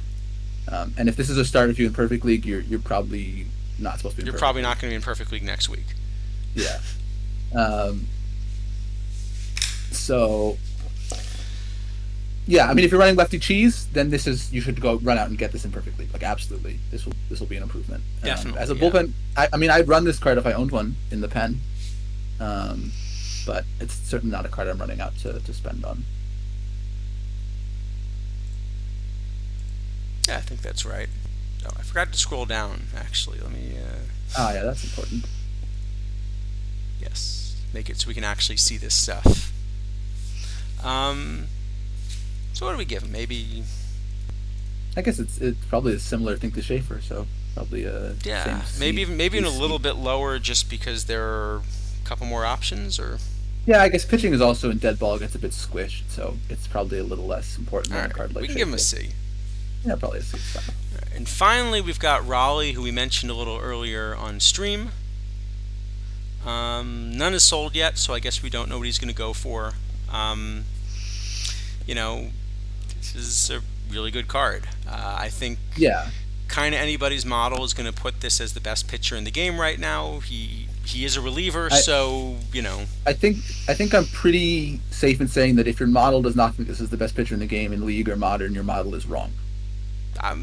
yeah, I don't always like to tell you your model's wrong, but I mean, this is just the best card by an enormous amount. Like, it's just better in every rating than pretty much every other card. basically, clearly this is a great card. It's at least an S tier card. Do you give an S plus tier card to a reliever? I mean, this one's got 24 stamina and 73 gold like- runners as a righty, and I mean, If it had 10 more points of stamina, this is a pretty clear S plus.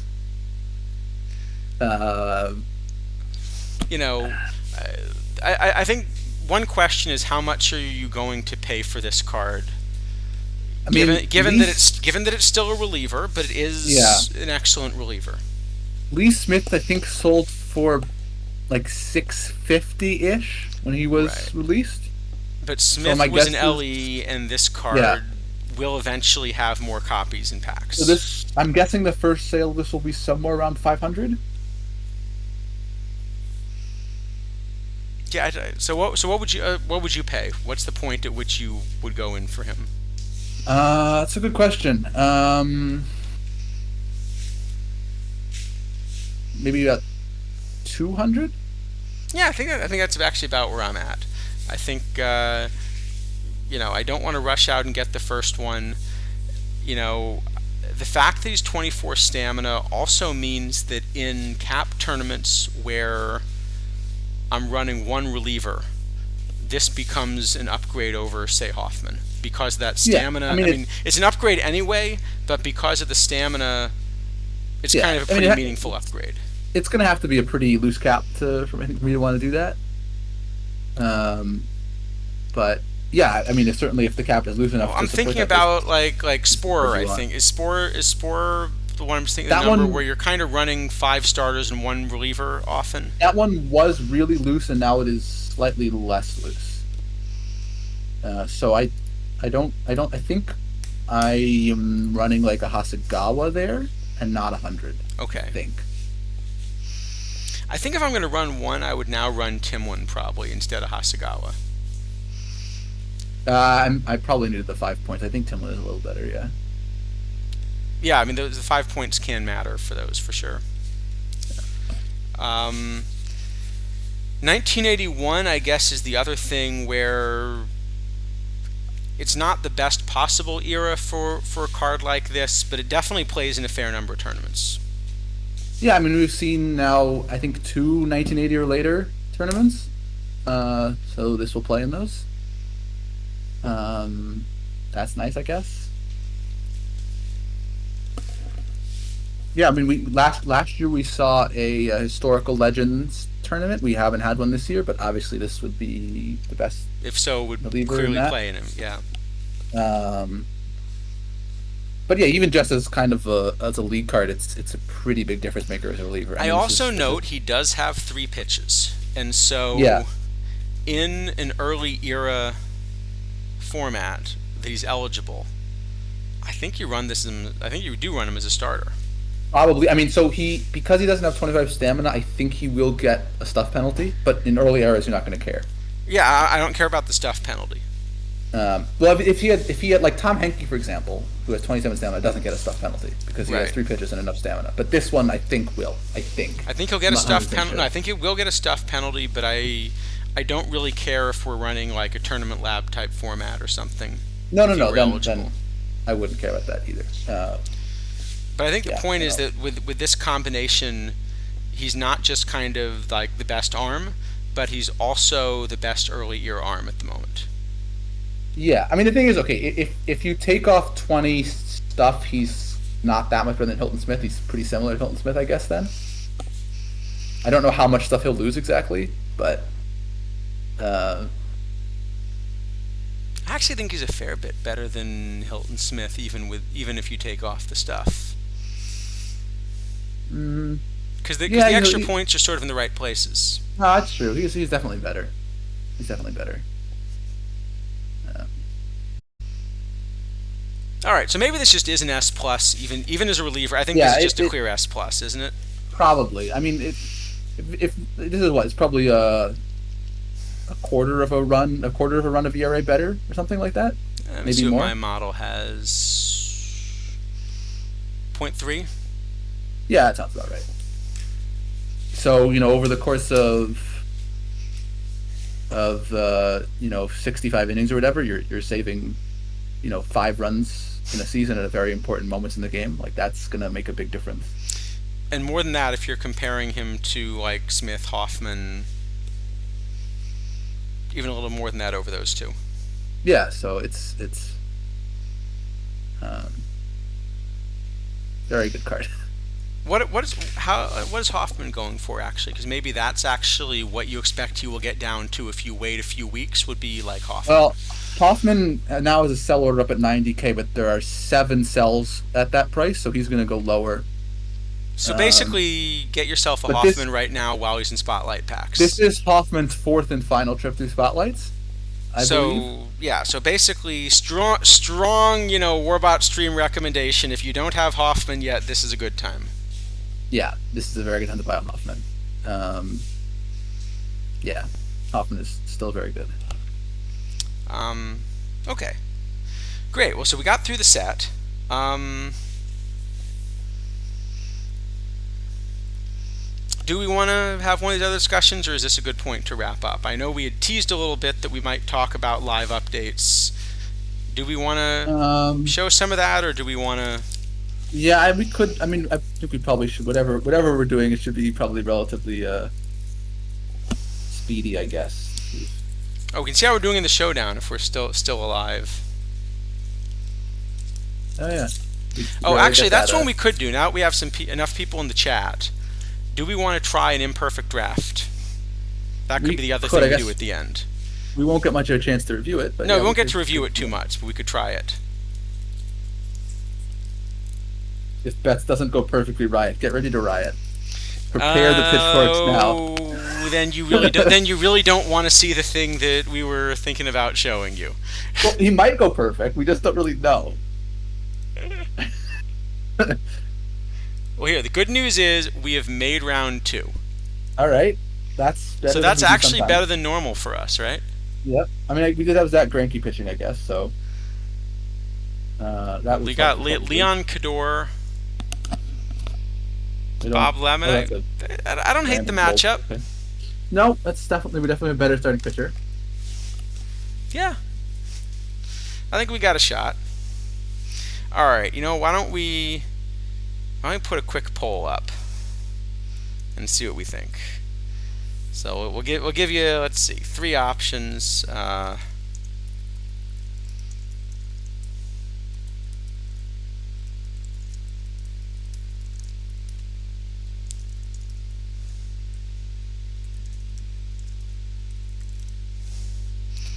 All right, we'll put a quick poll up and see what everybody wants to do. How about that? Sure.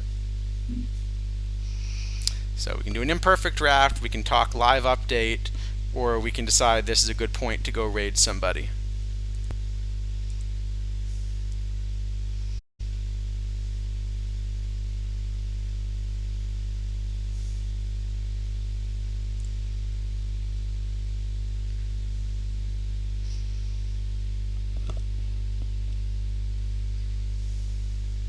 Tinfoil, yeah, excellent. I think that's about a good description, isn't it? Yeah. I mean, yeah, I don't know what else to. I think actually, my main problem with live update, besides just the randomness and insanity that has gone on, is again this just lack of communication on the part of the development team. I mean, I guess I'm pretty convinced that the first live update and the subsequent live updates have been different, Yeah. and no one has said anything about that. Well, no one from the development team said it. There were Yeah, lots of I other think things I may about have heard 1 or 2 things about that in chat. that. Uh, Yeah, it's a mess, and it would, even if they're not going to sort of, even if the this is working as intended, which I don't think it is, but even if it is, the lack of communication is a problem in any case. Like, I don't really see anything that's hurt by saying, like, yep, this is what is supposed to be happening, or nope, there's a bug, we're working on it, or just really anything. yeah. People are already upset. If you say there was a bug, people are not going to be more upset. They're just going to be upset. Or maybe they won't be upset. I Well, I think they'll be upset. less upset Bugs happen. they'll be less upset Yeah. if you say there's a bug and we found it. Yeah, I mean, even if they say there's a bug, we're working on fixing it, whatever. Like, bugs happen. You can't. You will have bugs if you are doing any kind of live software, Yes. and the bug will make it to production sometimes, and that's just the way it goes. So I can't Absolutely. really fault them for having bugs. I can fault them for not seeming to want to fix the bugs, or at least acknowledge the bugs, or spot check to. Yeah, to well, I kinda remember, watch when them I was make it, running but- when I was running a game like this, the sharp players in the community were often the best sources of catching these things. Well, I think that's actually, yeah, that's, yeah. I mean, I know like most casinos are very happy to have sharp bettors, even though they lose money to them, because they tell them whether their odds are good or not, so they can make money off the masses instead. Right. Um, Tinfoil Yeah. hat theory. There's no bug. It's intentional. Well, Well, I maybe. did have something fun I think I could show actually. Let me see if I can. I mean, I think I'm trying to you figure out a know. way to do this where I don't have to expose how awful I am at writing code. Well, I think I mean to Hamlet's point, I think this there is no bug. It's intentional idea. The fact that we do not know whether this is accurate or not is really the main issue. Like, there's been some seen stuff in the Discord, people saying, we live updates shouldn't be predictable, and in all honesty, I agree with them. Live updates shouldn't be perfectly predictable. In fact, I've advocated, and I advocated last year, that live updates should be nerfed fastly, because I think this inflationary event at the beginning of every month is actually pretty problematic Well, from a I market point of actually view. think that there's a better solution to that, which is it should at least be spread out. So what I think they Well, should do yes. is so what I think they should do, and I think this would actually solve a lot of the spec problem as well, if it's to the extent it's a problem. Um, the base game has the ability to literally update every single day. If you did a Yeah, that, continuous live update, what would happen would be it would be predictable. If people wanted to like buy all the 79s hoping they'd be about to become 80s because they had a 3 for 4 night, at least it's kind of yeah. I continuous. mean, I think that breaks. One, I think that will lead to way more. Like, well, I don't think it will lead to way more profits because of the cards constantly bouncing between diamond and perfect. And the second is that it will break a lot of path formats very often. Okay, that's true. Um, so I don't know. I think there are ways to do it. I don't know which is the best one. I mean, maybe we could try to come up with one, but um, you know, But what I was going to show you is what I think they did do. yeah. Did I show you this stuff I was playing with before? I I forget. I think, yeah, he put some stuff on Discord. I know we talked about it, I think, a little bit. Well, maybe I should show a little Um, bit of that as a way of getting a discussion going then. yeah. So let me take the spreadsheet out now. Um, Let me see if this is going to work live. It might even work, which would be convenient. Yeah, I mean, this is another thing to Dempsey's point again. Like, we don't know if it's not putting bets in Murphy intentional not putting bets in Murphy to perfect because other people have them, or because their algorithm legitimately is doing what it's supposed to be doing. We have no idea. Uh, and at this point, if they came out and said there's no bug, like, I don't. It's been too long. People might not even believe them. They might have to actually show evidence of that. But if they had gotten out in front of it, you know, it would have been a lot more believable. Right. Um, Yeah, well, with that in so mind, maybe let's actually play around with a little bit of evidence. So yeah, I'll just show you something. Again, don't worry too much about exactly what we're doing. I'll kind of explain sort of what's happening with the code. Uh, I've not oh, tried to put a dev environment together that's streamable before, so I tried to move this to an IDE to make it well, viewable, and it may or may not that work. looks decent. It shouldn't. Well, I've written my fair share of garbage Python, so it's This is very much garbage Python, yes. uh, But let me kind of try to show you the experiment I thought I would do and see if maybe this is a good jumping off point. So here's the thinking, okay? It seems to me like there are basically two parts of what happens in one of these updates. One is you update all of the ratings on the back of the card. And then and the rating's not on the back of the card. Importantly, and the hidden ratings now on the back of the card. The other is that you then translate that to an overall rating, and that's the part that's really important for the update. For those of us that are running live tournaments, maybe you care about the back of the card as well. But for anyone that's doing live spec, you pretty much just care about the overall rating it maps to, Yeah. I right? mean, so okay, I guess maybe I don't know if you have much of a method for live spec or how you do yours. I don't really anymore, but in the previous years, what My would method do is asking the Edinburgh, Diamond Devils which that cards I works. should buy, and trusting That them is because they know what they're doing. that is a good method. So I'll just say the way that my method kind of worked in the past, and it wasn't perfect, but it worked okay. Is I would take the preseason zips projections and I would combine them with the stats to that point in the season. I would then use those sort of composite statistics to generate ratings, and then use the ratings to generate an overall. So I was trying to do both, and some of it was easier than other parts, but for the most part, it was pretty rare that I like missed tiers badly. Like I would miss some, but I'd get probably 90-95% of the cards moving in the right tiers in 23, let's say. So Right. 24, not much.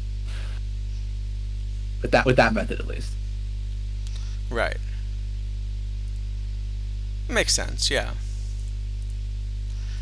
So here was kind of the experiment I wanted to do. So the thinking is that first there's something that's going to figure out what the ratings are, kind of that go on the back of the card, right? Yep. And then once you have figured out what the ratings are that should go on the back of the card, um, you know, now the next thing is turn that into an overall rating.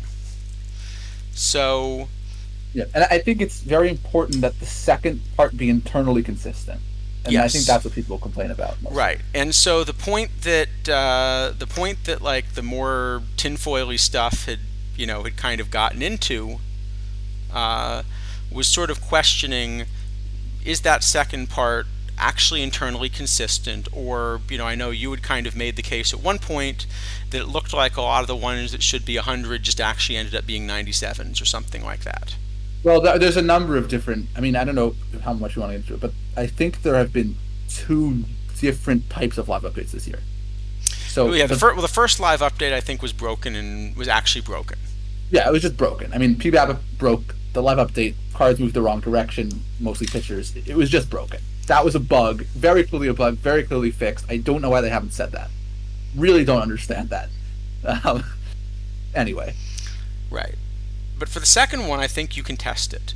So we thought we'd say is okay, well, we should be able to figure this out, right? I mean, they give us all of the ratings. There should just be some mapping from ratings to overall, right?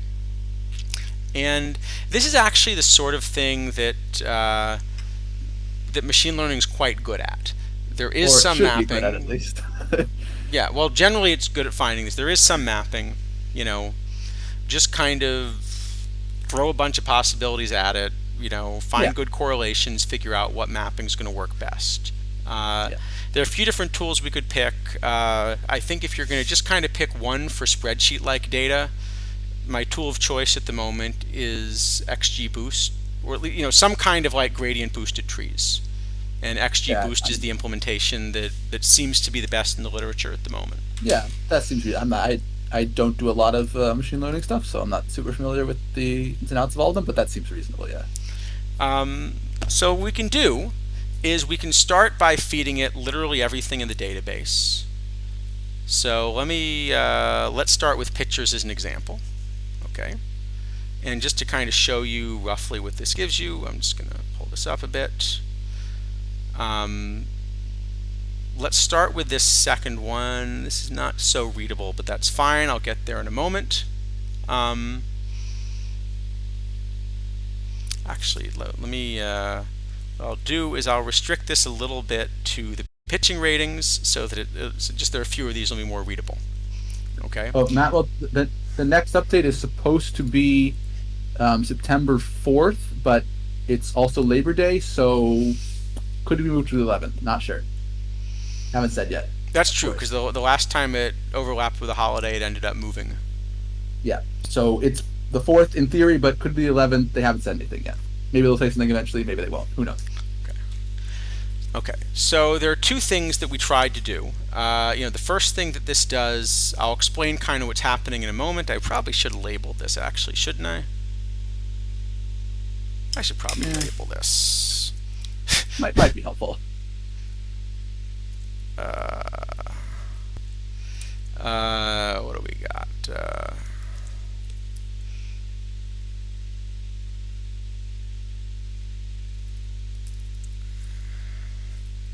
Here, we'll make it a little bit easier to read. All right, try that one more time. Actually, try that, do that, and then try it one more time. Yeah, one more time. Okay. So the idea is you're kind of, the y-axis here is what was the actual rating on the picture. Oh, I don't know if you can take the chat off the screen because I think it's obscuring some of the image. Yes, I probably can. Let me see if there's a way to do that. There we go. Better? Yep. Okay. So, yeah, so kind of what this is giving us, the idea is you're kind of asking how well can you predict the rating.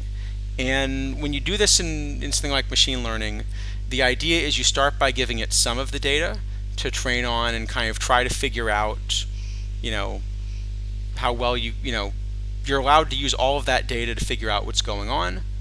But then if you want to validate that you've done something meaningful, you want to give it data that it hasn't trained on. So the blue is how well it did in this case on the data it was allowed to train on. You see it did a really good job because of course it knew the right answer. So it kind of probably overfit, because the orange points when you look at how it did on the test data, it didn't do so well, right? And there certainly is such a thing as overtraining. One of the ways that you can look at this is you can ask, well, what are the ratings that ended up being important to making this decision, right? So here you see, for example, the most important ratings for overall were kind of stuff, and then movement, and then control, and so forth, right? Right, which makes sense because we generally believe that live update is using the stuff, movement, control, and contact instead of BABIP and PBAP and p-home run. Right. Now, if I were to really allow it to overtrain, it would actually show something else. What would happen would be it would start to decide that even like the player ID is the most important thing, because literally just making a one-to-one mapping of IDs, right, or something like that. Okay. Yeah, or any other some kind of batting range or something. Yeah, that nature. Right. Yeah. Let's see. Oh, do Germans celebrate Labor Day? They didn't celebrate 4th of July either, but right. I imagine it's the same as in Denmark, where you celebrate it May 1st. Probably instead of at the beginning of September, if I had to guess. That probably. I don't know, but that makes sense. At least that's what it is here. Yeah, no, that's, yeah. Okay, so, yeah, so basically the point is, there are different settings you can play with, and, I've tried tuning this a little bit, but the idea is, you try to figure out kind of what is the best relationship, and we can try different what I want to try, maybe I'll try to avoid overtraining it a little bit, maybe something,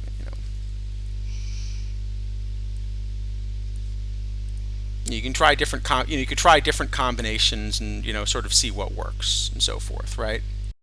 Yeah, that one's probably okay. Anyway, the idea is, having done this a bunch and kind of like really tried to optimize it, roughly speaking, you always sort of get the same answer, which is you can do as well as you do on the training set, and you get kind of in terms of things like feature importance about what you would expect.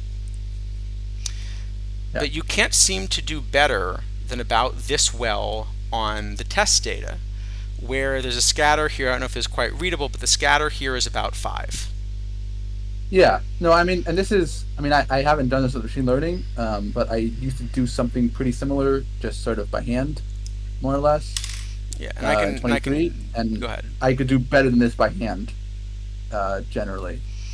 Yeah, I actually tried this for a previous set. I don't have it here, and I could. Here's another example. So here's an example. I just took first baseman, basically, and I gave it something similar and asked it. And again, you can do a pretty good job. The feature importance makes sense here if you're trying to rate first baseman. Um, Obviously, there aren't as many in the sample, but again, the scatter here ends up being, you can get it to about 5, but not really smaller. Yeah. And So go ahead. no. Sorry, it's not really relevant. Yeah. So here's what I finally ended up concluding is that there probably, what I think this is telling us is that there is not an exact relationship between overall ratings and the ratings on the back of the card. That rather there is some inherent scatter in the relationship where, it's not being measured in a uniform way. And if you did Yeah. this same experiment, as you point out, I don't have an easy way to show it here, but if you do this same experiment on, say, the PT23 card, card database, because that's an easy one to import, it actually just works there. Yeah, I mean, I never quite got like 100%, but I got close. I mean, it was good. Yeah. So something is definitely different in the 24 updates. Um, but what I think this is telling us is actually, I don't think they're cooking the books. If they were cooking the books, you would actually see a different pattern. What you would see is that this is very predictable across most of the across most of the distribution, and then in specific spots, it kind of either becomes unpredictable right at the high end, or it becomes biased or something like that, Yeah, right? I mean, I think JDA at some point, I think the second one posted something of that nature, but it was still fairly scattery. Right. And so, yeah, I mean, there may be some of that, and I personally wouldn't rule it out entirely. I think this actually gives you enough of an explanation. So if we imagine that what's happening is that there's just an inherent scatter, then that would explain the reason that it looks like it's biased. Because essentially what's happening is, for the middle of the distribution, you can of course scatter up or scatter down. But the players at the extreme edges of the distribution can't. The Yeah, players at that's the true. extreme edges of the distribution can only scatter in one direction. And so you end up with what looks like a bias right at the tails, but it's not actually because the developers have put a bias in. It's because they've put a scatter in plus an artificial cutoff. Right. Yeah, no, that's certainly very Um, so plausible. one possibility, and this is kind of what I think might be happening. Let me flip back to. Uh, Actually, I don't need the Oh, spreadsheet, but no, sorry. no, what I was going to do was bring OOTP back up. Um, when I can find where I put it. Oh, I guess the other thing, which Because I was going to show a couple specific. Go ahead. yeah, While no, I'm doing the this, other thing I please was go going to say ahead. at this point is, so look, it's kind of what I was saying at the start, is that I actually don't mind having some amount of unpredictability in the live update. Like, I don't want it to be that I can tell you right before an update what rating every single card is going to have. Like, that clearly is not good. But it seems Right. to me that if you're going to put that in, you should put it in the stats plus projections to Oh, I ratings see. We have to draft a team, by the step, way, in the next 11 minutes. Remind me. uh-huh, and not in the ratings to overall step. Um, I agree with that too. Um, but what I was going to show you is a couple of examples of some of kind of the extremes. Now, Um, look at that. You get to face the aforementioned oh, Josh I do. Doodles Actually, what are they over running? face him. And I am about to lose to them. Well, I guess that figures. They're good. They're a good team. So We're an I've okay heard. team, but they're a good team. Are they also running Schaefer yet? Let's see. Yeah, I saw Schaefer. They are running Schaefer. All right, there's a pretty good team. Uh, Speaking of what Yeah. happens when you decide to really invest in a format, this is what it looks like when you invest in a format successfully. Yep. This is pretty good. I mean, there's no bonus. That's the only blemish, really. No, huh? Yep.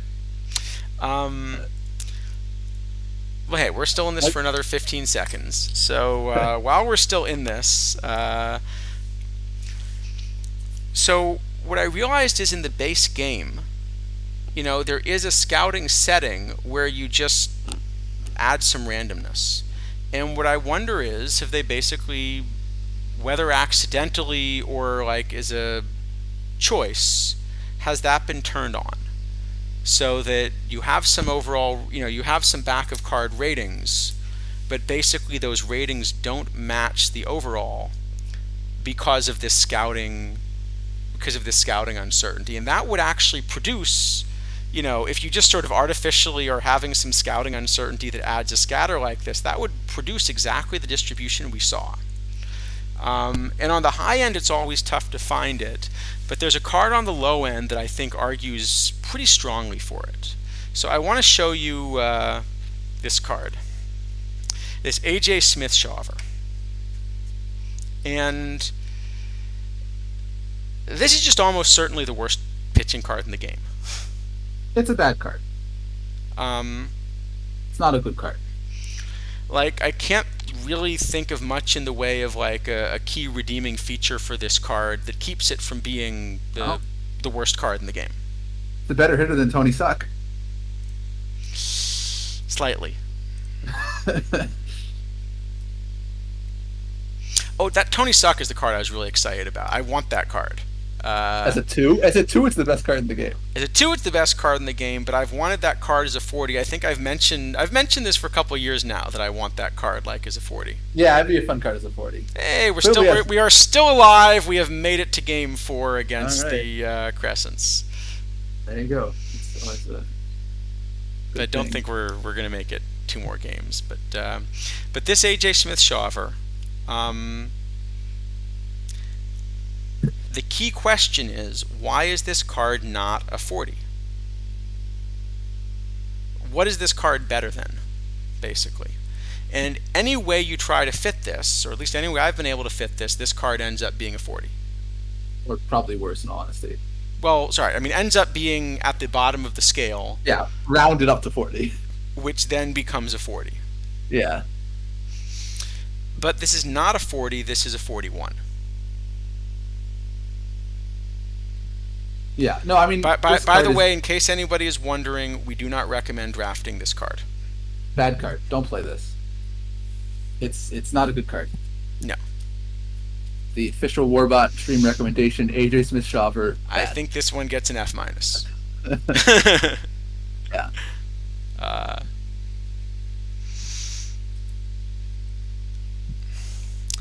uh, but the point Yeah, I mean, the is, I thing think is- you'd expect it to be a 40. Yeah, and even we generally think that, and it seems to be more or less backed up by some of this stuff you've shown, is that actually Live Update uses stuff movement control, not stuff P home run P BABIP control. Probably, yeah, which makes sense. And But then that this also P-BABIP means that the not doing PBABIP anything. here is not actually helping. Right. Yeah. Yeah. So the card's even worse than it looks for Live Update purposes. Yeah, basically for live update purposes, this card is what you get when you mouse over it. You're not really even seeing that PBABIP. Right.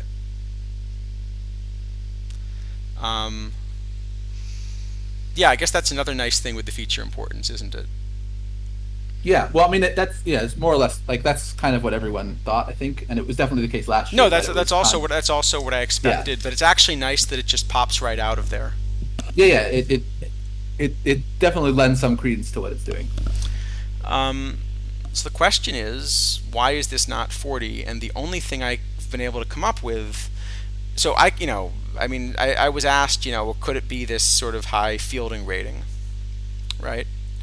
Well, the problem is, if I look at defense at primary position, let's say all pitchers, okay, and let's look at just low ones. Well, here's a card that's an even better defensive pitcher and basically better across the board.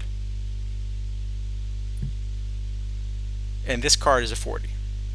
Yeah. Um, Not even a good 40. Here's another 40. Right? Actually, this one is better in every rating, right? Yeah. Yes. Stamina is a little bit higher for Smith Shawver. Okay. Sure. But there are other things you can do to fit stamina, so that even the stamina is contributing, it's not contributing that much. No, that definitely doesn't have much of a difference. So that's the current theory that I've got. If we want to go with the tinfoil thing, Yeah, I mean, obviously, it's that there's some imprecision, whether that's an accidental setting or intentional is I think up to OOTP to let us know. For the reasons you've argued, if they were to just tell us they're doing it and it's intentional, I don't think that would be a mistake. I think it actually might be received as, yes, that's a reasonable gameplay choice. well, I mean, okay, personally, I don't think it's a very good way to do it, but I would stop saying anything because that's what they chose. It's the way it is. I mean, you made the point that you didn't want it to be as predictable. This would be I a don't. reasonable way of making it. Well, I think this is Unpredictable. not a good. I think this is not a good way to make it unpredictable because also by doing this, you alter a bunch of cap formats because now pitchers are going to have some overalls that are too good or too for Right. their Well, ratings. but what they could say is so actually one thing I don't know about OOTP is whether scouting imprecision affects the overall rating or the back of card. Yeah, that's a good question. I don't know that either. I mean, we don't know that. I think it's pretty clear that there is some randomness someplace in this thing. Right. We don't know from what source or in what part necessarily. Right. I mean, this seems to lend itself to the idea that the randomness is in some fashion in the ratings to overall portion. I guess we Right. should But it probably could be draft that one. one or the other is okay. We have 3 minutes. All right. I think we got to do a draft real quick. Yeah, but I mean, yeah, it could And be then that some that's a other good thing- one to wrap up the stream. I see Laptop's actually streaming some of Twip, so maybe we can raid into yeah. him. Sounds good. Let's do a draft and then raid in. How about that? Sounds good to me. And we don't have just 3 minutes. We have 3 minutes till it fires, and then we have Yeah. 20 minutes. So we're fine. Modern era, DH, although it says historical, but I guess it's just all historical cards. We'll just go through it quick, and we'll. Oh, you're the chat's still blocking, but Oh, is it? yep. I guess actually the last thing to say on live update is that basically what we've learned is that either you spec them all or you spec none Yeah. because you don't know which of the 99s is going to go up as long as it seems now that cards generally move in the right direction. We don't see stuff that happened at the start where pitcher gives up 8 home runs and their movement goes down. Right. The movement goes up. I'm sorry. Stuff is moving in the right direction. It's just unpredictably moving in that direction generally. Yeah. So, So, there's something funny. Some card like Betts is very unlikely to go down, but it also may not go up. Right. Um, All right. Anyway, let's get through a draft before we. I think I take Banks here. Probably, yeah. I don't love the round, but it's yeah. Yeah. Stratic was asking what tournaments you recommend that you guys have more fun than the others. I really like the new Tournament Lab. That format Yeah. I really, really thought was great. If you're not playing that, I would play that. It's super cheap. You can put together a full roster for $2K. I like that. I like a lot of these sort of lower caps where everyone has all of the cards available, and so it's really just a roster construction challenge. Yeah. I mean, I think Low Iron is actually one of my favorite open formats. I really enjoy Low Iron. Yeah, and actually it's nicer as open than a cap because then you don't have to worry about the 40 overall LEs. Yeah. Because Randall's not going to play in the open. He's really only valuable because he's 40. Yeah. What do you think? Yeah, here? some of these. Lee Avila's. I think I take a Vila. Yeah, but he's the wrong side, isn't he? Yeah, a little bit. I mean, you could take Martin. Nah, it's probably Vila. Is it? Yeah, maybe it is Martin actually. How good is the glove? 90 range. Yeah, Vila's pretty good. It's just the wrong side. Yeah. All right, we'll take Avila. We are locking ourselves into a Oh shortstop boy. position. Well, I actually do want Jose Valentin also. That one's not that. I think I would take Lang. No, this Valentin. I don't like that card that much. The one in PT23 was amazing. The gold, the end of the cycle. But he has to play third now. Like that's not playing I third. guess at third it's probably not worth it. Yeah. All right, we'll go. We can go Lang. Little Eva. Jake, Little Eva. I don't know. Jake McGee's actually a really good reliever, but I'm not taking that. McGee's great, but I don't think he's Yeah, worth. yeah. What do we got? Newhouser, Bresnahan. Oh, well, and Walsh. Well, definitely. Wow, this Okay, is. definitely Bresnahan I think this is Bresnahan Walsh. or Baker. I think we have no starting pitchers. I think it's Walsh. Yeah, probably. This is a good round. Yeah, this is a very good round. Um, well, Appel's Uh, fine, and I Maris. think Oh, and Maris. Maris Actually, Appel, yeah. yeah. Actually, this is a Mizzou was solid also round. decent, but yeah. Yeah, actually, it's fine. Oh, and Kador and actually Gasper is an interesting card. We have Frank Duncan. We should take Frank Duncan. Well, I think. Okay, let's see. And Frank we Duncan is like and we have the best Koji. call. Oh, and we have Koji. And we have Randy Okay. Jones. Okay, this has to be Frank Duncan and Randy Jones. I Oh, guess. this is a really good round. Okay. This is actually an amazingly good round. So I think Bresnahan's probably going to catch. No, Bresnahan can play third. Oh, I see. So you said, okay, so Bresnahan to third, then we have Duncan catch. And Randy Jones is just a really Randy good pitcher. Jones is a really good pitcher, but are we really not taking Koji?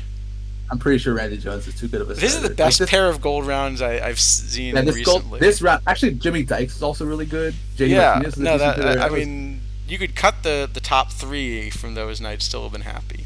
Yeah. Well, This one's less good. Bubba Harris is a pitcher. I guess it's Millwood and Bubba Harris, or maybe Bedard. I don't know. Which one's better. Millwood's, yeah. Yeah, all right. Millwood and Bubba. Yeah, it's fine. That Ron LaFleur is an interesting card, but probably not that good. So, all right. So could Bill- do Candelari as a fifth starter, Okay. but Hall and Spoony Barger are both legitimately good. Yeah, I think we take Hall and Spoony Barger. We move Hall to third and Banks to first. Bresnahan to first. Yeah, That's makes fine. sense. Yeah. Do we just Calero go Blue Petty? Moon and Petty? No, or no, some- no. Calero Petty. Oh, Claire's in there. Yeah. Yeah. Actually, this ended up okay. Yeah, it's fine. We got 5 somewhat playable starters, but really 4. Let's see. We got 3 catchers after this. Cantwell is decent. Wow, that John Grimm. We do have That is Bresnahan. that is one I have not seen before. Look at this No, I card. haven't. Look at this card at second his- base. What's his range? at second? 9. Ooh. Wow. 9 range. Fully trained at second. All right, I don't Oh, know if that's a Mr. fun Audit has test seen card. this one. Mr. Audit has to run this one at second. Yeah. This is a fun test card, actually. Yes. All right, I actually kind of want to run this card in something. I mean, not, Yeah, I mean, we do have Bresnahan, so we don't actually have to take a second catcher. In any event, we're not going to take him. I think this No, round. no, we're not going to take him. But I think this is Cantwell for sure. and maybe Carl Taylor. I hate these bats that are all BABIP, but yeah, it's probably Carl Taylor. I mean, he's some high. It's not nothing. He plays 3 positions. Well, hey, we got Chicken Hawks. So here we got exactly this decision. Do you take Chicken Hawks or do you take Lou? We were just discussing this. I think here we take Hawks because we can't let Maris play right field DL. Oh, we do have Billy Hamilton too, actually. I think we will take Hamilton, actually. So he's only center Oh, we only field. play We already have. center. Okay, we can't quite do it. We probably can't take him. We have Maris Savari back to center. We need outfielders. We only have 2 outfielders, right? So I think we have to. I think we take. Should we take both of them? Could. No, probably not. All right. Well, for the discussion, we'll take Chicken Hawks. How's Bill Uh, Sarney? Is Bill well, Sarney Taylor good? plays left and right actually, so That's true. I think it's Hawks and Gehrig maybe. Maybe. How's Yeah, Bill Sarney? Is Bill Sarney? No, we have two catchers left. It's fine. We don't need it. Yeah, that's probably right. catcher ability's up there, but I mean, Nah, it's bad. Nah, hope for Bray Schalk or Petway or Mathis. we have one catcher left for Iron. I think we just roll the dice on Iron catcher. Okay, Because Javi because it's Lopez. a historical format. Because we're not getting any live Iron catchers, so Yeah, we're almost very everyone likely is to be good. this year. Yeah, All right. Well, Gorman Thomas and I want Javi Lopez for sure. maybe or Zamora. Yeah, Javi Lopez I probably. think Lopez for sure. Can we take Gorman Thomas? We don't have infielders to do that. How many do we have left? We have two shortstops and base enough. Yeah, it's probably fine. Yeah, we'll be fine. Yeah, it'll be fine. And we did not get the catcher we wanted, but That's actually one of the worst ones. so maybe We do have Bresnahan Bresnahan. backs up catcher. Okay. Okay, so the pitchers are Schumacher and Wyckoff. Are the two best ones, I guess.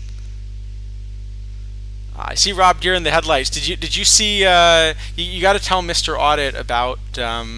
Actually, who was it again? The catcher we were just looking at. It was I think John Grimm. I think. Grimm. Yes, that's right. Grimm is a good description of that fielding actually. Yeah, All right, well, we got Mike Tyson for backup. That's fine. that's good. Yep.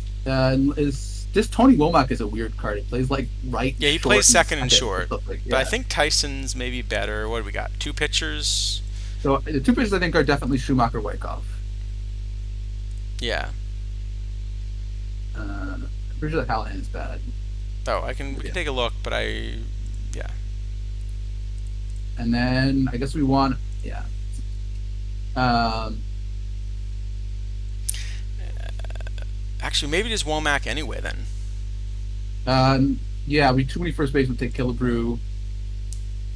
Yeah, I think it's probably Womack Womack. anyway. All right. Yep. I think we made it. All right, sounds Yeah. good. Looks So decent. probably a good place to wrap up the stream then. Yeah. And well, this isn't actually a horrible auto set. No, it's pretty good. Did better than I'm used to. That looks Actually, about right. I actually like Spoony Barger as closer and Kiko as the setup a little better anyway because you get him in the high leverage stuff. Let me see what it did. So actually this isn't bad either, Well, except I think are you except- letting Maris? Oh, Bresnan isn't starting anywhere. no, he's starting at Oh, he's third. starting at third. Oh, we But should put fix Hall the starting. no, but fix the third catcher then, so that's fine. Well, shouldn't Hall should play someplace, right? Especially versus lefties. And well, we should switch Gorman Thomas and Gehrig VL for sure. Oh, it did already. Okay, cool. Where's Hall should start someplace probably. I think versus righties versus righties- lefties. How about we do this? Yeah, makes sense. And then Hall starts. Yeah, that makes sense. I like that. And then Chicken Hawk should back up. Yeah. Yeah, that's fine. I Oh, don't this love is- Maris playing VL, but we don't have a choice, I guess. Well,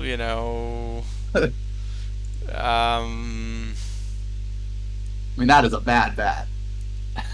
that is not the best bat that we've seen.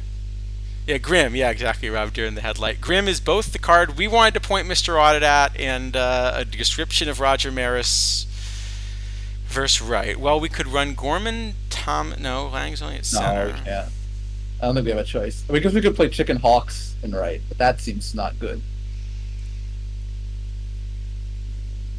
I think we just have to. I think we have to just. I think we have to Okay, just well, leave no, Maris. you play Chicken Hawks on left, and you play. Okay, remember I was saying the thing about Maris is the reason I'm kind of okay with it is the glove is so good. Yeah, the glove is good, but that is a bad bat. My God. Robert Fick is maybe a worse bat. No, there's no way. I think it is probably Maris. Wait, no. Hold on. There is a solution. That solution is terrible. How about this?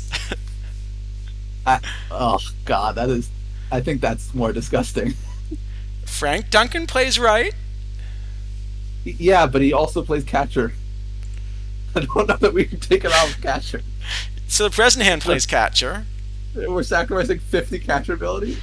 So Bresnahan, no, well, Bresnahan, 41 catcher ability. And no, we're not just, no, we're sacrificing 41 catcher ability and like 30 range and right. Yeah, that doesn't seem like that could be good. I think we just have to eat it. What if I just leave right field empty and like assume that, you know, No, it's gonna put Maris anyway. um, I mean, it's not ideal, but we should have drafted Grim. All right, I think that sounds like a good plan. yep, I think it's a good time to get a raid going for Laptop Hound. sounds good to me. Um, yeah, thanks everyone. So yeah, I think we'll probably keep doing this. Like we said at the start of the stream, we are no longer an affiliate, which means we have a little bit more flexibility. So we'll kind of see how that goes. And yeah, tell Lap we said hi. Good luck to anyone that is still in Twipt, which apparently is not us. That draft we did that we kind of liked went out in the second round. Oh well, better than usual. Next week. All It's right. always next week. Wait till next week. Yep. So it's like Yeah. the old baseball refrain. All right. Yeah. See y'all later. Thanks everyone. Bye, everyone.